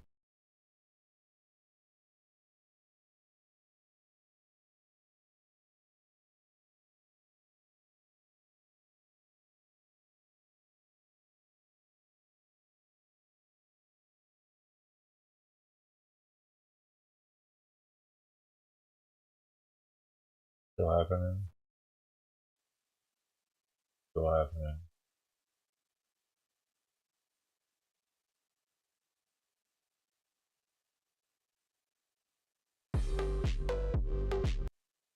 Horrible. Alright, try adding that.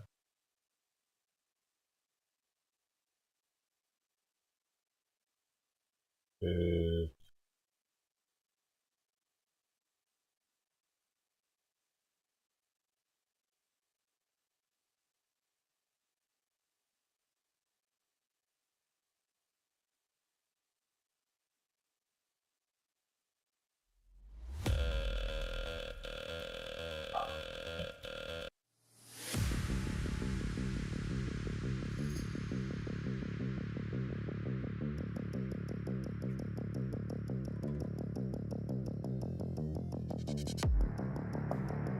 family preference.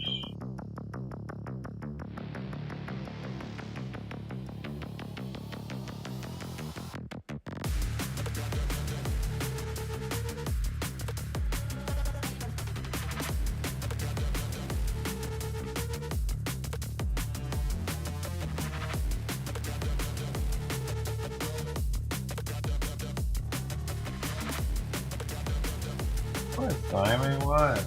No. What? I mean, what are you doing? Staring at me.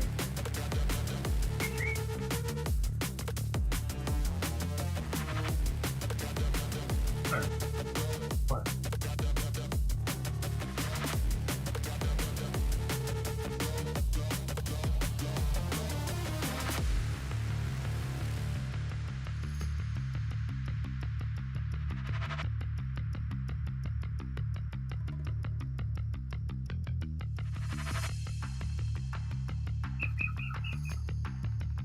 Hey.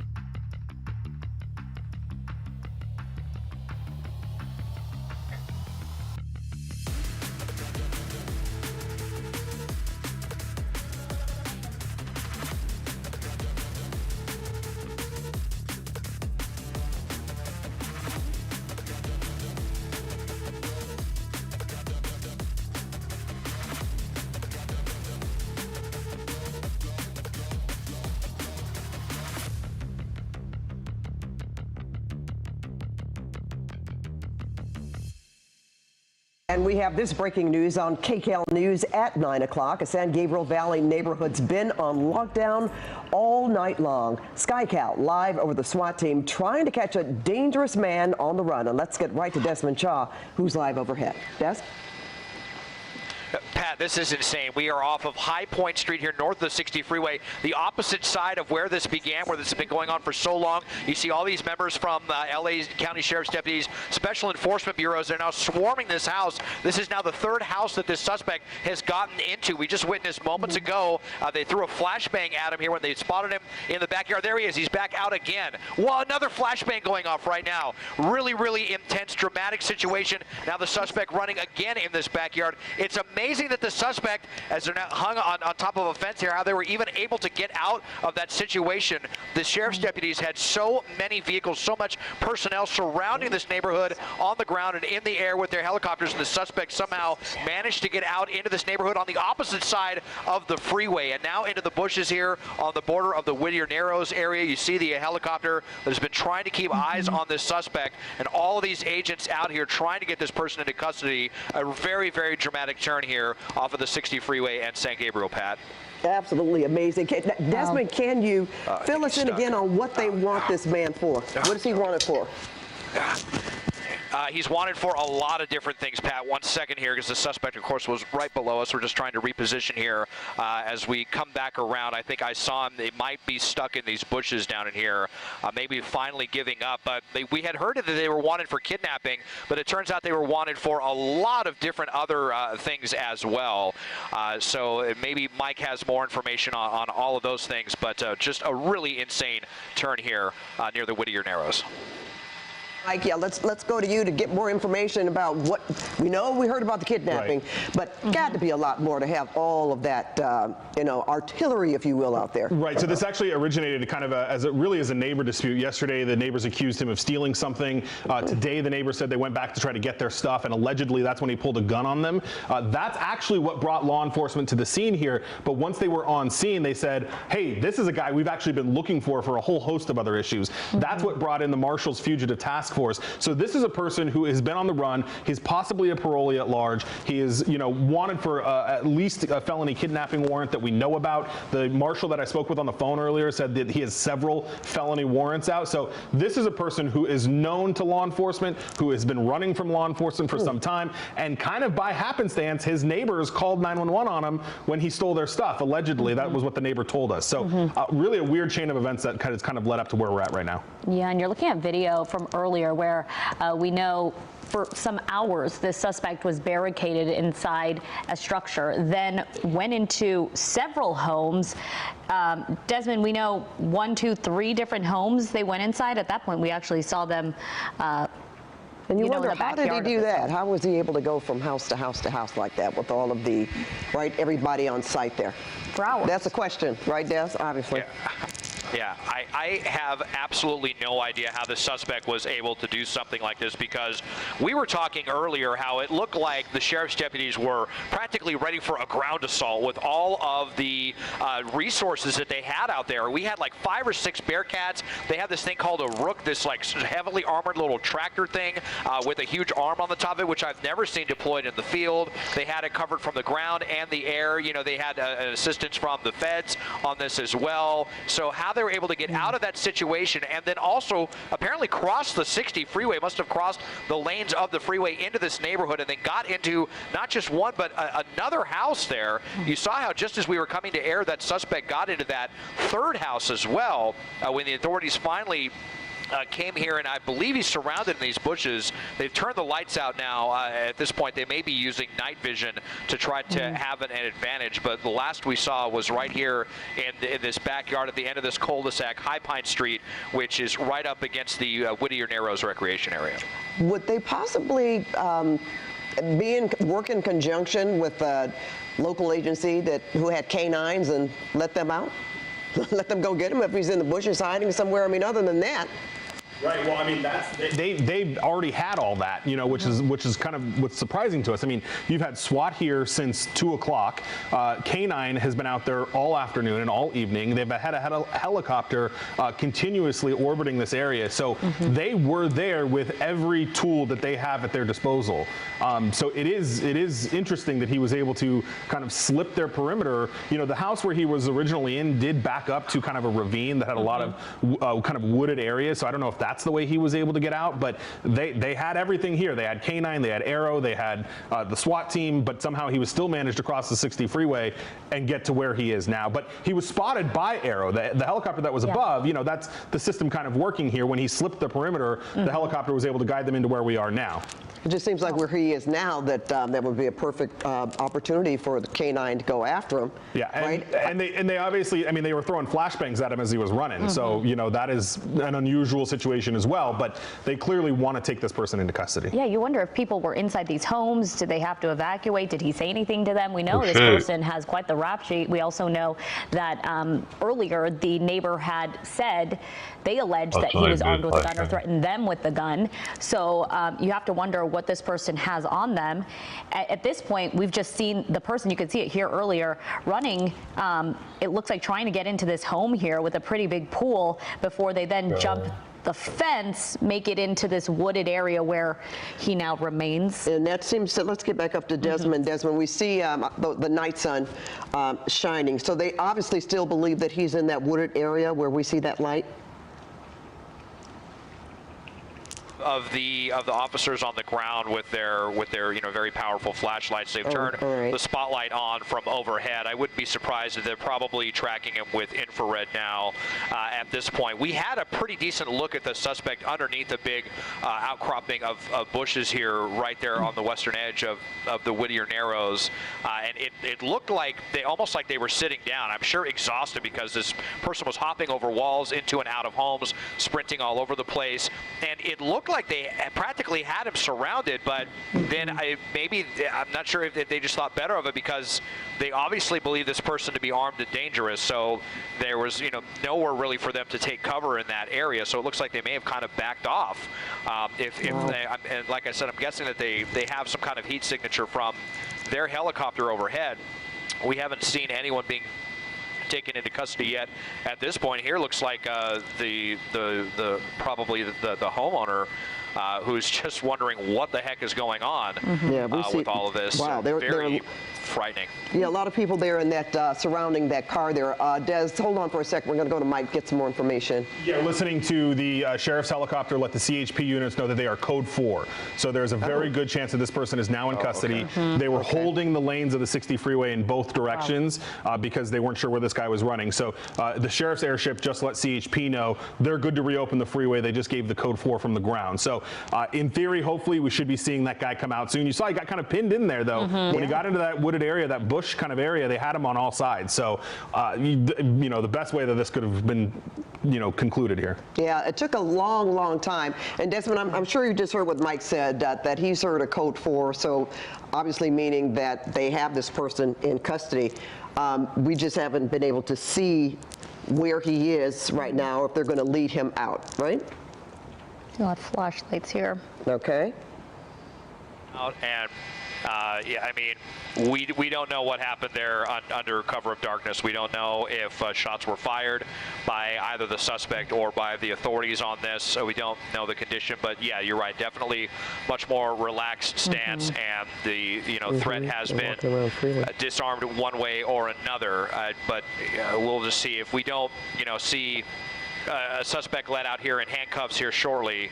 We're going to have to kind of be left to wonder what happened under all that darkness. Well, now you're right about that. Didn't take that into consideration, Desmond and Leslie and Mike, and that's very, very true. It could be something, you never want to see something end like that, but nonetheless, we believe that it is a code 4. They've opened back both lanes of the freeway, and we've seen people now walking around pretty freely, especially in that area there where that white car is. Yeah, it looks like some right residents. in the garage. Yeah, residents possibly mixed in with some officers. That man looks like a resident. The other ones look like officers here. I see a canine here as well that probably never got, put to work at that point. But again, still not really seeing anyone come out in handcuffs. As you mentioned, Pat, we're not sure what happened in those moments. We did see authorities right on him. They had him pinned in, circled in, but you could not make out what that suspect was doing. It just looked like he was on the ground there, but and if those are residents and not necessarily all of them police officers, they seem pretty. Everything seems being able calmer to walk around pretty freely. Mike, are you hearing any more information on your side? Yeah, no, not right now. We just know the CHP's reopened the freeway on both sides, and yeah, I mean, they're working this on a frequency on the tactical side. That we're not Desmond got him. Diddy Combs. A music. You got him, Des? Yeah, there they are. Okay. Yeah, so they have their flashlights on and off, but I see what looks like someone on their knees surrounded by SWAT officers in handcuffs. I see shit. Sexual advance by Combs when he was an intern more than a decade ago. NBC4's The fallout continues from the federal investigation into music mogul Sean Diddy Combs. A music journalist is now claiming one of his relatives was subjected to a sexual advance by Combs when he was an intern more than a decade ago. NBC4's Ted Chen has the latest.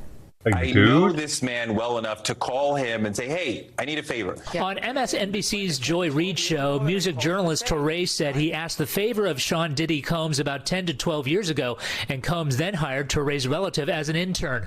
But the internship didn't last long. And then the internship stopped abruptly, like 3 or 4 months into it. Yeah. And I spoke to my family member, like, well, what happened? And they wouldn't say. Years later, they finally came out, and this is a male, and said that Puff had said, come home, stay the night with me, or the internship is over. And they said, absolutely not. Combs has remained out of the spotlight since federal agents raided his homes in both Miami and Holmby Hills. TMZ reporting that he is now selling his stake in Revolt TV, the hip-hop channel he co-founded. Revolt TV was a television network that he launched 10 or 11, 12 years ago.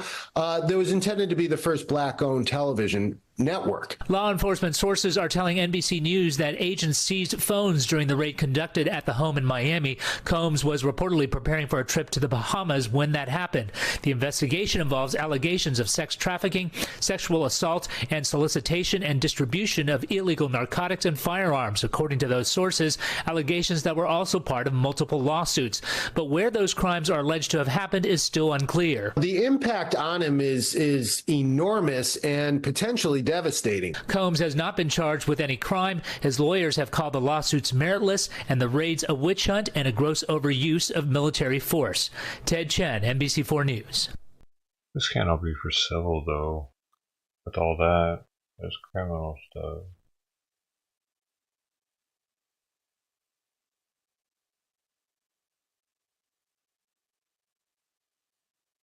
Boat.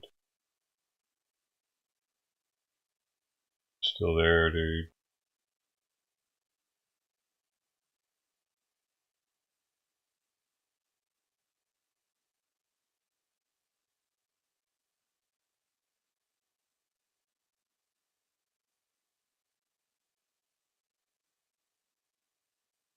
Right now at 9:30, concern over rising crime numbers in the city of LA, specifically violent crime. Yeah, it comes as the city searches for their new chief of police. And KCAL News assignment editor Mike Rogers at the desk now. Mike, the interim chief, spoke about that at a police commission meeting, right? Yeah, that's right, Pat and Leslie. Interim Chief Dominic Choi now having to attend these police commission meetings where he has to give these regular updates on crime numbers. I want to show you some video and I'll go over some of these numbers with you because, as you mentioned, violent crime is up. The chief says 2.9%. Property crime down 4.6%. But year to date, we have seen an increase in homicides. This time last year, 57 homicides. This year, 73 homicides. That is a 28.1% increase. The chief did want to point out, though, that that is actually down 6.4% from 2022. Still, some of the police commissioners had concern over these numbers. We are aware of these trends. We're in the first quarter of the year. I'm not minimizing this at all. Each of these crime trends and patterns at the area level and at the bureau level and even at the department-wide level have specific strategies to address these crimes. Yeah, now one of those strategies that he talked about was when we saw this uptick in retail crime, they created the Retail Crime Task Force, and since then, those numbers have come down. But yeah, as you mentioned, this comes as the department is looking for a new chief. Mayor Karen Bass sat down with Charles Feldman from KNX News Radio to talk about what she is hearing from officers when she visits each of the stations. One thing that I was really surprised by is that there is interest in an outside person. Now, I won't, I'm not doing polls, so I can't tell you, what percentage, but I will tell you that there has been sentiment raised in a number of these meetings where they say, you know what, we'd like to see somebody outside. And I would have never thought that. Yeah, the mayor went on to say that they are certainly expanding and have expanded even from the get-go their search of an outside candidate to bring that in. She calls it good competition, but was surprised to hear from those officers that they may be interested in an outside hire for chief. I did reach out to the Police Protective League, that is the league or the union that represents the rank and file officers of the LAPD, to see if they had any opinion on who would be the next police chief, and they never got back to me tonight, guys. All right, well, we know you're going to stay on it. New tonight at 6, police make an arrest following a violent robbery in in Chinatown. Good evening, everyone. You're watching KCAL News at 6 on CBS Los Angeles. I'm Pat Harvey. Tonight, the suspect, 26-year-old Derek Darby, is charged with attempted murder. Investigators say 3 days ago he snatched the 68-year-old victim's purse and then stabbed her. KCAL's Lauren Posen is live in Chinatown now, where despite the arrest, people are still fearing for their safety, Lauren. Yeah. Oh, Pat, absolutely. It happened right here on this sidewalk where there's so many vendors and customers come here every day. We just spoke with a witness, and I want to walk you through what he told me how this happened. So the victim, he says, was wearing a purse similar to this one, and he told me that she had it wrapped around just like this. And that is when the suspect tried to grab it right off of her. Now, this happened about 3:30 on Sunday afternoon, and a witness we spoke with, Chester Chong, told me that the reason why she was holding on to it so intently was because of what was inside, not because of money, but because of her ID cards, her medical cards, things like that. So the suspect, he says, eventually just ripped it off of her.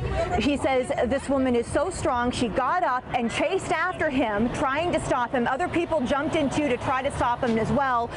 And that is when he told me that he pushed her to the ground and stabbed her 12 times. She was taken to the hospital. She's home tonight recovering.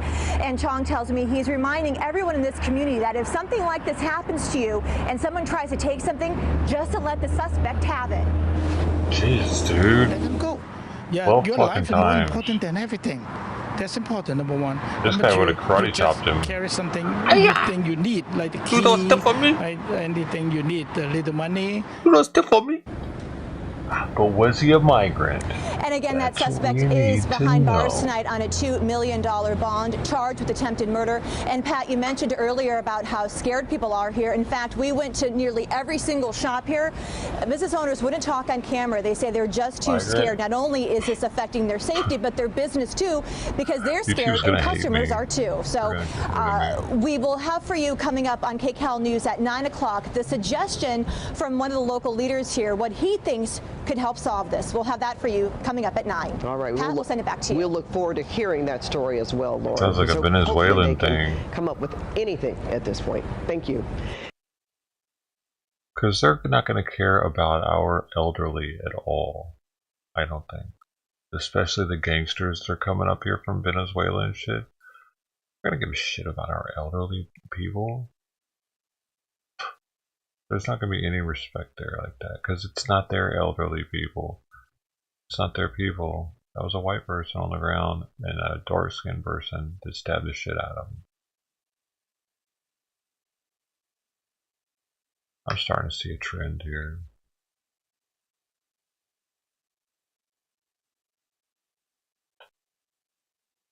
Elon Musk even posted the numbers recently on all that. I think I reposted it even on Twitter, did I?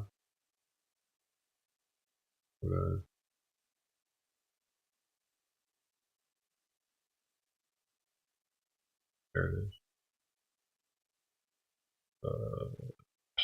See, posted Elon Musk. Reality versus perception is very different. This is the New York City murder share percentage. Black on black crime. Like black on Hispanic, black on white, black on Asian. It breaks it down for each one. Hispanic, white, Asian. And each smaller. Huh? Oh man, what do I do?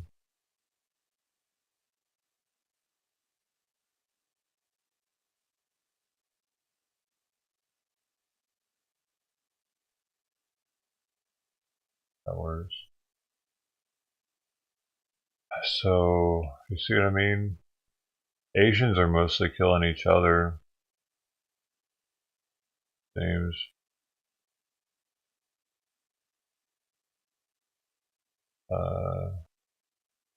And white people are mostly killing each other. Okay. And Asians for some reason. Weird. But look at the Hispanic and black murder rates for New York. Holy fucking shit, man. Over twice as many murders. And look who they're killing. Everybody. Everybody in abundance here. Well, of course, they're killing each other the most, but the rest of us are fair game, pretty much. They're friendliest to Hispanic, though, because they're also darker skinned. But the Hispanics, well, they mostly kill each other. They still kill us and the blacks in an equal proportion, though. But they kind of like the Asians for some reason. They kind of think they look like them a little bit. Same color skin, somewhat.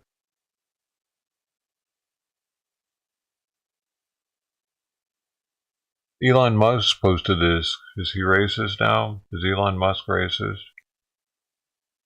No.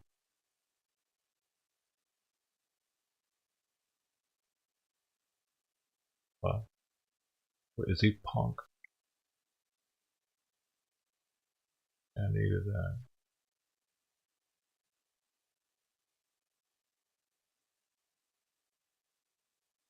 Been on board tonight. What's on board?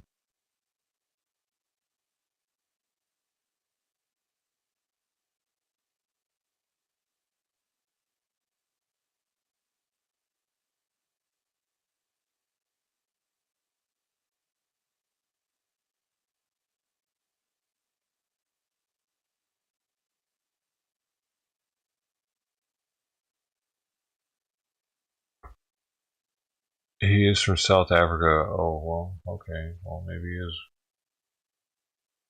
I don't know. Maybe he is.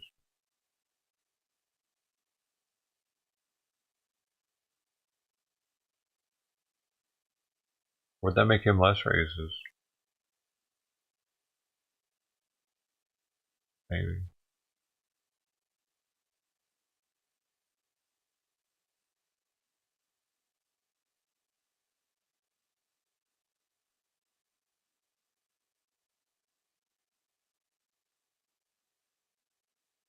She joins us now, sharing her story. Natanya, thank you so much for being with us. I can't imagine what you've been through since 1999, and then all the emotions that must be coming up over the last couple of days. What was your reaction, Natanya, when you saw these massive raids at P. Diddy's two homes? First and foremost, thank you for having me. It was very emotional. In short, it was extremely emotional because it was basically it marked 25 years, a quarter of a century since this occurred. And I've had to relive this over and over again, intermittently in that time. So when I saw it, it was very cathartic because I finally felt like justice would be done. Justice would be mine and belong to all of his victims. Yeah, and you have said since really right after the shooting that it was P. Diddy who shot you. I mean, I think you even said it to the doctor that night, right? I said it immediately. I literally watched them pull out the guns. I've had a clear point of view. I mean, for God's sake, I got shot in my nose. I was facing them directly. I watched everything occur and have described it, vehemently to all parties involved. I think in our society, we have respectability politics. There are people who want to be adjacent to power or celebrity or money, and there's a hierarchy of respectability. Because his name was more notable, he was believed rather than a victim who gave a first-hand account. By the grace of God, I survived. Yeah, and this was also a different time. I mean, things were very, very different in 1999. I mean, did you sense right from the beginning that no one believed you? Well, I don't think that was on my mind. I think first and foremost, I'm a mother. I'm a mother of 3. At the time, I was a mother of 2. And just surviving and getting home to my children was of the utmost importance to me. Being whole and being able to mother them. That was, primary on my list. I didn't have any reason to believe that to think that someone would not believe me. But as things unfolded, it was a very short period of time where I realized that's what in fact was happening. So, as I mentioned, Diddy has denied being the one who pulled the trigger. But this is interesting, Natanya. Rodney Jones, also known as Little Rod, is now suing Diddy for sexual harassment. That's something that's been in the headlines for the last couple of days. And there's a very interesting quote from his lawsuit that relates back to you that I want to read because it sort of ties all of this together. And it says, Jones claims in the lawsuit, Mr. Combs shared that he was responsible for the shooting in the nightclub in New York City with rapper Shine. He shared that artist and Mr. Combs' girlfriend at the time, Jennifer Lopez, aka J-Lo, carried the gun into the club for him and passed him the gun after he got into an altercation with another individual. So now you have Little Rod in this new lawsuit saying that Diddy told him that he actually was responsible. I mean, what did you think when you read that? Well, I was incensed for a number of reasons. First and foremost, for the past quarter of a century, he's vehemently denied that he was responsible, even though I knew wholeheartedly, and as so many others who were in the club that night, we all knew he was responsible. A lot of people were afraid for their safety, justifiably so. I mean, the history that has occurred in the last 25 years proves that they were justified in being afraid. But I wasn't afraid. I wasn't afraid because I still bear I have 9 bullet fragments remaining in my face. So when I saw that count 128, that's actually count 128 of the lawsuit. When I saw that on a podcast that was analyzing all of the counts, I knew I had to speak. I had no intention of going viral. I was just getting it out of me. I have a mantra, having my say. There was a time a few years ago where I had a talk radio show called Having My Say. And that's very important to me. I believe everyone is entitled to have their say. Far too often we don't hear people or listen. And so I just wanted to get it out of me because it was like an audible, deep breath that I needed to take. And I made the TikTok video not expecting it to go viral. Went to pick up my daughter, came back home, and she's like, and I literally told her, I'm like, well, you're probably going to see it tomorrow. I made a video on TikTok. Maybe 100 people will see it. By the time we got home, she said, Mom, it was 70,000 people. And I could not believe it. But it was time. It was time for me to speak. I'd stayed quiet for 25 years. It was my time to speak. Yeah, we don't know yet what's going to happen with the P. Diddy situation. Obviously, again, he hasn't been arrested. There's clearly a very big federal investigation happening now. But I'm thinking back to other cases, R. Kelly, Jeffrey Epstein. When they started to dig, all sorts of stuff came to the surface. They reopened old investigations. Would you like to see the investigation involving you getting shot at that club be reopened? Absolutely. Absolutely. The irony is there was a grand jury. We all had to go and speak at the grand jury. J-Lo testified at the grand jury, as did many other people. It needs to be reopened because if that is in fact the case, she carried the gun in and she lied to the grand jury. It needs to be reopened. My shooting, ironically, the night I went into the club, I had a comb in my pocketbook called a rat tail comb. People in the beauty industry or people that use that type of comb would be all too familiar. It's just a comb. It can't do anything to harm anyone. And I had the very security officer who lied during the trial, Sharice, I forget her last name, but she literally took it from me and kind of pushed me like, you can't take this thing. This is a weapon. To let other people in with guns. If someone had combed me 24 years ago, I'd be fine. You wouldn't even know my name. But having been shot by someone that was allowed to come into the gun when I couldn't bring in a comb, I would absolutely unequivocally like the case reopened. It needs to be reopened. And the saddest part for me is, had people taken what I said more seriously and listened more intently, 24 years worth of people probably would not have had to suffer. Yeah, and I ask you this respectfully, just because I think people at home might be wondering, and I've never been shot, I can't imagine what that's like, but, you know, in the chaos of that moment, and it's a club, and there's people all around, like, how can you be sure that it was actually P. Diddy? Because I watched I was standing by the front door, I watched the entire thing out. I had no reason to believe that it would escalate to a shooting. It was just male machismo and bravado at first. A lot of pushing and shoving, raised voices, hands. But then I saw them reach in their waist and draw from their hip. And I knew. I instantly turned to my friends and told them, be careful, watch out. And when I turned back, I know, and I've said over and over, I've heard the voice of God said, you are about to be calm down.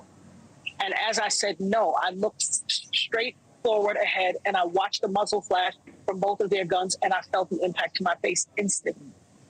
Wow. There's no doubt in my mind who shot me. Thanks so much for watching. Go to joinnn.com to find News Nation on your television. Everybody's going after him at once with everything. Yeah, man, get him. Oh, I got a response on one of my comments.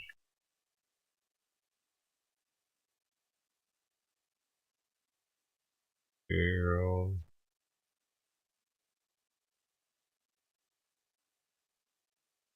Oh.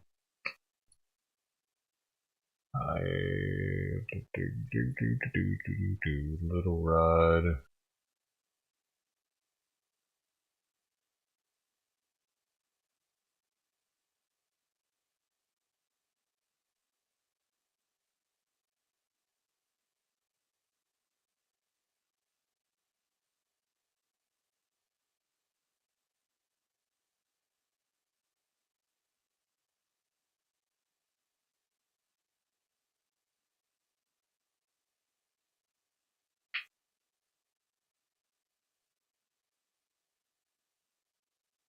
Diddy adopted a white child. That's not weird, is it?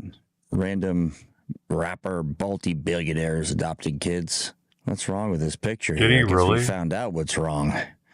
Diddy likes to diddle the little ones. I want you to tell them the story about how I adopted you. But you still have beautiful parents that you're my child also. But Right. please tell the story.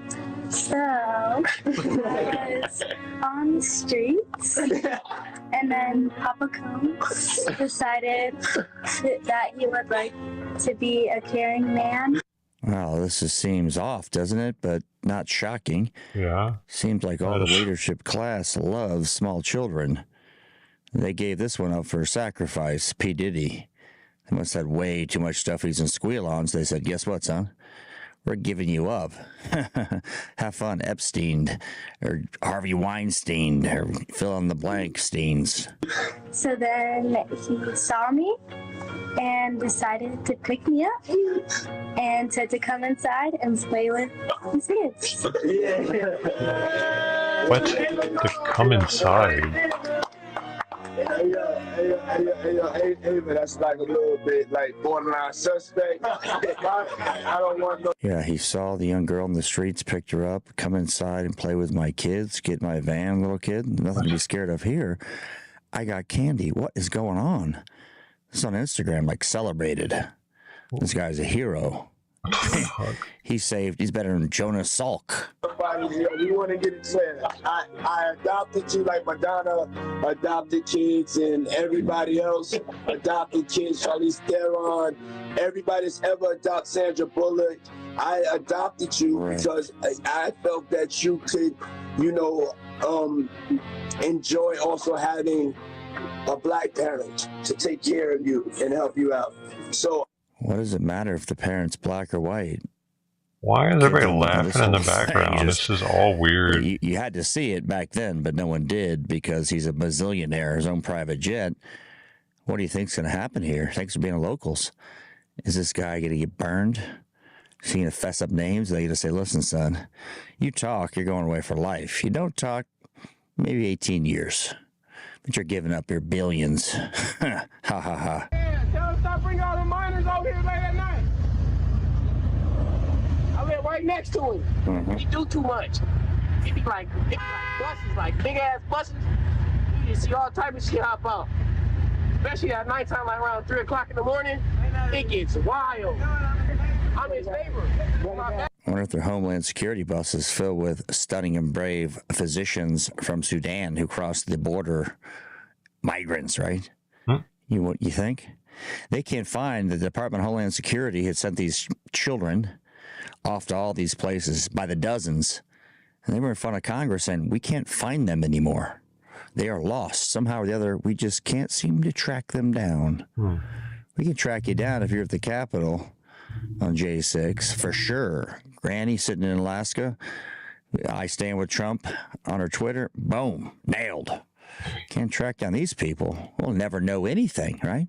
But the writing was on the wall, wasn't it? I mean, let's look back to Justin Bieber's. Justin, you ever seen the movie 48 Hours? Right now, he's having 48 hours with Diddy, him and his boy. They're having the times of their lives, like you know, where we hanging out and what we doing. We can't really disclose. But It's odd, isn't it? I mean, I guess he's a record producer. You're going to have some young talent, but he really likes young talent. And with the current accusations, you'd say, well, how did we miss it? Is Bieber going to say something? No. I think you have to be part of the club. You got to give up the rear O-ring as part of the club. Like a Michael Jackson thing. Like Macaulay Culkin slept in his bed is totally normal. Mm-hmm. He only settled for like 10 small children. Totally normal. Seems like when you get to the elite level, you reach a level of degeneracy that's hard to wrap your mind around. All of them. Every one of them. But it's definitely a 15-year-old's dream. You know, I have been given custody of him. You know, he signed to Usher. Who signed to Usher? I had legal guardianship of Usher when you know he did his first album. I did Usher's first album. I don't have legal guardianship of him, but for the next 48 hours, he's with me. So and we gonna go full. It's odd. Legal guardianship of these 13-year-olds. Too ugly, man. Bieber. What's she talking Bieber's about? Canadian, so it's a little more complicated. Usher's like, wait for it, man. This gets better. It's juicy, right? Juicy. And I lived with Sean Puffy Combs for a year. That's the crazy thing. Now, that was L.A. Reid's idea, right? We're sending you...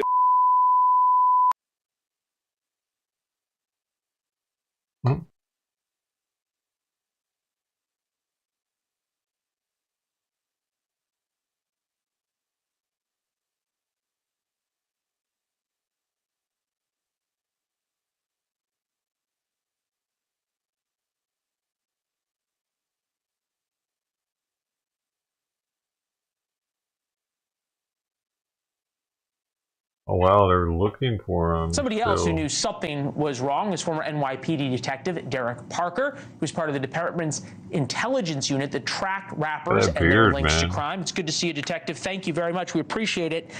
Am I wrong to say that for a very long time, anybody with a brain knew that Puff Daddy wasn't just an upstanding citizen who sung good music and made a lot of money? Well, back then, when I investigated Puffy and some of the incidents he was involved with, he was involved in certain things, but it was nothing like this. This is something that's been coming out. You ever hear rumors?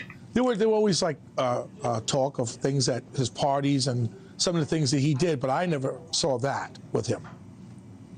All right, I watched an interview with you earlier, and you said that there were some very powerful lawyers that Puff Daddy had to protect him from the investigations you were launching. Was there also some very powerful celebrities, very powerful influencers in New York as well that were trying to protect him? He was sort of too good to take down? Well, no, not at that time. Puffy had problems because he had the shooting at Club New York with J-Lo, when J-Lo was with him. And then he had the shooting, he had the assault at MTV Studios with Steve Stout. And he refused to press charges, so we couldn't really go forward with that case back then. But, you know, Puffy and I got to know one another because every time he got into trouble, I had to go to see what was going on, or to arrest him, or to assist in arresting him. All right, you say that you had to assist in arresting him on and on and on. Claims from some of the lawsuits, ordered sex workers and prostitutes, ordered and distributed ecstasy, cocaine, GHB, ketamine, marijuana, mushrooms. That's documents from Rodney Little Rod Jones against somebody who was involved along with Puff Daddy. That he had an assistant, Diddy's chief of staff in the sex trafficking probe. Court documents in a lawsuit compare her to Ghislaine Maxwell. Describe for us Puff Daddy's world and how he sort of expanded that world from just rap culture to white parties in the Hamptons that became the place to be for the New York jet set crowd. Well, back then when Puffy, when I retired and stuff, Puffy had his brand. His brand was Bad Boy Records. And also he did a lot with, radio and TV. And he did a lot of parties in the Hamptons and the city. He had some really good parties. Listen. He ran his parties where people, if you didn't show up dressed, you wouldn't get in. So he never had those kind of problems. However, like I said, some of the events that he did brought out a lot of celebrities and a lot of people, but it also brought out a lot of police too, because we had to watch and see who was coming and to make sure that there's no violence or no problems at some of these events that he threw. I hear you there. What I can't get over is how, and you know this better than anybody from law enforcement, right? You never get caught cheating on your wife the first time. You never get caught drunk driving the first time, right? Right. If these allegations are true, they go back a long time. You listen to what Usher said. You listen to what Justin Bieber said. How are we to believe that none of these celebrities, that the law enforcement, that nobody had any idea of, if true, this really horrific behavior? Well, if these allegations were true back then, a lot of people weren't going to come forward and talk. See, with the police department, we need cooperation. If you don't have cooperation or people that come forward and make complaints, then you don't really have a case. There's not really far you can go. How long do you think till he ends up in handcuffs? I'm sorry? How long till you think he ends up in handcuffs? How long did he end up in handcuffs? No, yeah, how long till it happens, you think? That's going to be probably soon. I would say the way the case is going right now, yes. I think they're going to have an indictment soon. Well, and you think there's going to be a lot of people who are going to have to answer some uncomfortable questions about what they saw, what they knew, and if they did anything to cover it up. Detective, it's good to see you. Thank you very much. We appreciate it. All right, thank you for having me. Thanks for watching. Go to joinnn.com to find News Nation on your television.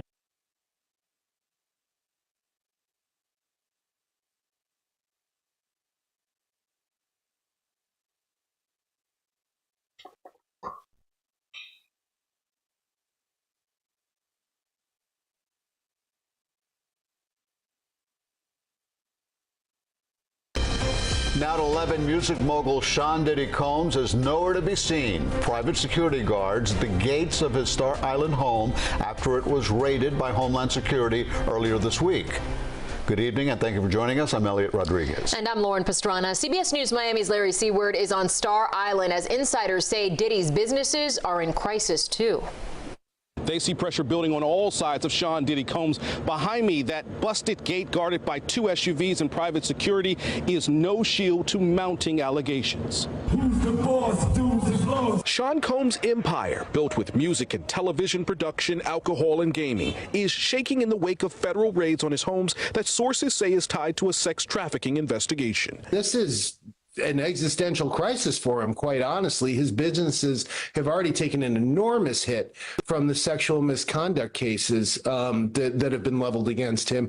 And obviously, Homeland Security went in almost literally with guns blazing when they were searching his houses. In Los Angeles, Homeland Security searched Combs' home for guns. Sources say they took firearms from his Star Island mansion, too.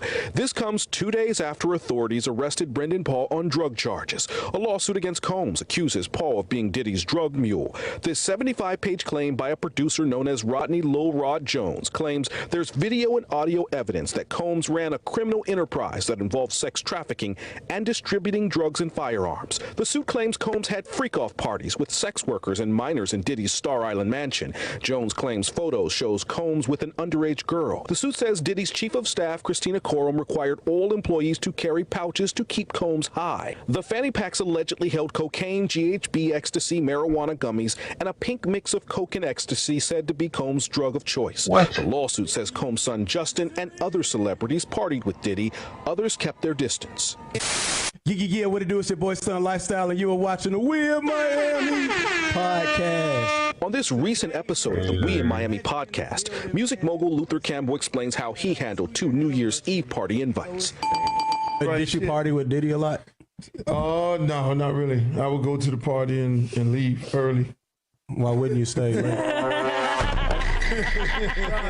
I go to the party and leave early. I'm sorry. Yeah. I don't know what goes on after hours, but he wasn't trying to find out. I wasn't trying to find out. Campbell says he feels sorry for Diddy's family. When 5 or 6 women are accusing a man of sexual misconduct, I hate to say this, but especially a black man, that is a difficult thing to speak out against unless you know it to be untrue, which most people don't. Only the people involved would know. Combs' Especially lawyer a says the black allegations man. are What does that nothing more than a mean? witch hunt based on meritless accusations. Combs' lawyer says Diddy is innocent and will continue to fight every day to clear his name. To this point, he has not shown his face publicly here or made any public comment.